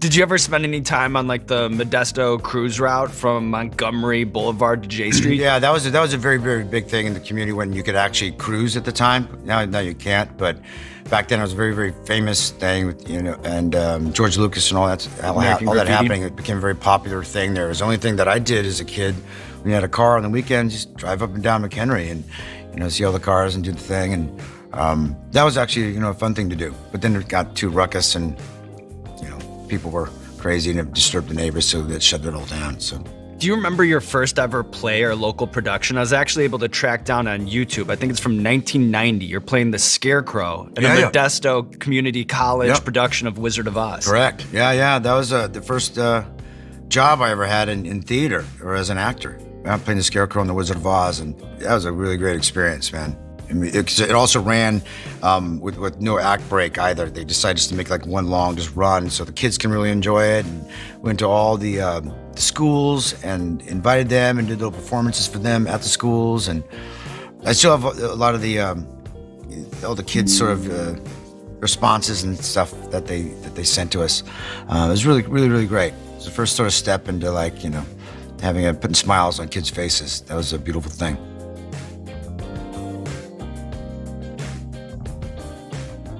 This is what, Hothead? Yeah, Hotheads, revolutionary. All right.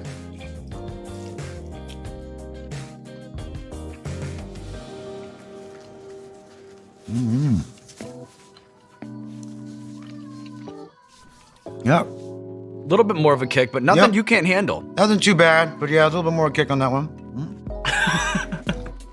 Fucking sadist. All right, Jeremy, we have a recurring segment on our show called Explain That Graham. We do a deep dive on our guest's Instagram, pull interesting pictures that need more context. So we'll show you the picture over here on the monitor. You just tell us the bigger story.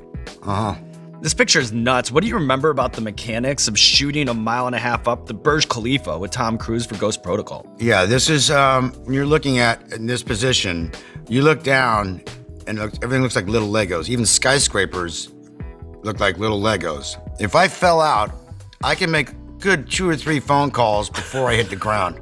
Saying, hey man, you know, I'm out. I'm going down. Yeah, it was far. It was so high up. Gosh, who is kicking, bastard? Everyone else is like harnessed in behind me. I had one guy just holding me with a rope on just a regular old belt. And I'm looking back and he's like on his cell phone. I'm like, 'cause if he doesn't have me, I'm gonna keep sliding out of the window. And I told Tom, I was gonna grab onto anything. So just be prepared, because I was just pretty terrified.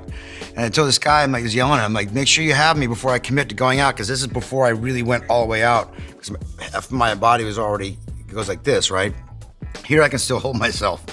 But our conversation was pretty funny there. The safety net was a little questionable. It's a little questionable, yeah. How would you describe what it was like to hit 9 Gs in an F-16? Challenging, painful, like 13 elephants sitting on you. It's, you have to work very, very hard not to pass out. And these guys can do it so easily. I have such admiration and respect for these pilots, but boy, it is a lot of effort. It's a lot of effort. Yeah. Speaking of trying not to pass out, are you ready to move on here to the back half? Yeah. We're already getting into it. This thing doesn't even have a nice looking label. Yeah, that's how you know you're getting to that off menu back of house. It means it's gonna fuck me. I already know. Sign a waiver situation. I already know. So this is the Senor Lechuga here in the 6th spot. The name. Okay.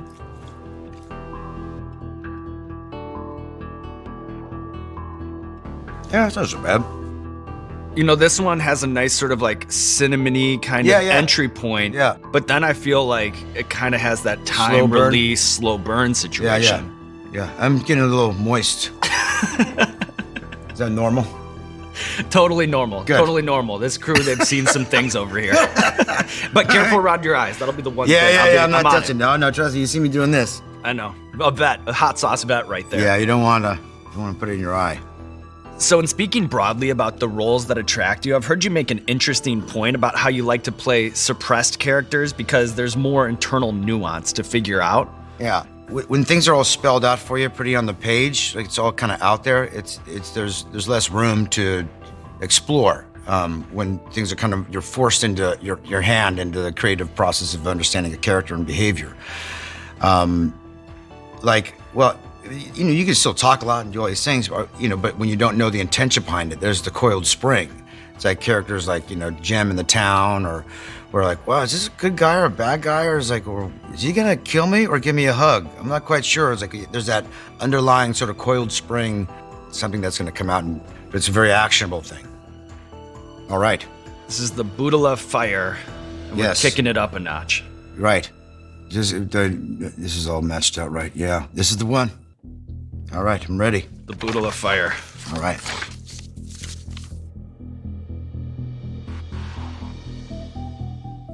Still tastes like chicken. That's a good sign. A little peppery. This one. Yep. Nice. And speaking of the coil, it has kind of that. That one. Ooh, yeah. I love it. So whenever we have an actor as prolific as you, we like to fact check some of the folklore surrounding the project. I'm totally listening to what you're saying. Is it true that you became... You sadist.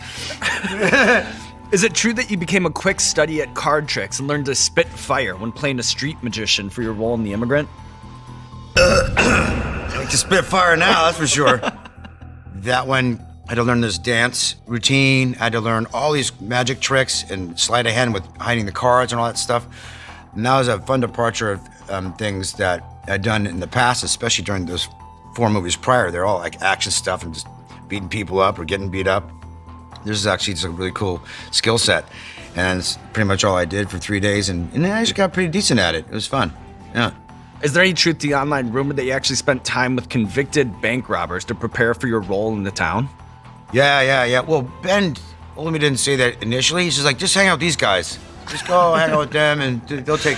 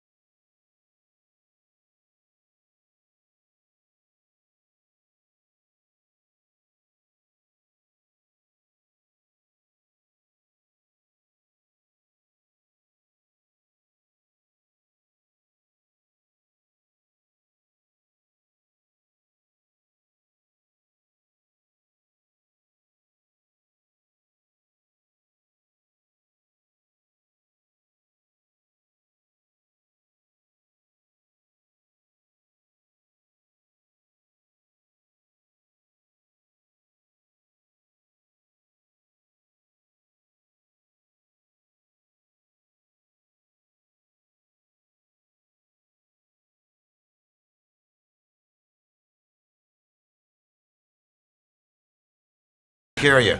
And that's where I learned the accent, and the thing. Then they were telling me it's got to have a 20-year bit. I'm like, what's a 20-year bit? 20 years in prison. I'm like, oh, wow, what were you in for? I'm like, well, or car robbery and that sort of thing. I'm like, no shit. I'm like, yeah. And this guy is staring at me. He's like, oh my goodness, this is intense. But they loved me. They loved that, Ben was part of the process. And, I wasn't really ultimately afraid, but like, these are guys that, you kind of should be afraid of. But, they're our allies, not enemies. So thank God. That's important. Yeah. And then finally, is it true that your first ever paid acting gig was at a local police academy where you played the role of a criminal perpetrator for like $50 a pop? Yeah. There was they literally just put me in a closet and said, all you gotta do is a police officer's gonna come, knock on the door, and just don't do anything that they say. There's like unruly, some disturbance or whatever. So I'm like, okay. And then they close the door, and then the officer comes in, he's like, again, action, whatever it was. And I'm just like pacing back and forth, huffing and puffing, screaming, oh, fuck you! Like, going crazy. They're like, sir, excuse me, sir. I'm like, fuck yourself. He opens the door, I kick him right in the nuts. I think I went a little over the top. But look where it took you. Yeah, look where it took you. But I got paid $50. And they brought me back. They did bring me back. Oh, recurring role. Yeah, they brought me back. Yeah. All right, Jeremy, are you ready to move on here? How you doing? I'm blind in one eye, but that's fine. Let's go for that. I got one more. Okay, there we go.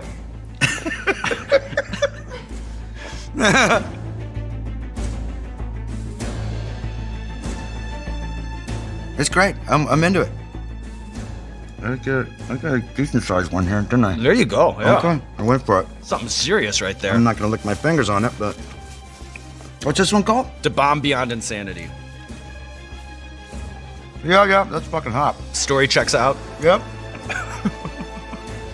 Isn't it with heat and certain? Oh yeah, goddamn, certain parts of your tongue, it gets hotter, right? Yeah. If you keep it like on the tip, maybe it won't be so hot. But I'm the dick that just was savoring it. Right. Yeah, all over the whole I mouth. did see the way that. Yeah, you kind of. It was like a snipped of wine. Yeah, the way that you kind of took that whole thing in. This is hot. Yeah. But yeah, it's gonna. I don't taste the chicken on this one. No, that is out the window. Yeah.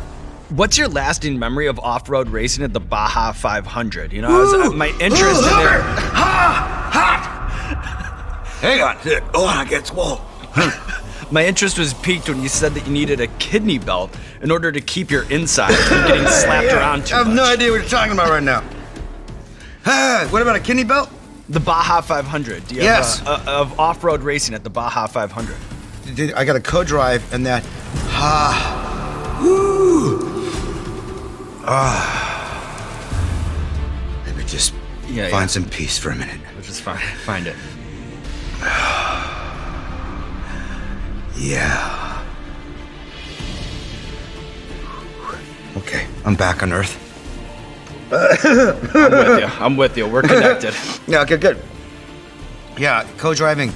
Interesting race where it takes two people to drive a car because one person's job is just to steer and tell them the level of the turn that's coming up.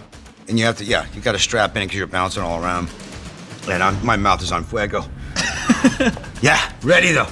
I know that for many years, the Norton Commando is a prized possession in your garage. As a motorcycle enthusiast, how would you explain the holy grail status of that bike to someone like me?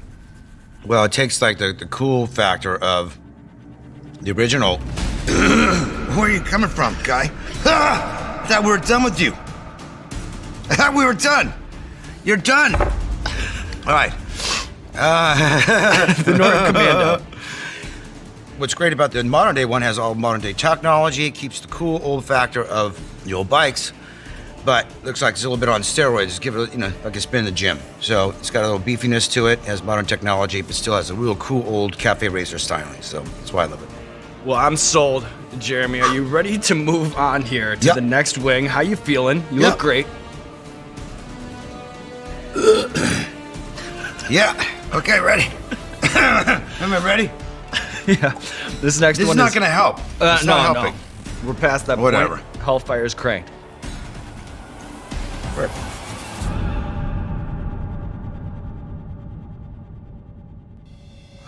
That was awful. But I can taste the flavoring and there's spices and that. And the other one, for whatever reason, just went right to, I don't like you. You know what I mean? Is there a dive or karaoke bar that you missed most from your ignoble days, your early ignoble days in West Hollywood? Yeah, there's a bunch. I mean, geez, that was so much part of my social life.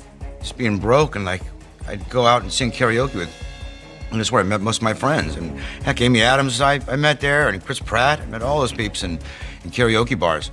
There was like Barney's Beanery was a big one we all went through, but all over, we went everywhere. Jay Sloan's? Jay Sloan's, another big one. Wow, we went there a lot. We just, half the time we were barely drinking. We just go out and sing. And because I couldn't afford to drink or eat anyway, but you know, because we'd frequent the place so much, and because we could sing, we'd bring people in, and then they would buy us drinks and food, and so it was a great way to not starve as an actor. All right, Jeremy Renner. What are you doing with that one? Why are you shaking it? We have to add to it? This is the last dab. We call it the last dab because it's tradition around here to put a little extra on the last wing. You don't have to if you don't want to. Well, I mean, God. Why not? Last dab. Doesn't mean you have to eat the last dab, do you? Oh, God. Oh, you know, there is, I guess, a loophole there. Yeah, I'll do it. Gone this far, right? And crushed it, by the way. Whoa! That's not a dab. That's so not a dab. That is a smatter. That's a slather. It's a pure slather. All right, we'll figure it out. Respect. Oh, God. Cheers, Jeremy. What a ride. Bad decision. All right, next one. Cook 'em. You know, it's all over my lips. But the good news, Jeremy Renner, is that we are now at the latest in a long line of 1 degree separation from Jeremy guests that we've had on the show. From your 3-time co-star Elizabeth Olsen, to your friend Anthony Mackie, to Scarlett Johansson, who may or may not have actually stolen beer from your green room to quell the aftermath of eating Da Bomb Beyond Insanity. But I want to narrow the scope on Hot Ones fan favorite Paul Rudd. Yes. Now that you're doing press tours on a solo mission, what do you miss most about tag teaming junkets with your co-star and 50-year-old virgins? There's no one more fun to do just life with, right? I have like so much man love for that guy. He just brings out the best in people, I guess. He's got just such a wonderful way, and then we just had like the strangest, most beautiful bond. Yeah, that was probably the most fun press tour that we had on a movie that we could say nothing about. Right. That's why we just came up with the idea. Let's just talk about this. Why are we wearing each other's faces on each other? We had something to actually talk about. And that's what I talked about in Kimmel and all the shows. We could promote this movie that doesn't exist. We just had a good time doing it. It was awesome. It was awesome. Well, Jeremy Renner conquering the wings of death today. Look at us. Look at us. Who would have thought? Not me. And now there is nothing left to do but roll out the red carpet for you, my friend. This camera, this camera, this camera. Let the people know what you have going on in your life. Fire. I have fire on my face. In my eye holes. Fire is going on in my life. Like right now. Hang on a sec. Check out Mayor of Kingstown, November 14th. Check out Hawkeye, November 24th. See you at the ER.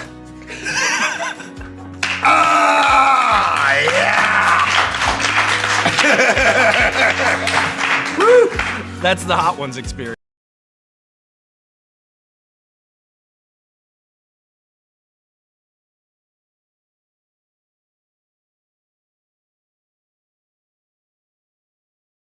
Oh, mate, that is... Hey, what's going on, everybody? For First We Feast, I'm Sean Evans, and you're watching Hot Ones. It's the show with hot questions and even hotter wings. And today we close out season 16 with Tom Holland. He began his career at 12 years old in the West End production of Billy Elliot. Now he's one of Hollywood's biggest box office draws, from award-winning performances in The Impossible to the Marvel Cinematic Universe. And on the topic of the latter, he stars in what's sure to be one of the year's biggest films, Spider-Man: No Way Home, which is set to release in theaters on December 17th. Tom Holland, welcome to the show. Hello, mate. Thank you for having me. And before we begin, one last time for season 16, how are you with spicy food? What's going through your head as we prepare to dig in? I'm okay with spicy food. I mean, at Nando's, I'm a medium or a hot if I'm feeling adventurous. Extra hot is too far gone for me. So I think today is gonna be rather brutal, and I think everyone will get to see a side to me that no one has ever seen before. Maybe I haven't even seen this side to me that's about to come out. But I'm very excited. I'm a huge fan of the show. It was actually my mate Twain a couple years ago was like, you should do this show called Hot Ones. I was like, what's Hot Ones? He's like, oh, it's this show where you eat spicy chicken wings and you talk about stuff. I was like, that sounds so stupid. And then I watched the first episode. I watched Idris Elba, immediately was obsessed with your show, and have since then been a huge fan.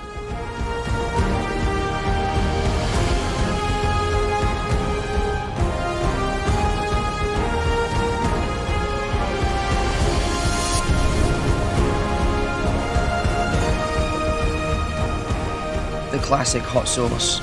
Okay. Oh yeah, other side. You just saved me. Dom. If I went for the worst one, the first wing. Dom. Can you imagine? Can I say a huge thank you? Because that would have been, we would have cut this well short. Okay, so we're going over here. Yep. All right. Oh yeah, that's nice.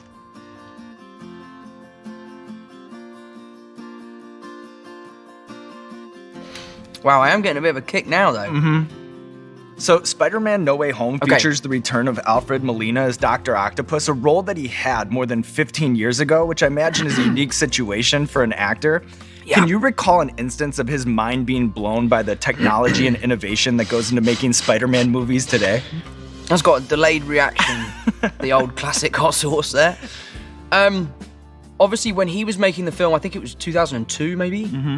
His arms, his sort of robotic arms, were puppets. They were like real tangible things, and they'd have a guy on each one, and they would puppeteer them while he was performing. So he had to work in tandem with the other four guys. On this film, obviously, technology is advanced. CGI has become so, prevalent in these films. So it was amazing seeing him have a bit more freedom on set with the way he could move without having to rely on other people. We had this thing called a toothpick rig, which is like a long bar, almost like a crane with a platform on one end and weights on the other, and they put him on that crane so they can move him around so that it looks like the arms are carrying him, and he loved it. Like, he absolutely loved it. But the funny thing is that you'd be talking to him and he'd be attached to the rig, and because he has no control over where he goes, he'd be talking to you and he'd be like, yeah, so Tom, I'm from South London, and then he would just suddenly disappear, and he'd be like, oh, fucking hell, mate, I'll see you later. So it was a plevage. Sorry, the spices. Do you know what it is? I've got still chicken in my teeth. Right. Oh. And it comes. I know that all too well. There's lots of times where I'm putting up a front like it's not bothering me, but every episode. But it was a privilege to get to work with Alfred. He was a good guy. I really liked working with him.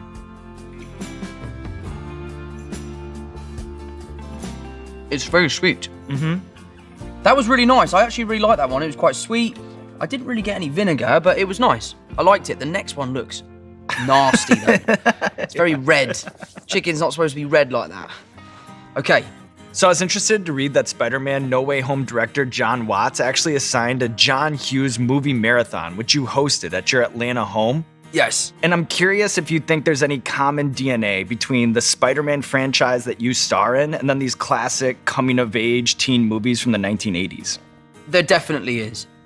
John definitely took inspiration from those movies. There are aspects of the way characters are dressed or the way they look that is definitely inspired by those movies. And I think that is what sets our franchise apart from the rest of the kind of superhero genre, is that they have this kind of really happy-go-lucky teenage coming-of-age high school movie vibe, which I've never really seen before in a superhero film. Ferris Bueller's Day Off for me was the one that had the most inspiration for Spider-Man. This kid who's kind of breaking the rules, but he kind of is doing it for the right reasons. But the biggest inspiration for me, and my biggest goal in playing Spider-Man, was I really wanted to be this generation's Marty McFly. Yeah, I love that. That's up for everyone else's opinion, but for me, I'm really proud of what we did, and especially my relationship between me and Downey. To me, there's a lot of similarities between Marty and Doc, and I know that they have deep faked us and made that happen, which actually was a huge honor for me. I loved seeing it. But yeah, so that for me would have been the biggest inspiration. I'm feeling good. I'm feeling good. You look good. Thank you, mate. Yeah, it's nice. Kind of like a barbecue sauce, but with like a little kick to it. Yeah, that's good. I like that one. So your career, it's taken you around the world, and I've read that you like to visit golf courses in each new city that you visit. I played baseball my whole life, and I think the muscle memory of swinging a bat has ruined any potential I'll ever have of being good at golf. Do you have any general swing tips for just hopeless duffers like myself?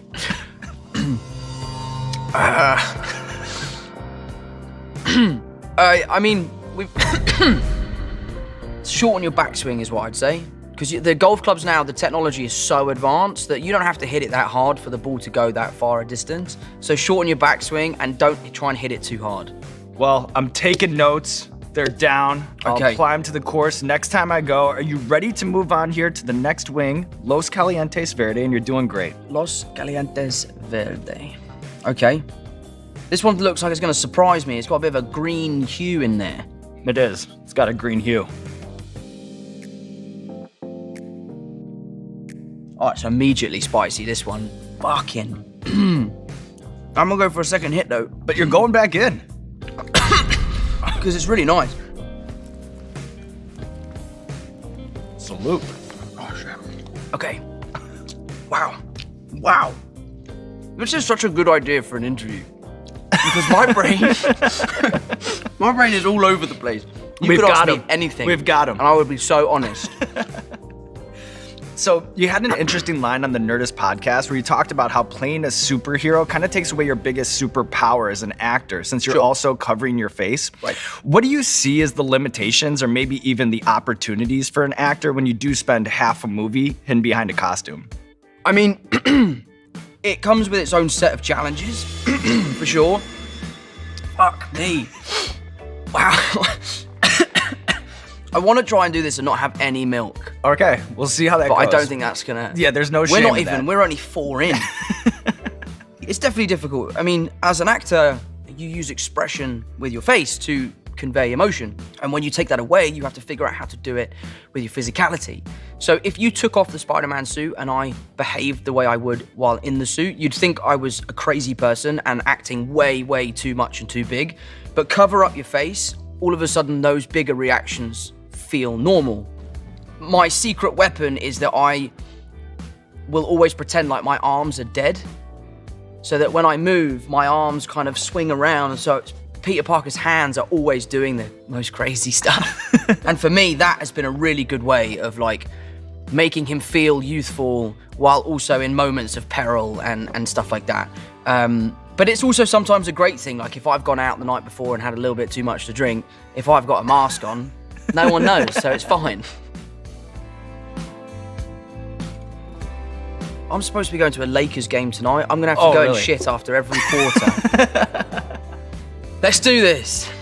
Revolutionary. This one's a little... Yeah. One's good. That is revolutionary. Yeah. Fucking hell. As advertised. Wow. Wow. All right, Tom, we have a recurring segment on our show called Explain That Graham, where we do a deep dive on our guest's Instagram, pull interesting pictures that need more context. So we'll show you the picture over here on the monitor. Oh, Johnny B. A fellow season 16 Hot Ones alum right there. Right. I love him so much. He's one of the greatest guys I've ever met. I remember doing a scene with him. I told this story yesterday, actually. And I said to him, sometimes as an actor, if you're doing a scene that requires, like, real stress, I find it quite helpful if someone kind of roughs me up a little bit. And I said to John, I was like, mate, listen, before the scene, could you just rough me up a bit? And you know, just scare me a little bit, please. And he was like, nah, man, I don't want to do that. Like, you're my little brother. I love you, man. I don't want to do that. Good impression. I was like, okay, I appreciate that. If you don't want to do that, that's fine. And they went, right, we're rolling. And they went, action. And he went, whack. And I was like, oh my God. And it was great. And it worked so well for the scene. But he just, if you don't want to do that, that's brother. I love you, man. I don't want to do that. Good I was like, impression. okay, I appreciate that. If you don't want to do that, that's fine. And they went, right, we're rolling. And they went, action. And he went, whack. And I was like, oh my God. And it was great. And it worked so well for the scene. But he just didn't want me to know it was coming. But he properly cracked me one. I look back on that as a very fond experience, and meeting him was, you know, one of the highlights. We haven't had the chance to work together since, but I would love to. Oh my God! It just came back. Yeah, they can sometimes when you least expect it. But like from deep within. God. This looks really nice. I can't wait to try it. Okay, I'm just gonna eat it. Ready? Ready. Oh no. Oh no. Oh, it's not that bad. At first. At first. Oh, it comes. Oh, yeah. Yeah. Starts to grow on you a little bit. It's so interesting, isn't it? How it hits you like, wow. That's amazing. Sometimes I really try to figure out how to make my voice sound cooler. If I'm doing scenes, I just need to eat fucking spicy We figured chicken out wings. a technique here today. Wow. Okay. I'm gonna go for a second hit because I want to. Okay, then I'm going back see into how it. that. Okay.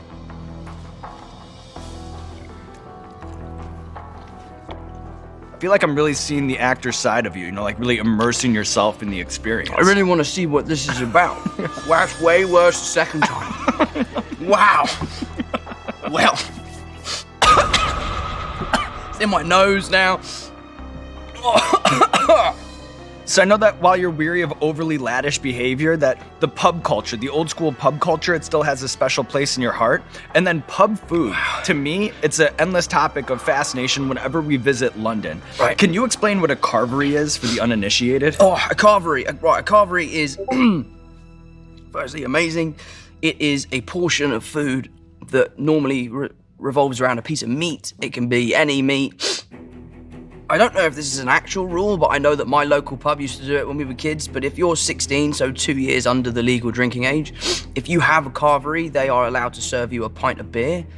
I guess the idea is that the amount of food cancels out the beer. Obviously, as kids, we would abuse that rule and go and not eat the food and just drink a beer. But a carvery is like a portion of meat with food, like a roast dinner. What does it mean if a dish is minging? Minging means it's disgusting. Like that last wing was minging. Well, if you thought that was minging, we'll see what you think about the next one. The milk looks so good. Wow. Oh yeah. That's not that bad. Wow.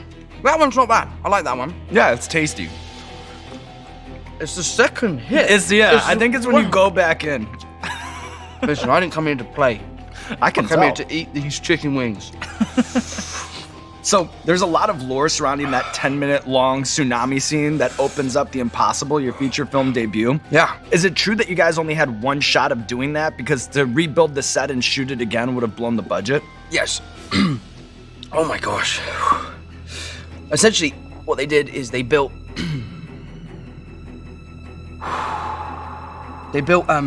like a, oh man, my lips are, oh.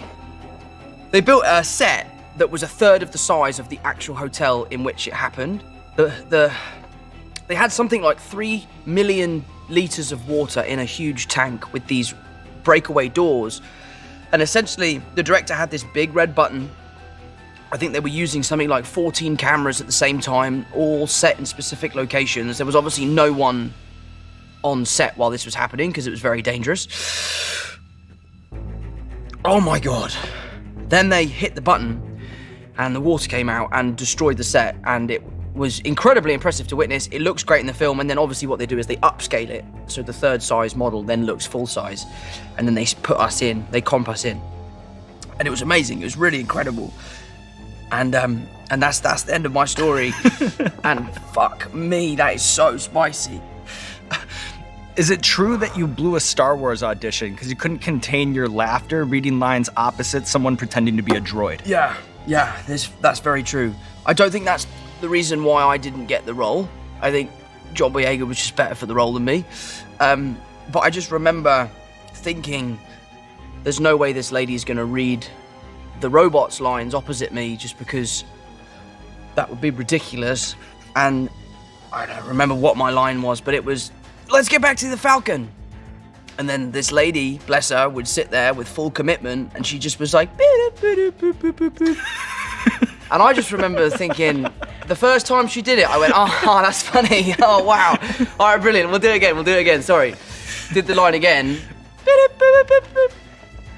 I remember sort of saying, like, you're not actually going to do that, right? And she was like, well, yeah, the robot's part of the scene. He's the character. It's R2-D2 or C-3PO, I don't know. Yeah, I just got the giggles because, you know when you realise you've got something so wrong? Yeah. I just couldn't stop laughing.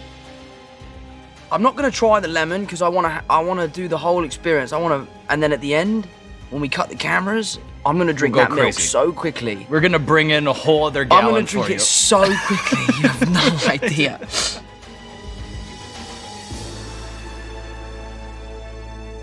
Let's do it. The bomb. All right, ready? Yep. Let's do it. Oh, I've gone for the bone. Oh, wow. Oh, yeah. Oh, no, I didn't even put it in my mouth. And whoa. Victoria just went like this. Oh, no. Mm-hmm. Oh, mate. Oh, mate. That is so bad. Uh-huh. You and me, same page there. Fucking hell. Do you finger lick, or do you at this stage, are you just... I just survive. Oh my God, that is At so this stage, bad. I just survive. Oh my God, Sean. Yeah.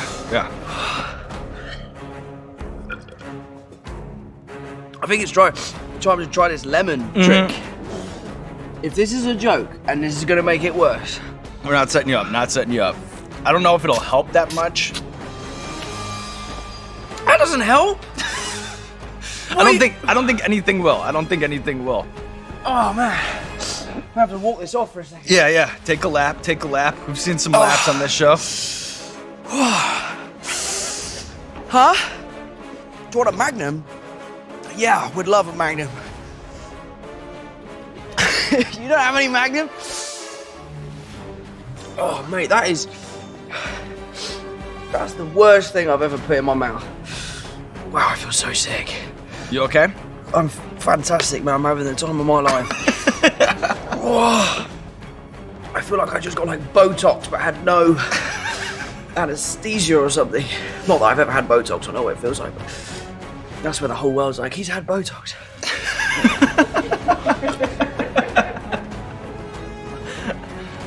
Can I please have some more milk? Yeah, we're on it. Thank Coming you through. so much. I can give you a hug. Oh, it's here.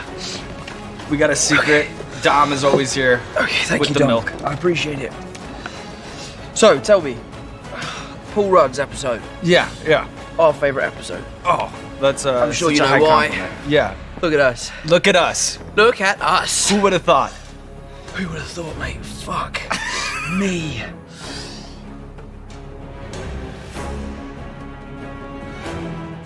This one is up to 12, meaning that you should be 12 and above, or 12. I think on a scale from 1 to 10. Oh, mate, I'm so stupid. If it was for under 8, it would have said, not advised for people under the age of 12. Okay. Oh, wow, I feel cold and on fire at the same time. Like my insides feel like they're burning, but my outsides feel like it's really cold. Oh, I don't want to do this. All right, we ready? I'm ready. Let's go. I've got a lot of that on my lip there. Oh, yeah. I'm a second dip there because I don't think I got it. Are you sure? Yeah, I'm a second dip because that...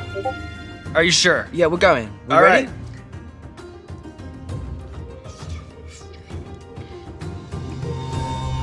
Oh yeah, that's spicy, man. Oh wow. Oh yeah, wow. Okay. So I'm always amused when I hear you say that people confuse you from one of those British actors with classic training, remarking, You went only to 2% of drama school classes. What do you think an actor learns just going directly into the industry, talking to directors, being on set that maybe they wouldn't pick up if they went to a prestigious drama school like RADA?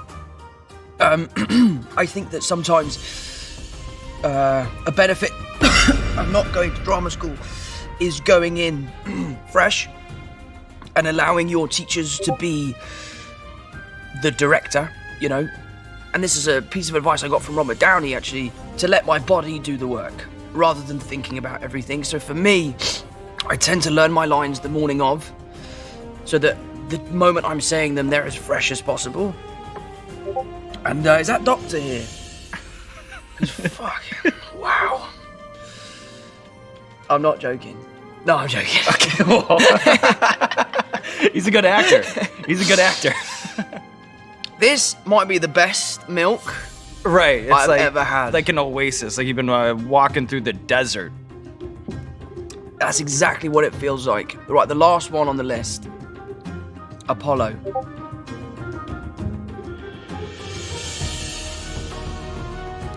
The last dab. With the Apollo pepper. Okay.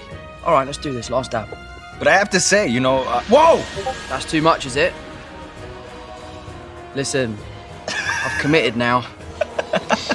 It's there. It's very. That looks like. It's too much. Okay. The last dab. With the Apollo pepper. Okay. Alright, let's do this. Last dab. But I have to say, you know, whoa! That's too much, is it? But I have to say, you know, whoa! That's too much, is it?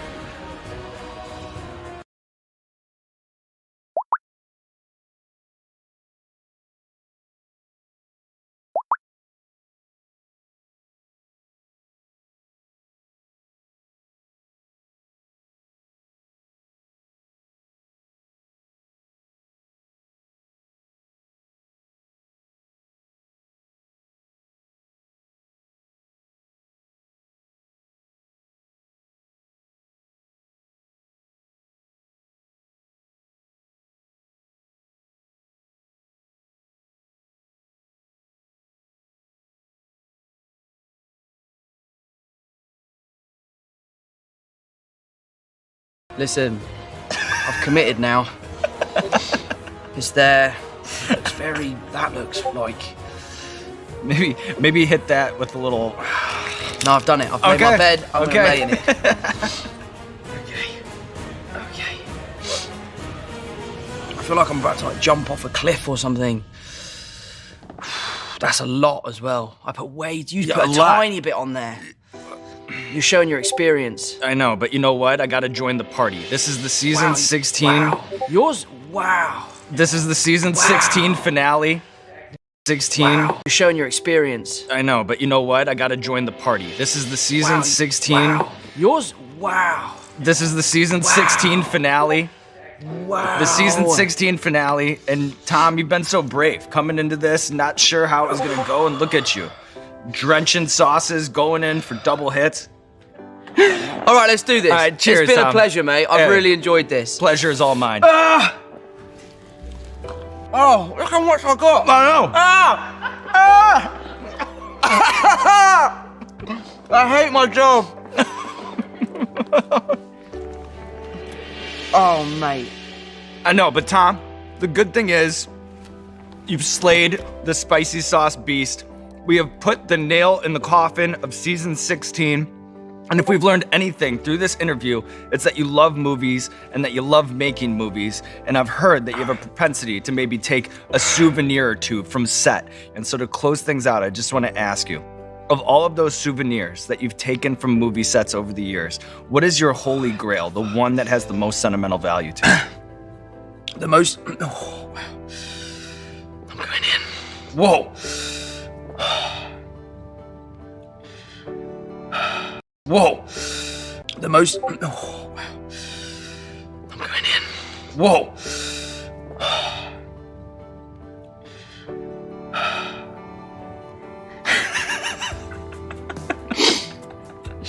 Next time I do a crying scene, I'm calling you, and you gotta send me this hot sauce. I will show up on set. I will show up on set. My favorite souvenir was actually given to me. Well, it wasn't given to me, it was given to my little brother Paddy. When Black Panther was coming out, Robert Downey Jr. was making Dr. Dolittle in London. And he was staying down the road from where I live. And he invited us to a screening of Black Panther at his house. And Paddy comes running into the room, and he's holding the original Iron Man helmet. And Downey had given it to him as a gift. That's a really special one for me because I was lucky enough to join the MCU, but I joined it very late.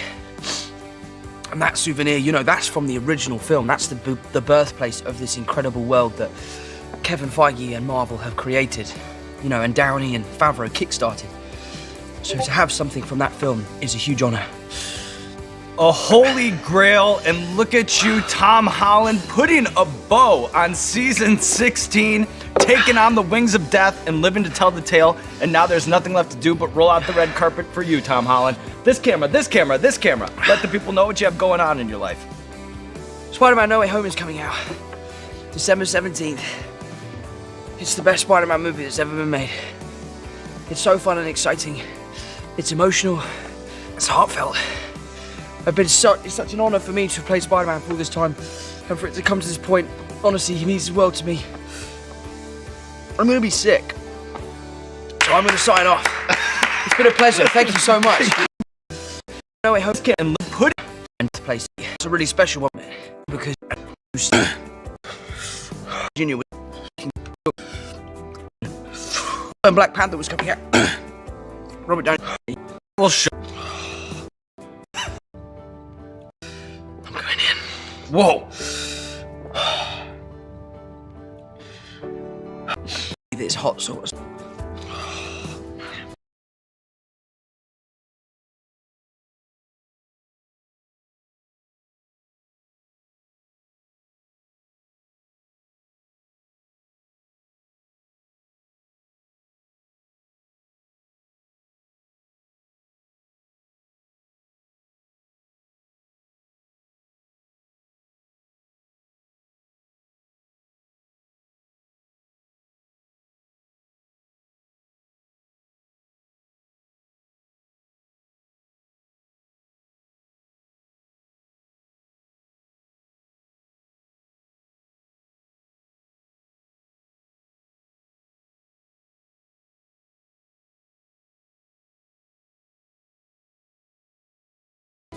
There, mate. Feel free to sign off as well to me.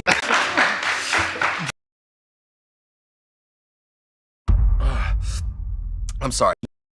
We Feast, I'm Sean Evans, and you're watching Hot Ones. Yeah. The only reason I was on the show, and fair enough, we got the pun out nice and early. I'm glad.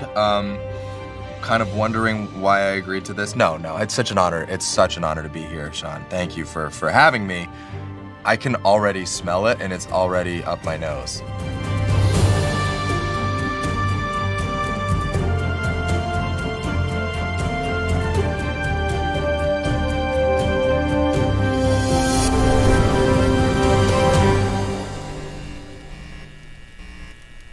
Perfect. Cheers. Cheers. Great. Okay.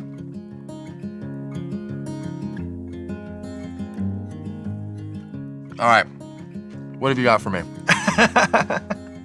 So, Shang-Chi and the Legend of the Ten Rings, it features a Hollywood Hall of Fame ensemble of action movie legends, from The Matrix's Bill Pope to members of Jackie Chan's stunt team to your co-star Tony Leung. What was the most challenging or gnarly wirework scene to pull off? Director Destin Daniel Cretton described the runaway bus that's in the Act 1 fight sequence as being a claustrophobic barf machine. That's fair. That's fair. That was a gnarly sequence. I mean, we took 2 San Francisco minibuses. We shipped them to Sydney, Australia. We gutted them, put them up on airbags and gimbals. It was basically like, imagine a Disneyland ride, right? So every day you go to work, you get this like ladder You walk up into this suspended bus like 50 feet in the air, and then it just starts twisting and moving, and I must have like banged my knees and shins and elbows and forehead on like every single possible appendage of that bus. So the last take that I did, I think we had already gotten the shot, so of course it's always that last one that you shouldn't do that ends up being the one that you get injured on, but I was like, let me do one more, I can totally do it better. And I remember being like, I'm gonna give it the, like, just the best baseball slide, so I went straight in, and there was this little tiny piece jutting out of the roof of the bus, and for some reason my kneecap went straight into it, and I was down and out for a hot sec.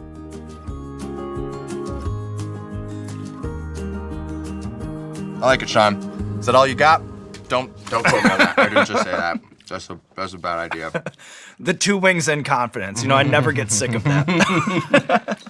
So early in your career, you produced, starred, and wrote a handful of short films, many of which I was able to find. I was able to track down on the Wong Fu Productions YouTube channel. Okay. What is it that you find sacred about shorts? Because I think for a lot of people, the annual Academy Award nominations, that represents the entirety of what they know about the art form. This is the big thing about short films, is that they're affordable. Yeah, keep that under $10,000 budget. Exactly. When you're a starving artist and you're just trying to look for ways to create content, try to get things going, you can't necessarily fund an entire feature film, and so you do a short. Oftentimes it's a proof of concept or just something that you can show off to be like, hey, this is a calling card. I want more opportunities to do this, maybe on a bigger scale. But I first saw Wong Fu, I was in high school. It was like YouTube was just starting to be a thing. First of all, there are a bunch of Asian American filmmakers who, you know, at a time when those opportunities didn't exist in the system, they went out and made their own luck. They just went out and they were like, screw it, I'm gonna create, and people are gonna watch it. And that's exactly what happened. And for so many of us, for millions of you know, diasporic Asian youth, that was the only representation that we had for a really, really long time. So I have all the respect in the world for those guys. I you know, continue to want to work with them, and they're the best. I can keep this one down, but I'm not letting myself get overconfident.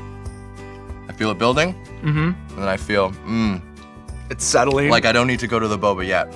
On the topic of the boba, though, you know, boba guys, mutual friends of ours, yes, came absolutely. through. So we have 2 of them. So this is the jasmine one that you like, right? You like the green jasmine. Love me some jasmine milk tea, yep. And then this one they actually made for me. They call it the antidote with like a horchata sort of base to it. Okay. So they actually made this for me on like the spicy food. Yeah, you wanna try it?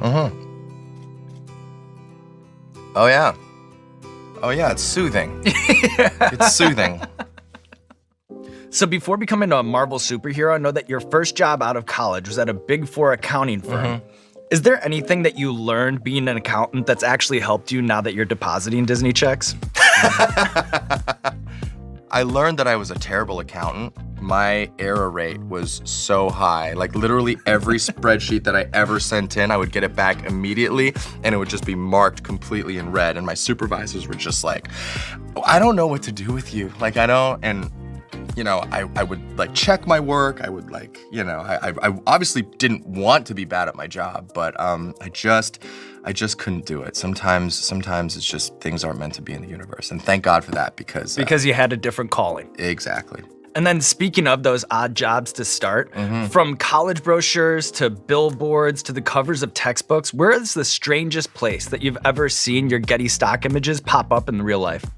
I saw myself on the wall of a karate dojo, but we didn't do any karate photos in the stock shoot. So it was a photo of I think me doing Zumba.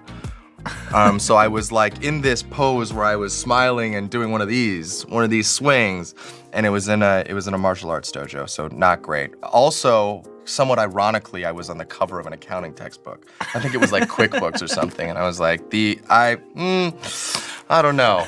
I wouldn't trust me to teach anybody anything about accounting.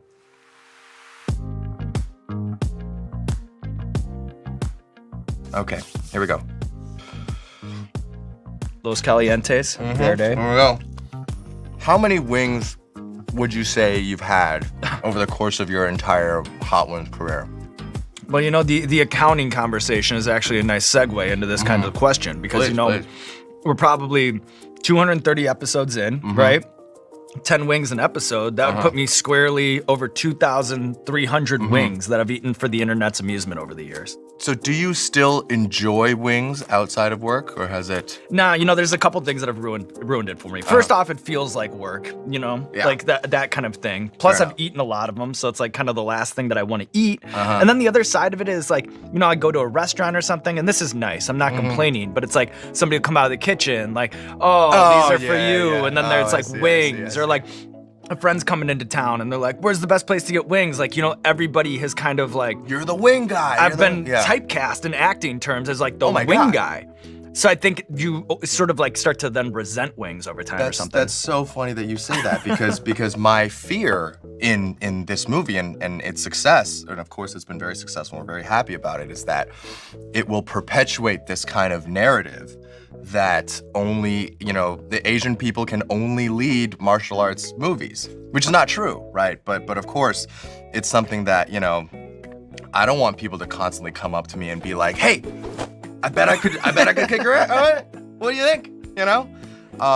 So I get that. I feel that. Yeah. You know, wanting to, you know, be known for other things. Already connecting here on Wing 4. But as long as people keep watching on YouTube, I'll keep throwing them down. He says as he gets an extra chunk of chicken in there. Yeah.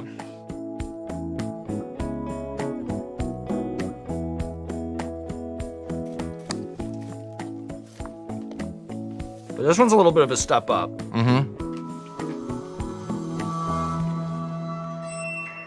Yeah. Feel that one.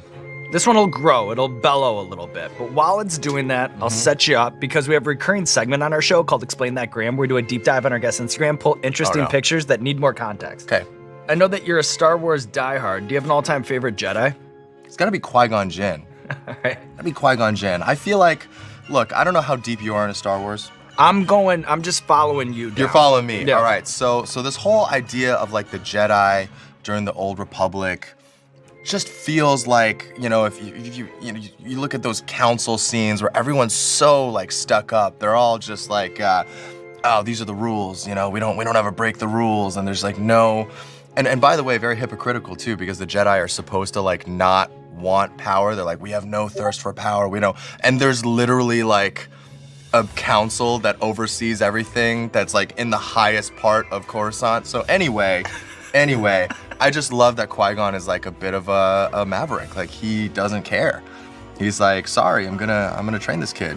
And ultimately that kid is gonna grow up to become Darth Vader and overthrow the entire Republic. But still, you gotta admire the guy that can see through the hypocrisy of the Jedi Order, right? They think they're the good guys. They're like, oh yeah, we're so good. But like, you know, really were the instruments of their own demise, in a way. Sorry, No, I love it. You get me on a Star Wars tangent, and I'm telling you, I will show you my true colors.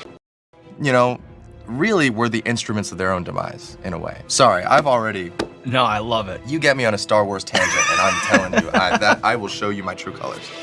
Ooh. That was involuntary. All right, keep continuing on. That's why it was wise though to not get too far out in front, because hot sauce like it catches you. No, you're right. You're right. When you least expect it. Okay.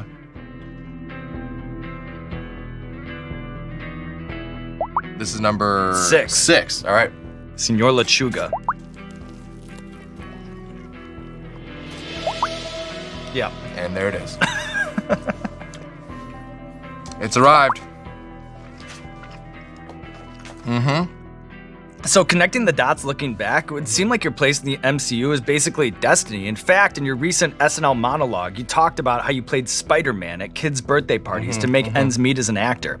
Were you ever goaded into breaking character by like a problem child or drunken adult? Drunken adult, no, because they generally stayed out of my way because all they wanted to do was day drink with the other adults. That's kind of the whole point of having a birthday party Spider-Man. It's to like babysit your kids so that you can just go and do whatever.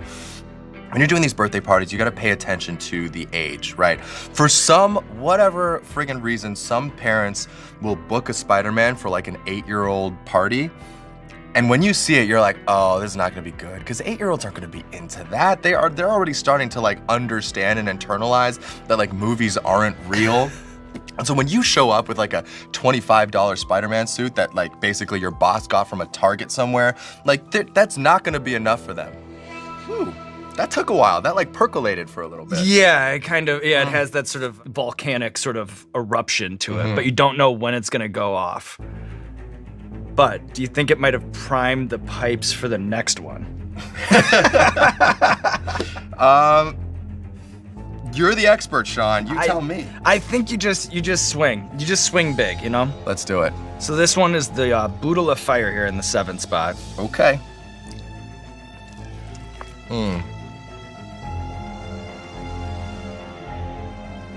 Nice big one. We're not shying away from the bites here. Yeah. We've Boba made time? it so far. I'm gonna have some jasmine. All right, for cool, me enjoying too. it. Yeah. You know, I don't think we need to break out the antidote just yet. Right? You might be onto something here. So recently you received a hero's welcome at the Toronto premiere of Shang-Chi, actually having that massive welcome back billboard in the middle of downtown. What's the institutional significance of Square One for a young person growing up in Mississauga? My God, that's a deep cut. Square One, man, oh God, I'm impressed. Square One, first of all, Square One is by sheer size the largest mall in Ontario. That was the place to hang out, especially if you're underage. You just hang out at the mall, you'd watch movies. One of my first jobs ever, I was a model at Abercrombie & Fitch. Yeah. Like shirt off in front of the store sort of thing Not going? in front of the store per se, just like inside, taking in the fumes and folding clothes and pretending like I was a model. I remember too, cause like when I was in high school, like some of my friends would be like, oh, like I got scouted, or like one of my friends got scouted. And that's, you know, apparently a thing that would happen. Yeah, was they're like, oh, you look like a cool kid. Like, do you want to work at come on. Abercrombie? And so I remember I wanted to be hot and cool so bad. I would go to the stores and I would just hang out, waiting to get scouted, and I would like try to do my hair and like, you know, never happen. And so I was so desperate that I literally just came in with a resume and I was like, hey guys, I would love to, and you know, and the manager at the time like kind of took pity on me and he was like, why don't you show up to this group interview? I got hired and I ended up being an Abercrombie model. Proudest moment of my life. Not sure if you've heard of this next one before. The Bomb Beyond I Insanity. seem to. I think I've seen it before on this show. Yeah.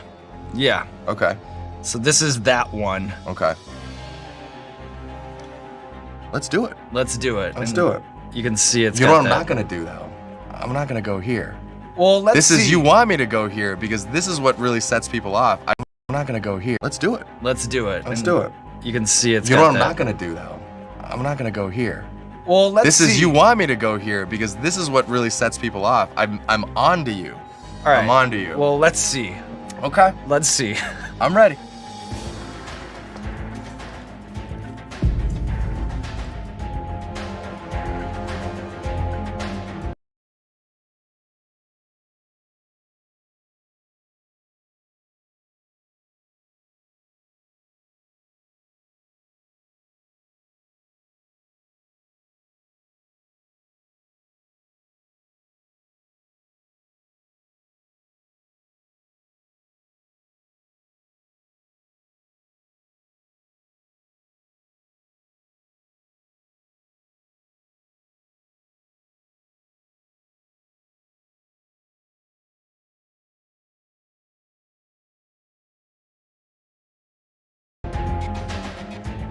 Oh God.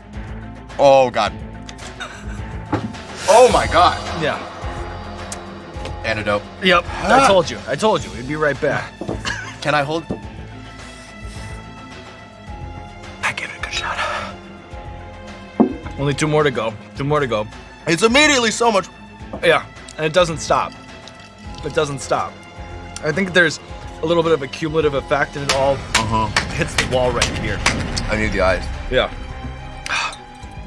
So you said in your GQ Essentials piece that representation matters not only in the movies, but also in America's snack aisles. What are 3 Asian snacks you think should be more widely available in convenience and gas stations across the land, and why?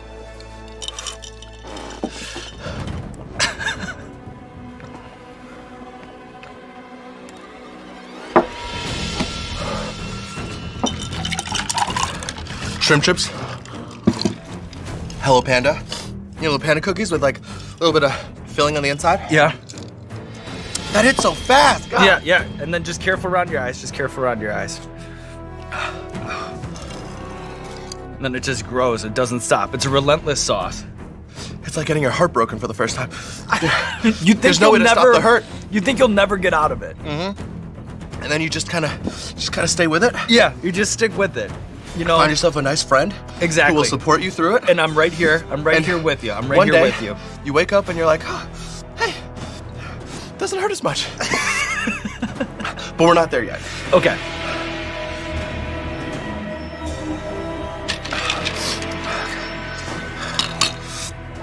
You want some of this? Yeah, yeah.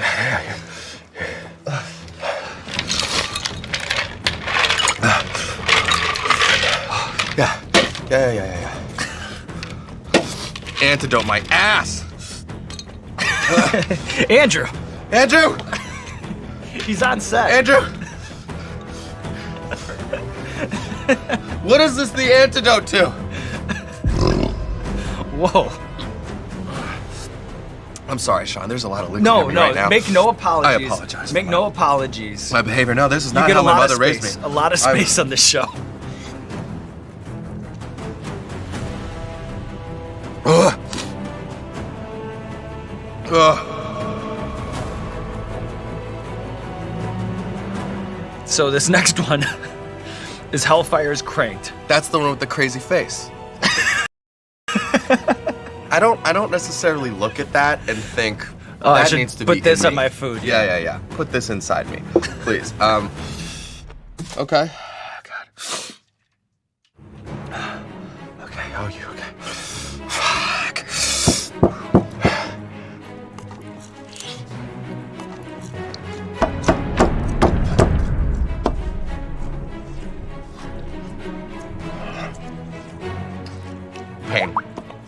Pain. But incredible perseverance on display. So recently you covered men's health, and for good reason, since I know that you've been tirelessly training at the CK gym that you recently built with your friends. Yes, the CK, okay. You have a very aggressive, sort of high-flying style of play. What is the key to a hard-driven spike? Ooh, very good question. Timing is more important than pure vertical. So, you know, if you have a good setter, he's setting at a really kind of like nice height where the ball is nice and floaty, and you want to basically watch for the apex. You want to watch out for the apex of that set. And once that ball starts to begin its downward trajectory, that's when you want to launch yourself in the air so that you're making contact with the ball at the highest possible place. You want to keep that ball in front of you. You don't want to spike it too far over, because that just that's not where you're gonna get your power from. You want to hit it like right here, and then you want to give the wrist a nice little snap as you're making contact with the ball.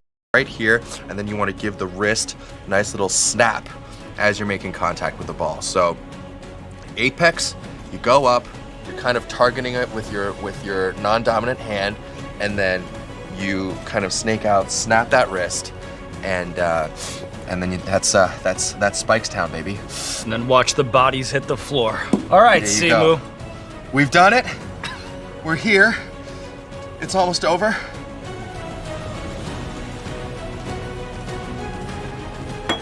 Sean, come on. We've made it this far. Okay, how much do we put here? Well, be careful, because I can already see that's got some liquid action. Yeah, that's too much already. There you go. Okay, a little dab. Little dab. Okay. Little dab. That's good. That's good. I'm doing this for you, Sean. I'm honored. I just hope you know. I'm humbled.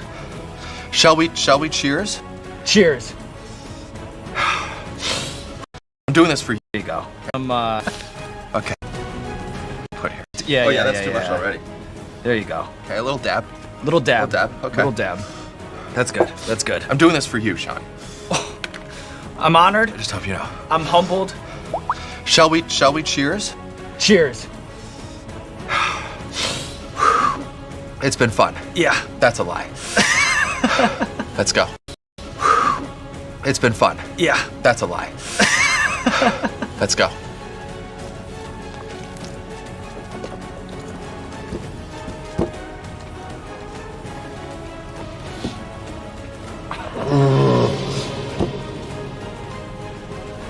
Impressive. Very impressive. Considering. Whoa. Mm-hmm. Okay. We have to. It's the last one. Whoa. Mm-hmm. Okay. We have to. It's the last one. What kind of example are we setting for the children? Right. Right. If we don't do this. Kids, try this at home. This is a metaphor. Mm-hmm. Don't actually try it at home. It's a metaphor. It's a metaphor for perseverance. It's a metaphor for pursuing your dreams. It's a metaphor for staying strong in the face of adversity. And you know what else? The good news is, Simu, that we have conquered the wings of death today. Mm-hmm. And the even better news is there's only one more question before we send you on your way with a to-go pint of ice cream. A lot has been made about your totally coincidental but prognostic tweet about joining the Marvel Universe. If that helped to manifest your current reality, what is the next speak it into existence thing that is on your spice-soaked brain right now? Mm-hmm. Is it a dream to return LX4? Oh my God. Maybe a debut album? You guys. Now I have to explain it. I have to. In middle school, myself and 3 friends of mine started a boy band called LX4. Were we good? No. Did we ever go anywhere with our talents? Absolutely not. But boy, did we act like we were NSYNC incarnate. We were the Jonas Brothers that never were, unfortunately. We had one song called For You, and I will not play it for you. But you know what, Simu, the LX4 legacy, it lives on today in Hot Ones, and with this amazing performance against the wings of death. And now, there's nothing left to do at long last but roll out the red carpet for you. This camera, this camera, this camera, let the people know what you have going on in your life. Hell yeah. All right, guys, look. Shang-Chi and the Legend of the Ten Rings. You can stream it on Disney+. You can get the Blu-ray. You can get the HD Blu-ray. You can get the 8K special edition Blu-ray with the commentary and the deleted scenes. Follow your dreams. Persevere through adversity. And when life gives you the 10th wing with a dab, you take that dab and you finish the whole damn wing. All right? All right. Good talk. Thank you, Sean.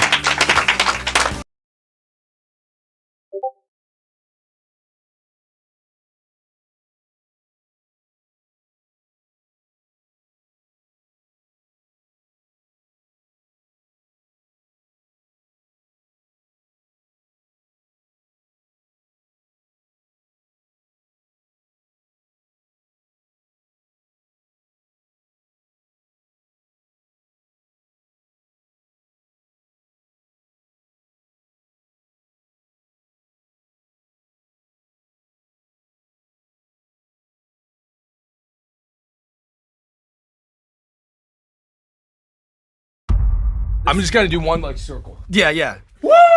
Hit a lap. Hit a Oh lap. my lordy! All right, come on. Let's go. Let's get it.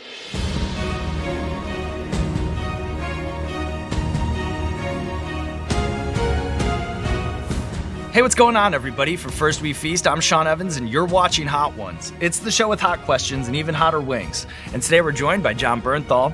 He's an actor you know from... Ever thrown a ball before? And yeah, man, like make it so the experts look and they say, okay, they did. Sweet, huh? Mm-hmm. That's good. Do you eat the whole wing? I kind of mirror the guest, you Okay. know? So I don't want to be like, you know, if a guest Grub is like it kind down. of just taking a bite, I don't want to just be like cleaning wings. I don't want it to be like I'm showing off on my show or something. Yeah, but you're the champ, and I mean I do think like I dug out with Matt. You know, he was like eating the whole time, like he was really doing it. Yeah. And, like I did promise Dom, like I was not gonna take baby boy bites. Like I'm really gonna try to get it. I know it's easy to say on this half of the Right. tray. You know what I mean? I'm not trying to be cocky or nothing, but I'm gonna try to eat. You know what I mean? Then I'm right with you. So Elizabeth Olsen, who we had on the show last season, likewise went to the Moscow Art Theater School, and I was really fascinated to learn about her time there, in particular getting a crash course in Fitzmaurice work. Thinking back on that time, what's an acting exercise that you remember being an enlightening, eye-opening experience for an actor? And can you give me another one that was just plain bizarre? A cool exercise that I always think about, you know, they're constantly training your attention and your concentration, right? So one thing that they would do is they would give you a newspaper, right? Completely mundane article. And you would have to read the first paragraph of that article. And you would just sit in front of the class reading it. And while that was happening, people would ask you questions. What'd you have for breakfast today? Somebody else would say, what color are your socks? And you would have to answer each one of those questions while you were reading the article. At the same time, excuse me, I'm good. So good. While you're answering those questions and reading the article, the teacher would snap, cough, and clap. When it was over, everyone in the class, he would just point at people at random, and you would have to say, how many times did I clap? How many times did I cough? Who asked you this question? What was the answer? And everyone had to know those answers. And then you would have to recite the monologue. The Russian theater is really all about ensemble building, about how do we strengthen this team? How do we all work together? And the movies and the projects that I've been in that I loved and that I think have been successful have all been celebrations of that. I will say I took a clowning class, and the first exercise was to come in and make everyone laugh, but you couldn't use any words. And everybody was failing miserably. Nobody could do it. So I put on my girlfriend's sweatpants. She had these like tight ass gray sweatpants, and I got in front of the class. You couldn't use any words. You had to make everybody laugh, and you had 2 minutes. And it was just people failed miserably.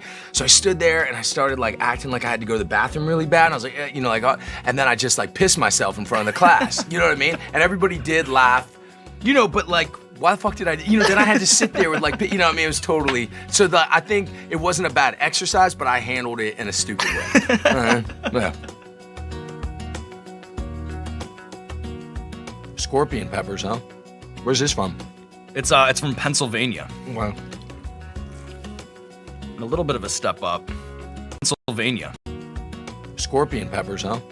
Where's this from? It's from Pennsylvania. Wow. And a little bit of a step up. Yeah, I can see that. All right, John, we have a recurring segment on our show called Explain That Gram, where we do a deep dive on our guest's Instagram, pull interesting pictures that need more context. So we'll pull up the picture over here on the monitor. Cool. You just tell us the bigger story. Yes, sir. And then I know that you're passionate about shutting down fighting kennels and rescuing pit bulls like Bam Bam over here. Yeah, little Bam Bam. Do you have any words of wisdom for people who may have rescued during the pandemic but don't really know what they're doing? Listen, look, I think like the pit bull, like the breed-specific legislation is completely bonkers. I think, the breed of your dog does not make that dog any more or less likely to be aggressive. What comes hand in hand with it is you do have a responsibility to train your dog. My dogs are on set with me. They come with me everywhere. I don't need leashes or collars. My dogs don't scare people. They're great around kids. They're upstanding members of the community. There's nothing like going to a dog park and seeing a dog that's fighting other dogs, and then the human being is like holding that dog after the fight, petting it and saying, don't do that. That's a really, like, what do you think that dog is? You're telling that dog to go do it again. You gotta be clear with the animal. So that's kind of the advice that I would give. And good advice. All right, up next. For an actor, man. what was the most challenging thing about shooting for 8 months in the closed quarters of a Sherman tank for Fury? I love those guys, man. So look, when you first get in a 75-year-old Sherman tank, they say there's more things that can kill you inside the tank than outside of the tank. The turret moves, people, in training, horrible accidents happen all the time. And, when you get in there with 5 guys, there's, I know what each one of I know every smell that any one of those guys is capable of. Like anything Brad Pitt can do, I know exactly what, you understand? And so, by the end of that movie, none of us would leave the tank when it was over. They say there's no bond like a tank unit, and that's really how I feel about those guys. You know, it's such a blessing to be able to portray these things, but do it under the umbrella of safety, and then it's our job to sort of push it and make it as kind of dangerous as possible under that umbrella. And I think you just leave with unbelievable and deep reverence for the guys that do it for real. That's how I am. But yeah, that's just a typical day in the mud there. Yeah. Yeah. Ghost peppers, huh? Yeah. Yeah, dude. All right, let's go. Stuff. All right, let's go. When I said that, I realized there was a little bit of cockiness and arrogance, so I want to take that back. You don't have to edit it, but I'm self-editing. I'm not being cocky or arrogant. You know what I mean? Because I'm really into the wings. You know what I mean? But I know it's about to get real. You're doing great, though. You're doing great. Amazing. So you played Tony Soprano's father, Johnny Boy, in the new prequel to The Sopranos, The Many Saints of Newark. Yeah. And endless ink has been spilled about how Tony Soprano helped usher in a whole new era of masculinity on TV. And I liked a quote of yours I heard when you said, "The least manly thing is to be the loudest voice in the room." What's your relationship with the tough guy characters that you play on camera? I just think that there's this thing that's going on right now. Just kind of, it's everywhere. It's in our politics, it's in our entertainment, it's in our media, where sort of the rigidity and unbending sort of just inability to move off of your opinion, that is being confused with sort of patriotism and strength and masculinity, to say it's my way or the highway, where I think that, for me, that's the most un-American thing in the world. And I think as far as being a man, I think you need to be able to talk to anybody. You need to be confident enough in yourself that you know that you can make a mistake, that you can learn from everyone, that you should approach and engage in dialogue with people that think completely differently than you. The people that I really respect and admire in my life all have that. I think people who actually walk the walk, that don't just talk about it, they all kind of live by that code, that you're constantly trying to get better, you're constantly trying to grow. It's not about implementing my will on you. And I think that, with this kind of masculinity thing, it's just, I feel like it's sort of been bastardized in this way that, again, it's about the bombast and it's about looking tough and talking, but, having empathy for people, having compassion for people, helping people, being somebody, wanting to be the kind of person that will be there for someone in need. That's what I think, being a dad's about, being a man's about, and that's how I'm trying to raise my boys, and to have an open heart towards everyone.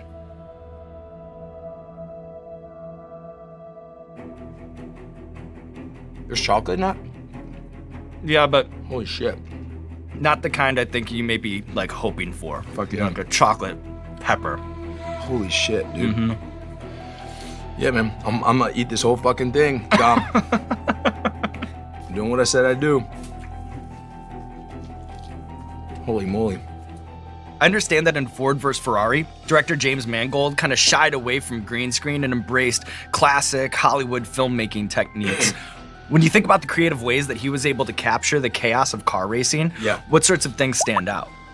Across the board, look, he's a genius. He's a national treasure. And I think what really was this homage to kind of classic filmmaking. For exactly what you said, I think it's more than just sort of the lack of special effects and what that does to have real race cars screaming by the actors. Even if you never see the race cars, the sound of it, the energy, the palpability of that informs all the performances. They're all really there, and you can feel them. And I've been so blessed to work. Holy shit, that's hot, bro. Yeah. I've been so blessed. Man, I gotta make my answers shorter. Holy shit, bro. And then Martin Scorsese's a director who embraces improvisation. I'm curious how you think Wolf of Wall Street might have benefited from that approach.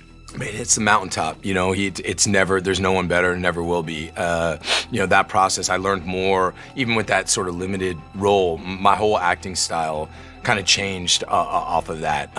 No two takes were alike.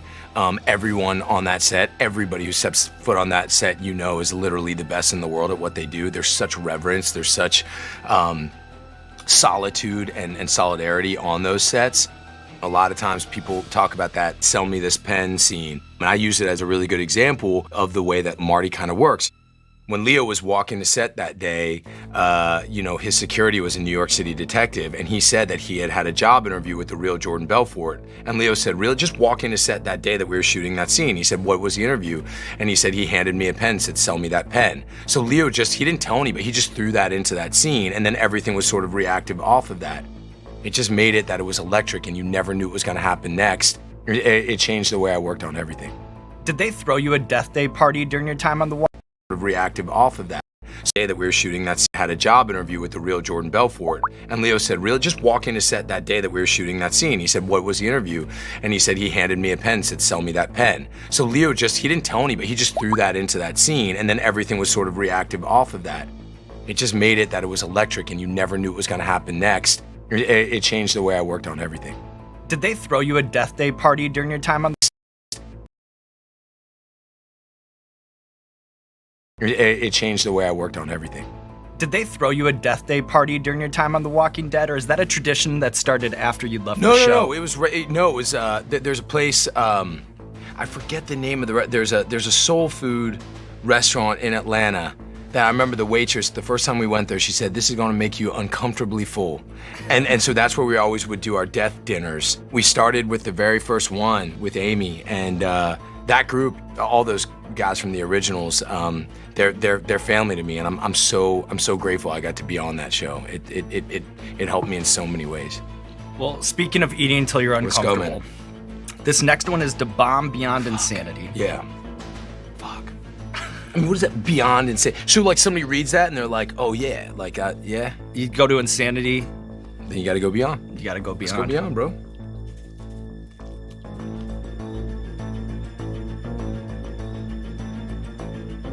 Oh, fuck.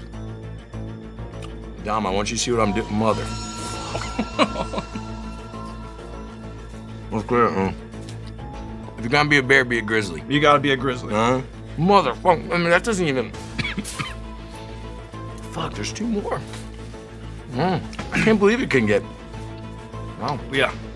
And it kind of just grows on this one. Kind of just grows. Shit, dude. Yeah. This one kind of just grows. Shit, dude. Yeah. Oh, yeah, it's in the... Ooh, mother ever. Yeah.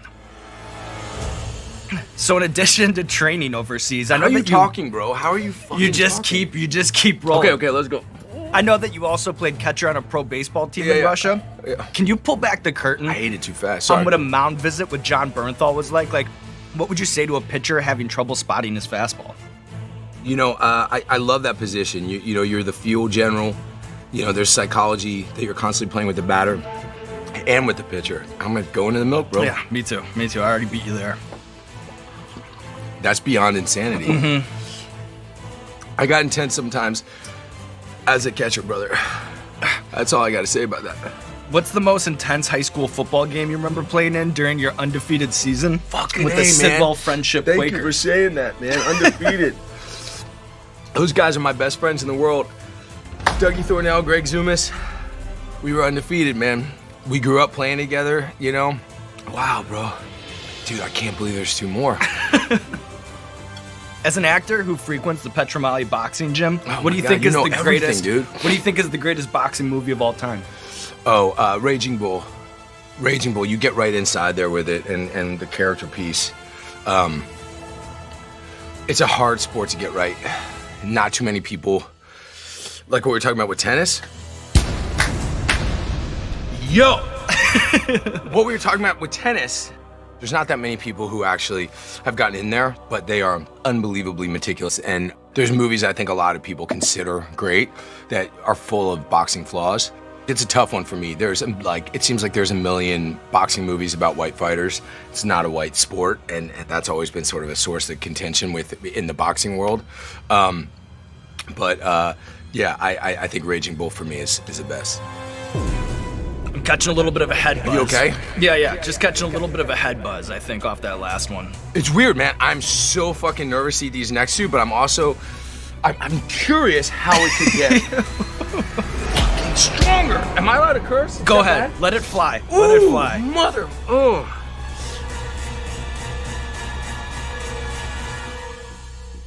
Bro, I've never seen you struggle, dude, like this. I like how you came up in here. You're like, I come here with humility. I come in here. Yeah. And you know me, been around the block so many times. Maybe sometimes I take this for granted, but I think that first one reminded me we're playing a dangerous game. It's not. here. Yeah, this is not. This is not for babies. All right, so this I'm is just gonna do one leg circle. Yeah, yeah. Woo! Hit a lap. Hit a Oh lap. my lordy! All right, come on. Let's go. Let's get it. So this is Hellfire's Cranked. Come on, Hellfire, dude. Look at this mother. Look at him. Look at him. Look at him. Dude, I mean, look at. I'm literally gonna have nightmares of this dude on here. It's like, what says eat me? Whew, Reaper sauce. Let's get it, dude. Let's get it. I'm just doing one bite. You doing multiple? Okay, I'm good. You want to just go one bite? Let's just call it one. Let's just call it one. Should we do two? Yeah. Okay, let's do two.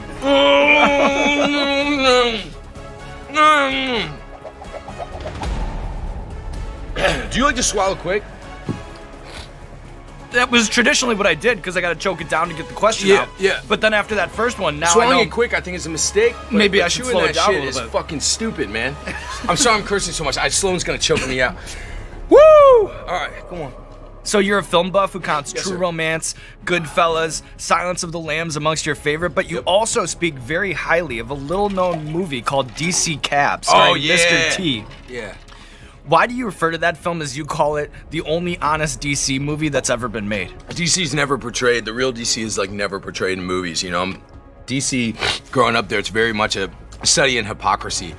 You know, you've got like the federal government there, and it's all pristine, and it's patrolled by the Capitol Police and the Secret Service. And then, you know, historically, then you go a couple blocks either way, and it's a very, very different city. And there's so much vibrance and culture and vitality to that city. It's got its own vernacular, its own music. I don't know if you've ever heard go-go music. Yeah, hell yeah. But like, fuck, it's so good. Where'd you grow up? Chicago. What's crazy about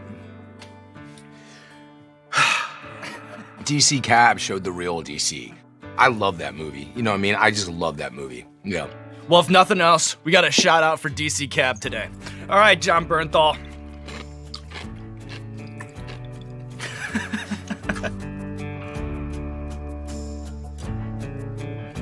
Let's do this shit, bro. I'm trying to watch you, dude. Oh my god. I'm gonna rub Little it. wipe off, yeah. And then what? You start with the bite that you got it. Good luck, brother. I To you appreciate too. it. Thank you for having me, man. Thanks You're so a much bad for coming man, in. dude. Seriously. Holy shit. Cheers, John. Yeah, respect, bro. I know.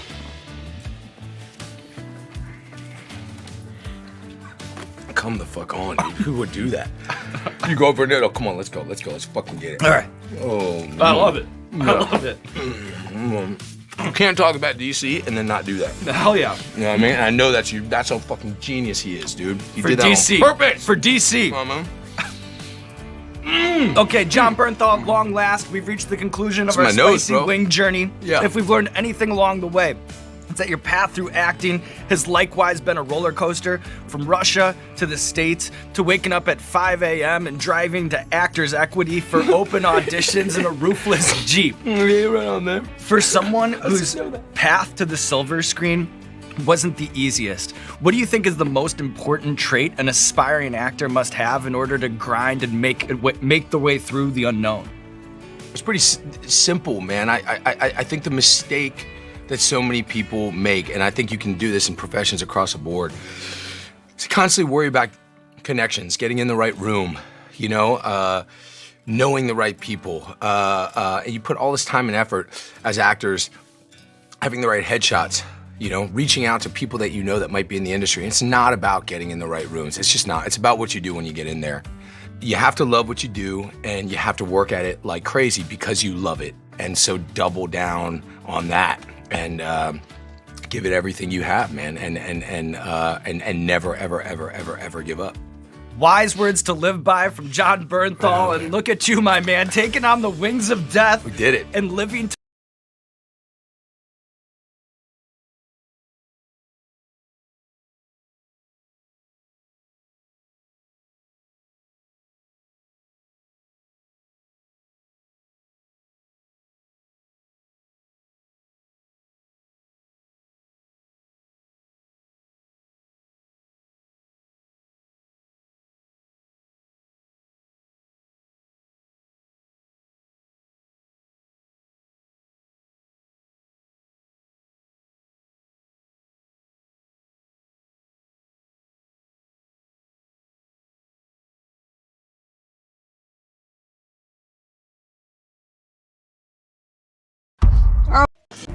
shots at theater that you know. There you go. And plus, And carbonated trying them. Do you like them in context? Scarlett Johansson, welcome to the show. chicken wings. You've traveled the world trying them. Do you like them spicy? Do you they're crank on it? my rider. I think there's chicken wings and like LaCroix, and that's basically it. What up, LaCroix? There you go. Although I will say that hot wings and carbonated beverages, I think that's a bad combo.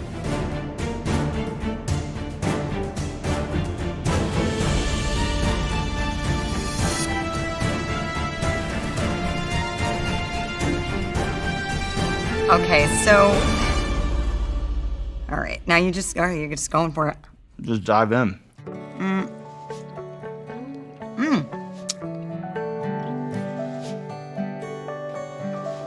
It's pretty good. Nice and mild. Yeah. Not bad. Mm-hmm. Yeah. So these Avengers movies, they're really unprecedented in that there's these $300 million+ budgets, dozens of A-listers in the cast, but then you'll shoot in places like the rural Scottish Highlands or these small towns in Southwest Ohio. What do you do to pass the time? Like, do you hit up local karaoke joints or the wing spots or anything like that? Well, in Atlanta, certainly try to hit up as many wing spots That's as the place to possible. do it. Oh yeah, for sure. Definitely got to hit up T-Max every time I'm in Atlanta. When we were in Scotland, obviously we were in Edinburgh. There's like tons of things to do, and we went to a lot of local bars, and people got kind of crazy. Couldn't find any wings though. What's that all about? I don't know. The food in Scotland's a little... That's not true. That's not true?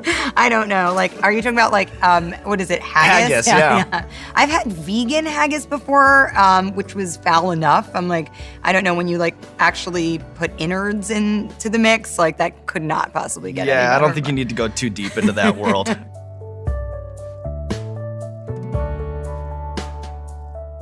It's a little sweet. Mm-hmm. It's got some kick though. I'm such a wimp. Yeah, it's a little sweet. Yep. It's got a little kick, but not too bad. Mm-hmm. Just a little bit. So when you were cast to play Princess Mindy in the SpongeBob SquarePants movie, one thing that director Steven Hillenburg boasted about was your love of cartoons. What was a bigger on-set trailer guilty pleasure for you, Ren and Stimpy or The Jerry Springer Show? Oh gosh, I feel like those two are just like a perfect marriage, Yeah. They're like sort of enmeshed Play in a off each way. other well? Yeah. I'd say Jerry Springer. I don't feel guilty about watching Ren and Stimpy, but Jerry Springer, you just do. Yeah, do you think that shows like Jerry Springer are staged or legit? Like, I feel like an actress of your caliber would be able to see a phony performance. I feel like it's pretty real. Yeah. Right? I think so too, because like people always say it's phony, but then I'm like, well, how does that guy with prison tats like act so well? Yeah, I know. Like it has to be like real. that guy deserves like definitely a SAG award. I would say maybe not an Oscar, but like fully a SAG It's award. pretty good. Should be working. Yeah. I feel like even if the story's like a little bit off, something's rotten in the state of Denmark. You know what I mean? Something's a little rotten. How you feeling? I'm good. You're good? Yeah, I'm say it's like Christmas in my mouth. It's a little like it's like explosive cheer in there. Yeah. For better or worse. Oh God, the relatives are fighting right now. Oh no. Woo! What's this one? This is the Patio's Potion.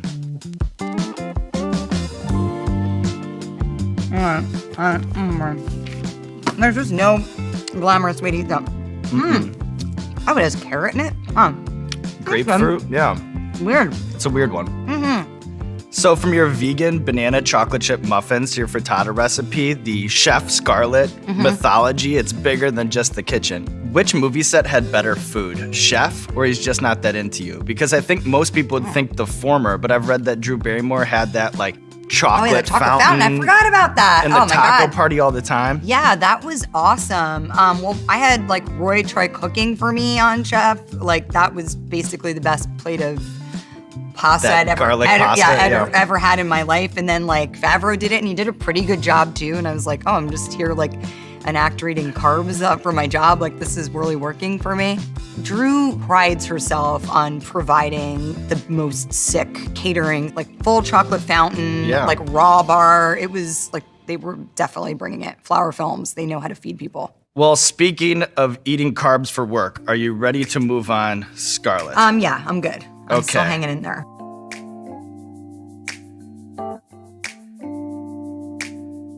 You know what's remarkable? I have a compliment for your production team here. We need those. You need them desperately.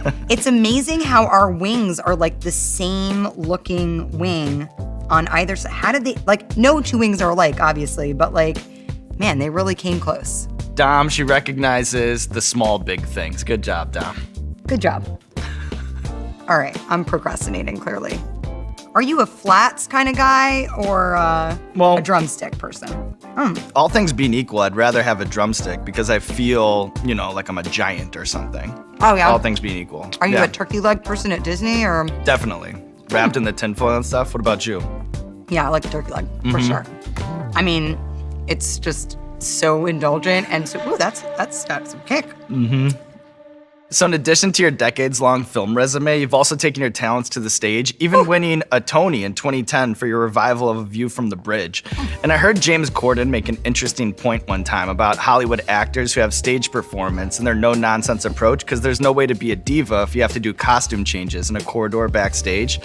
Does that resonate with you? Like, do you think you can see each other in the wild?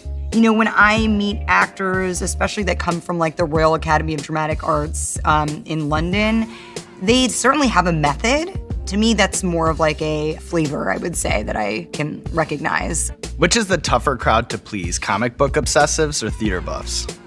That's an interesting question. I guess probably comic book obsessives. Maybe because it's material that they've loved from childhood, and so they have a certain kind of ownership over these characters or the storylines. And you know how it is when you love something from being a kid and then it's not the way that you imagined it to be. Like, it doesn't mean you can't grow to love it, but it's, you have feelings about it, so.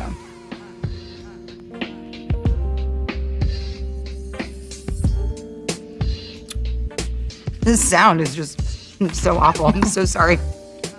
I'm like sucking it through my teeth. I don't think I can taste the difference between any of these, and that one's spicy. Right now it's just all like toasty in there. I feel like you put the carriage before the horse on your description every time. Right now I'm just tasting like spice. Ooh, that one's got a kick. That was a little sweet too. So typically on our Wing 5, we do a segment called Explain That Gram, where we do a deep dive on our guest's Instagram, which would obviously be silly for you because you don't have an Instagram or any social media whatsoever. In fact, you once told Ariana Huffington, "I can't think of anything. I'd rather do less than have to continuously share details of my everyday life." Are you peripherally aware of what's going on the internet, or do you think maybe you've put up a wall that separates you completely from the world of memes and YouTube? I exist online sometimes, I guess. It's hard to my tongue feels like kind of thick. Yeah, memes and stuff like that probably takes longer to get to me. Sometimes the Avengers will clue me in on stuff though too. Yeah, have you ever heard of the Avengers inspired Infinity War is the most ambitious crossover event in history meme? Have you ever heard of that? No, but I'm interested. What is this? You want a crash course? Yeah, what is it? It's a response to that Marvel statement, right? So Infinity War is the most ambitious crossover event in history. And then you have the internet making counterpoints to that. Okay. So I want to show you a few examples, and I'm just curious. All right, now I'm gonna be like a babe in the woods because I don't even know what you're about to show me right now. Here. Because I'm so not. I'm gonna be your meme shaman here, Okay, all right. So here's an example. Marvel might say, Infinity War is the most ambitious crossover event in history.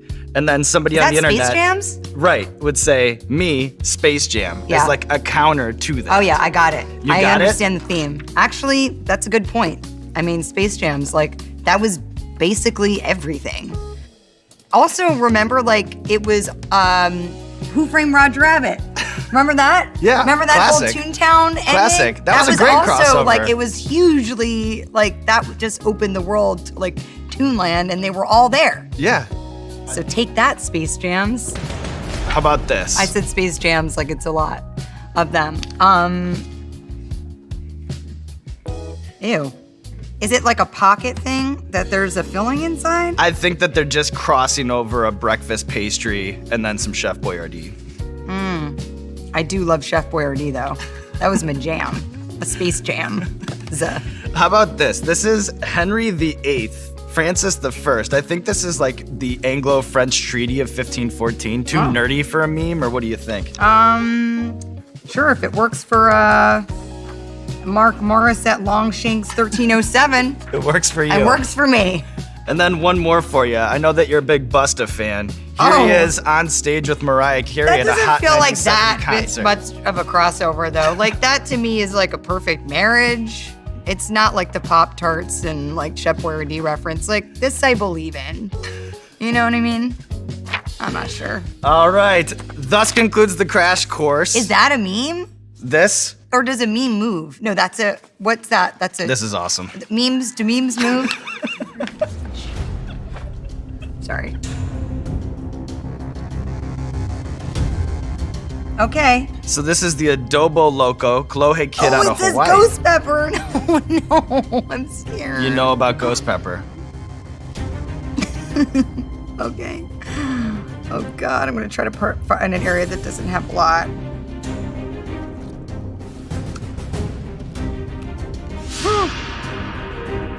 That one's hot. We're in the back half here, Scarlett. It's getting real. That one's hot. So this is the. So in March 2017, you hosted Saturday Night Live for the 5th time. I actually am not back yet. I think a piece came like back up. Forever enshrining you in the show's prestigious 5-timer club. That's right. Do you still have that commemorative jacket that Keenan gave you? No, because I guess NBC Universal's really cheap. So it's like you have to give that back. I was like, why are they tearing it away from me? Like, oh, it's part of your costume change, but then I like never saw it again. Damn, that's spicy. Woo! I need like a cup to catch my drool. There's 4 more. I don't want to do the bomb one. You and everybody else. Reading it. What's in here? It has sodium benzoate in it. I feel like that's bad. Woo! Let's not That's the get next too- one, isn't it? No, we have one more. We have one more before we get there. All right, let's just eat the next one before you ask me a question. I don't know what to say. Let's just dive in. Is Is it So that one? That this one is- looks hot.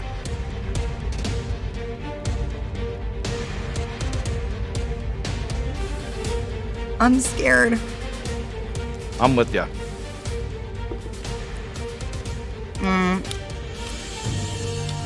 Oh, that one's tasty.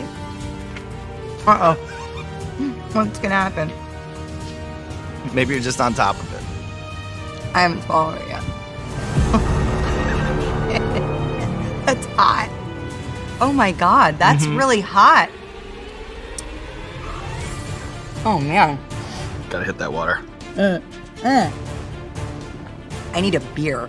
That's what I need. A giant cold beer. Somebody go for a run. Somebody go on a run for Scarlett. Oh.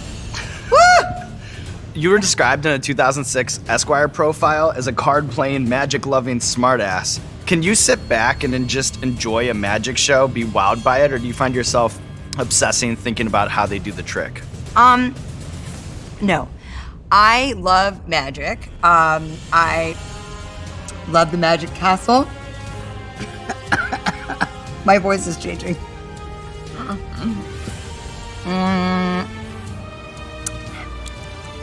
I love the spectacle, the fantasy. I love it all. I'm not the person that will sit there and try to look for the strings attached or, any of that stuff. I totally believe in it. You'll I am go the good along audience for the member. ride. You'll go Totally. along for the ride. Yes. Well, here, before we get to the bomb, I'd like to show you. See, this is just a normal handkerchief. Make it disappear. Make the wing disappear. Listen, I don't know how to make the wings disappear. I don't know how to make the spice disappear. Do it. But I'm gonna send this To me. to a realm And where it'll never come back. All right. Hocus pocus. Alakazam! where'd it go? Where'd it go? There it is. All right. And I'm gonna make the wings disappear. I don't know how to make the spice disappear. Do it. But I'm gonna send this to me. to a realm And where it'll never come back. All right.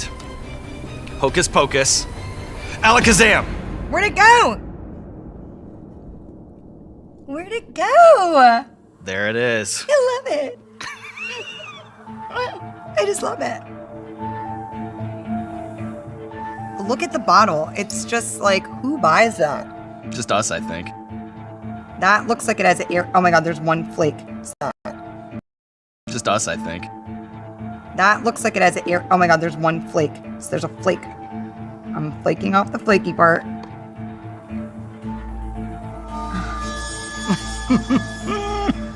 You ate it already. Ah, it's burning my nose.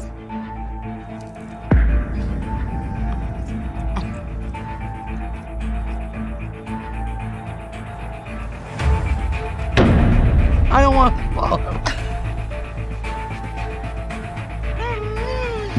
I don't want to swallow. It's happening. Oh no. Oh no. Oh, it's bad. Yeah. Oh, it's so bad? Mm-hmm. It's really bad. You're telling me. You're telling me.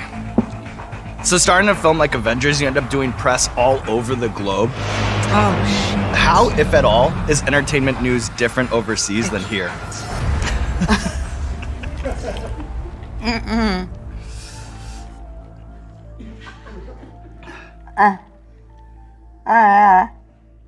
It can't get hotter than that. We've reached a ceiling. I think we're at maximum levels. Mm-hmm. To borrow a phrase from my friend Joji. Ugh. Think It can't at all. it's like it's like flake. So If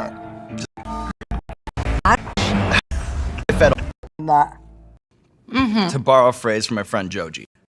Bad it's gonna get, and it'll. You're gonna, this is as bad as it's gonna be. This is as bad as it's gonna get, and it'll have a half-life. You'll It's get like back. The Big Birth. I got you. Know what to expect. I've been episodes. Oh my God. Believe it or not, we've been doing this show for like 8 seasons, 150 plus episodes. Oh my God. And It's this has coming. been around It's round 2. for about plenty. Bread? Do we have some lifelines? Do we have some lifelines? What is there? Is there bread? What now? Is there anything else to eat? Is there bread? Do we have some lifelines? Do we have some lifelines? What is there? Dom's cooking something up. What is it? Always looking out. Oh, do I need tissue? That hot sauce in my pit? What is it? We have some bread. We Rice? have some rice. The rice is terrible. No way. Oh God. Oh God. Why? Why? It's bad. All right, go on. What'd you say about the foreign press? So, when you do a film like Avengers, you have to do press all over the world. How, if at all, is entertainment news different overseas? Countries have different approaches to stuff. I remember Sam Jackson and we did this movie called The Spirit together. And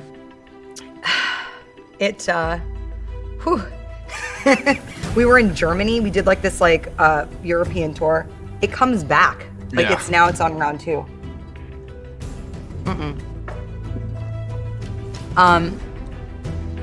Oh God, I don't know whether that's gonna make it better or worse.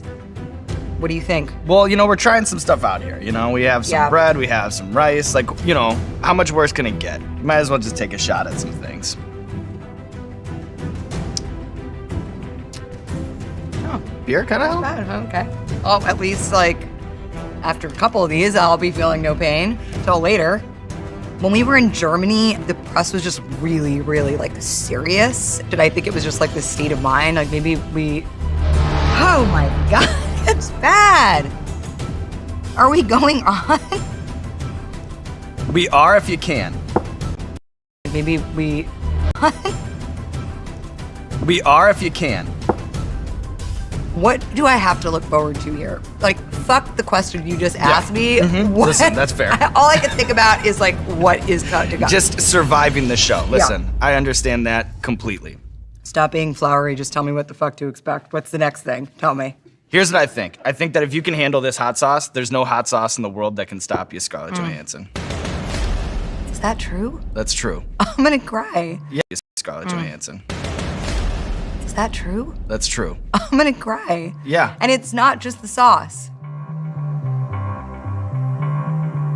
God, this beer is gone. I drank it so fast. You did slam that beer.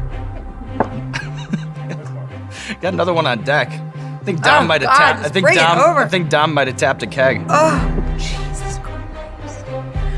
Okay. Okay.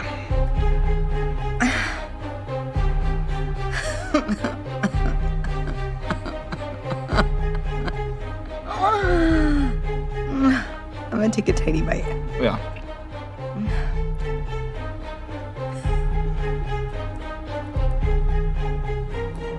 That was right. Mm-hmm. It qualifies. Like, at this point, I may also be chewing my tongue. I'm not sure. So your career, it's so vast that there's no way to cover it all just over 10 wings. Let me just hit you with some Lucy's while you choke down the Hellfire Fear this. Which music video is more fun to shoot? Bob Dylan's When the Deal Goes Down or Justin Timberlake's What Goes Around Comes Around? I'd probably say the Bob Dylan video because one of my really good best friends shot it, so I'd say that. My friend Bennett.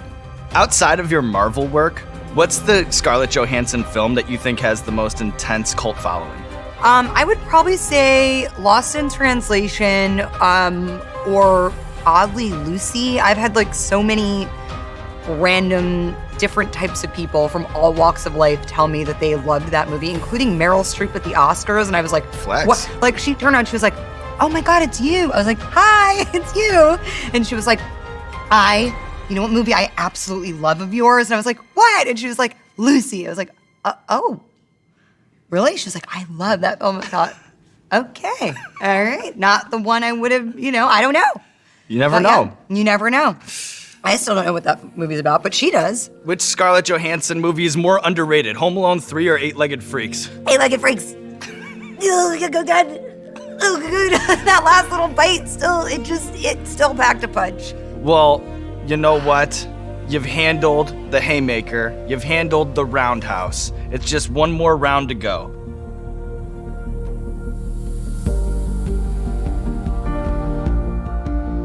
Oh, the last stab, that's right. Because it's tradition around here to put a little extra on the last wing. You don't have to if you don't want to.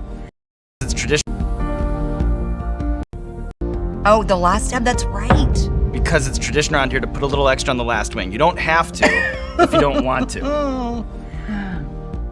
Let me just smell it. Yeah. It smells good. Thank you. We actually made this one. Yeah, I've seen the show before. Okay, I'm gonna put it like that. All right, because the way you did it is cray. And then I'm gonna dippity-do. Yep. All right, cheers. Cheers, Scarlett. Woo, woo, woo, woo, woo, woo, woo. All right. Why shuffling? I'm just staying on top of it too, I don't have the rice, I don't have the white bread, I don't have the beer. I'll take it. I feel like it helps. It may be no duels, but I feel like it helps. It does help. I'm sure. Is it no duels? All right, Scarlett Johansson, here we are at the top of Spice Mountain, season 8. The tip top of Spice Mountain, yodeling from the summit. And you know what? It's the last wing here of season 8. And when you're doing Avengers, every interview, it's like tiptoeing through a minefield. It's like walking on a tightrope. The fans, they're so rabid. They need those conspiracy theories. They need those spoilers. And while you're distracted by the hot sauce, we're gonna take our shot, but we're gonna play fair. Okay. Do not answer any of these questions. Got it. We're just gonna look at your face and decide whether you're giving us a tell or if you're just reacting to hot sauce. Okay. And we'll be able to know because this is always a truth serum, okay? Captain America will die. Goose the cat will ultimately be the key to saving everybody. Thanos gets tricked into the quantum realm by Ant-Man, and then the Avengers beat him up and leave him there. I don't know. Loki isn't dead because he stabbed Thanos with his left hand instead of his right, so it's obvious that we're just seeing a projection. And then finally, Thanos isn't bad, he's just under the evil spell of the Mind Stone. I honestly do not know what those last 3 things you said were because my mouth is on just, it's like, my mouth. Really? Thanos isn't bad. Know what those last 3 things you said were because my mouth is on just, it's like, just full of fire. Well, you know what? I think that you're under the spell of the hot sauce stone, but it doesn't matter, Scarlett, because you just went 10 chicken wings up, 10 chicken wings down. Oh my God. And now there's nothing left to do but roll out the red carpet for you, my friend. This camera, this camera, this camera. Let the people know what you have going on in your life. Like right at this very moment, I'm feeling pretty vulnerable right now. I'm not gonna lie. I'm here on the Avengers Endgame press tour, and I already feel pretty broken down. And I'm not gonna lie, this may be the straw that broke the camel's back. So go see the Avengers Endgame. Yeah, and that's it. Those are my final moments. So you just witnessed them here. Good job, Scarlett. Good job. Thank you. Oh, God, thanks you guys. Thank you so much. You're Colin.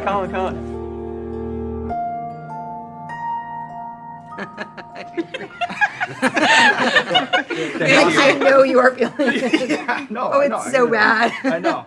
Thank you so much. Thank you you. do such And a that great was- job. Scarlett, That You want a roadie? fucked up my shit. Woo!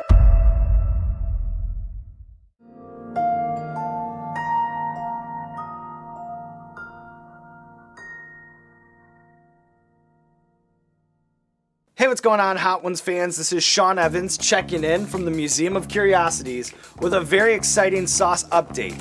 If you have not subscribed to the Hot Ones monthly subscription box, April is the month to do it. Why? Well, first off, limited edition sticker. But second, because this box is going to have 3 hot sauces that have never before been tasted, never been released, never before seen until this month. They're all made by hot sauce makers that have previously been featured on Hot Ones. That's right, 3 bottles of hot sauce no one's ever seen before, no one's ever tasted before, no one's ever touched until you reach into that box and pull it out and put it on your Caesar chicken wrap for the very first time. That's April's subscription box, 3 bottles, $30, plus a limited edition sticker. Who's looking out for you? Us. You know, the milk, after like 2 sips, you're like starting to calm down a little bit. Right. But I know you're about to say, you ready for the next one, guys? It's You like ready to move on? Right. What is that? I don't like it. Oh, I don't like it at all.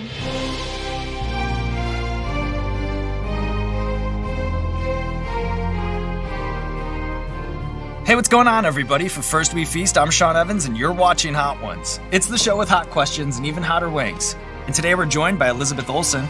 She's an actress whose work includes everything from acclaimed indies like Wind River and Ingrid Goes West to the Marvel Cinematic Universe and the mega hit show WandaVision, which of course is currently streaming on Disney+.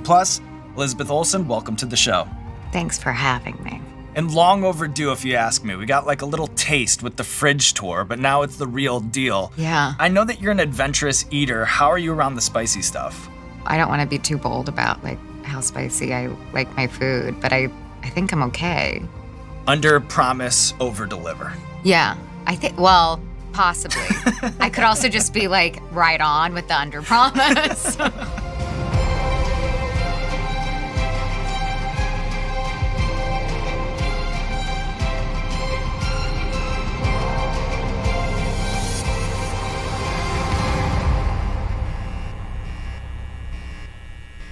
These are great wings, by the way. And I don't even know how long ago they were made, because I'd assume you guys prepped them probably a bit ago. Shout out to Dom. Shout out to They're Dom. pretty good. Holding the show together. Yeah. That's very good. So WandaVision is this genre-warping, time-traveling show that parodies different decades in classic television. And then I saw in your interview on Table Manners, you were talking about how this is like shooting a 6-hour project with the same time and budget constraints of a 2-hour film. Yeah. What does that actually feel like or look like in practice?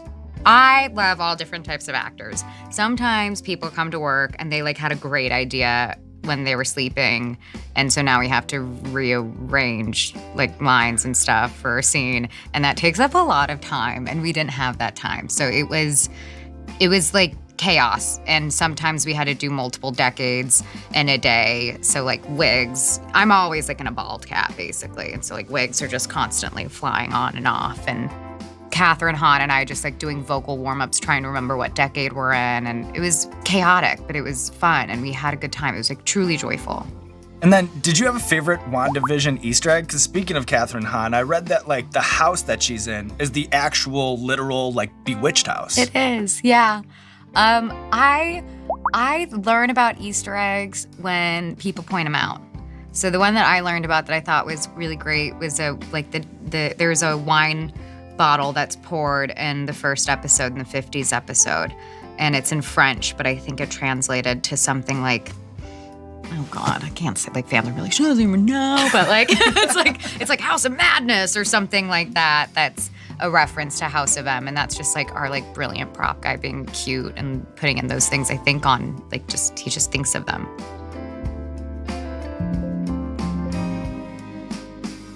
It's a pretty color. It's like a Peruvian vibe, kind of. Okay. So I'm curious, how does acting and producing simultaneously on a project like Sorry for Your Loss, how does it affect how you look at the equilibrium between art and commerce? Like, does actually being accountable to the financing and all that encapsulates a production, does it shift your perspective as a creative? The understanding of the ridiculous amount of money that goes into things and that people should like really care and be kind and good like in those situations, because you should be like ashamed of yourself if you show up to work and you know like everything that the heads of department had to go through and all the preparation and all the time and energy and approval, and then to like show up and not know what you're doing, I think is just really disrespectful and rude. And I think I've already had that mentality. I loved producing. Everything from creating a crew to like sound mixing and color corrections. I just really enjoyed that. Yeah, a lot going on. Yeah. Speaking of, yes. Are you ready to move on here to the next wing? Yes, it's a clear sauce. Well, until you shake it up. Okay. It's like, it's activated. Okay. Oh, I like that word. Oh, cool. It looks peppery. Pepper bomb, this one. Kind of stuck up. I'm like actually getting nervous, but I'm not. I'm like panicking inside my chest right now. Because I'm like waiting for it to scare me. That's peppery. Mm-hmm. Yeah, you feel that one. It's like a leap from the other two, yeah. Yeah. I know that you did a semester at the Moscow Art Theater School. Do you have like a preference or a method that you think is more effective between the Stanislavski art of experiencing versus the Chekhov organic performance? That's so funny. Well, so when I went to the Moscow Art Theater School, they believed that they continued the Stanislavski training. Like it didn't stop and die with him. It's a very strange program for an American first semester. It was very different, but it was an amazing experience. I like had to do shit that I like wasn't, at the Atlantic Theater Company, they would like roll their eyes if you like do like sense memory shit. It's just, I don't know. It's very funny going to an acting school. I went going to multiple acting schools because everyone just makes fun of one another. Yeah, well, what do you think is like the most bizarre, unique acting exercise that you've ever done as part of like a conservatory program? I just like have a memory. There's I have a good one. It's called Fitzmaurice work, and it's a vocal technique, and it basically is putting yourself in positions where your body like vibrates. So like holding like versions of like yoga poses, or like you're on your back, like holding your legs in ways, and your like body's supposed to vibrate, and then you're supposed to let your voice like respond to that vibration. And so everyone just is in a room basically making orgasm sounds. and then some people like have like huge breakdowns from like the release. Acting school's weird. I still have like a tingle, but I'm not mad at myself yet. It's smoky. There's like a sweetness to it. Like a smoke and a sweetness. We're calling it the unofficial official sauce of summer. It's kind of like a that's a fun slow thing. cooked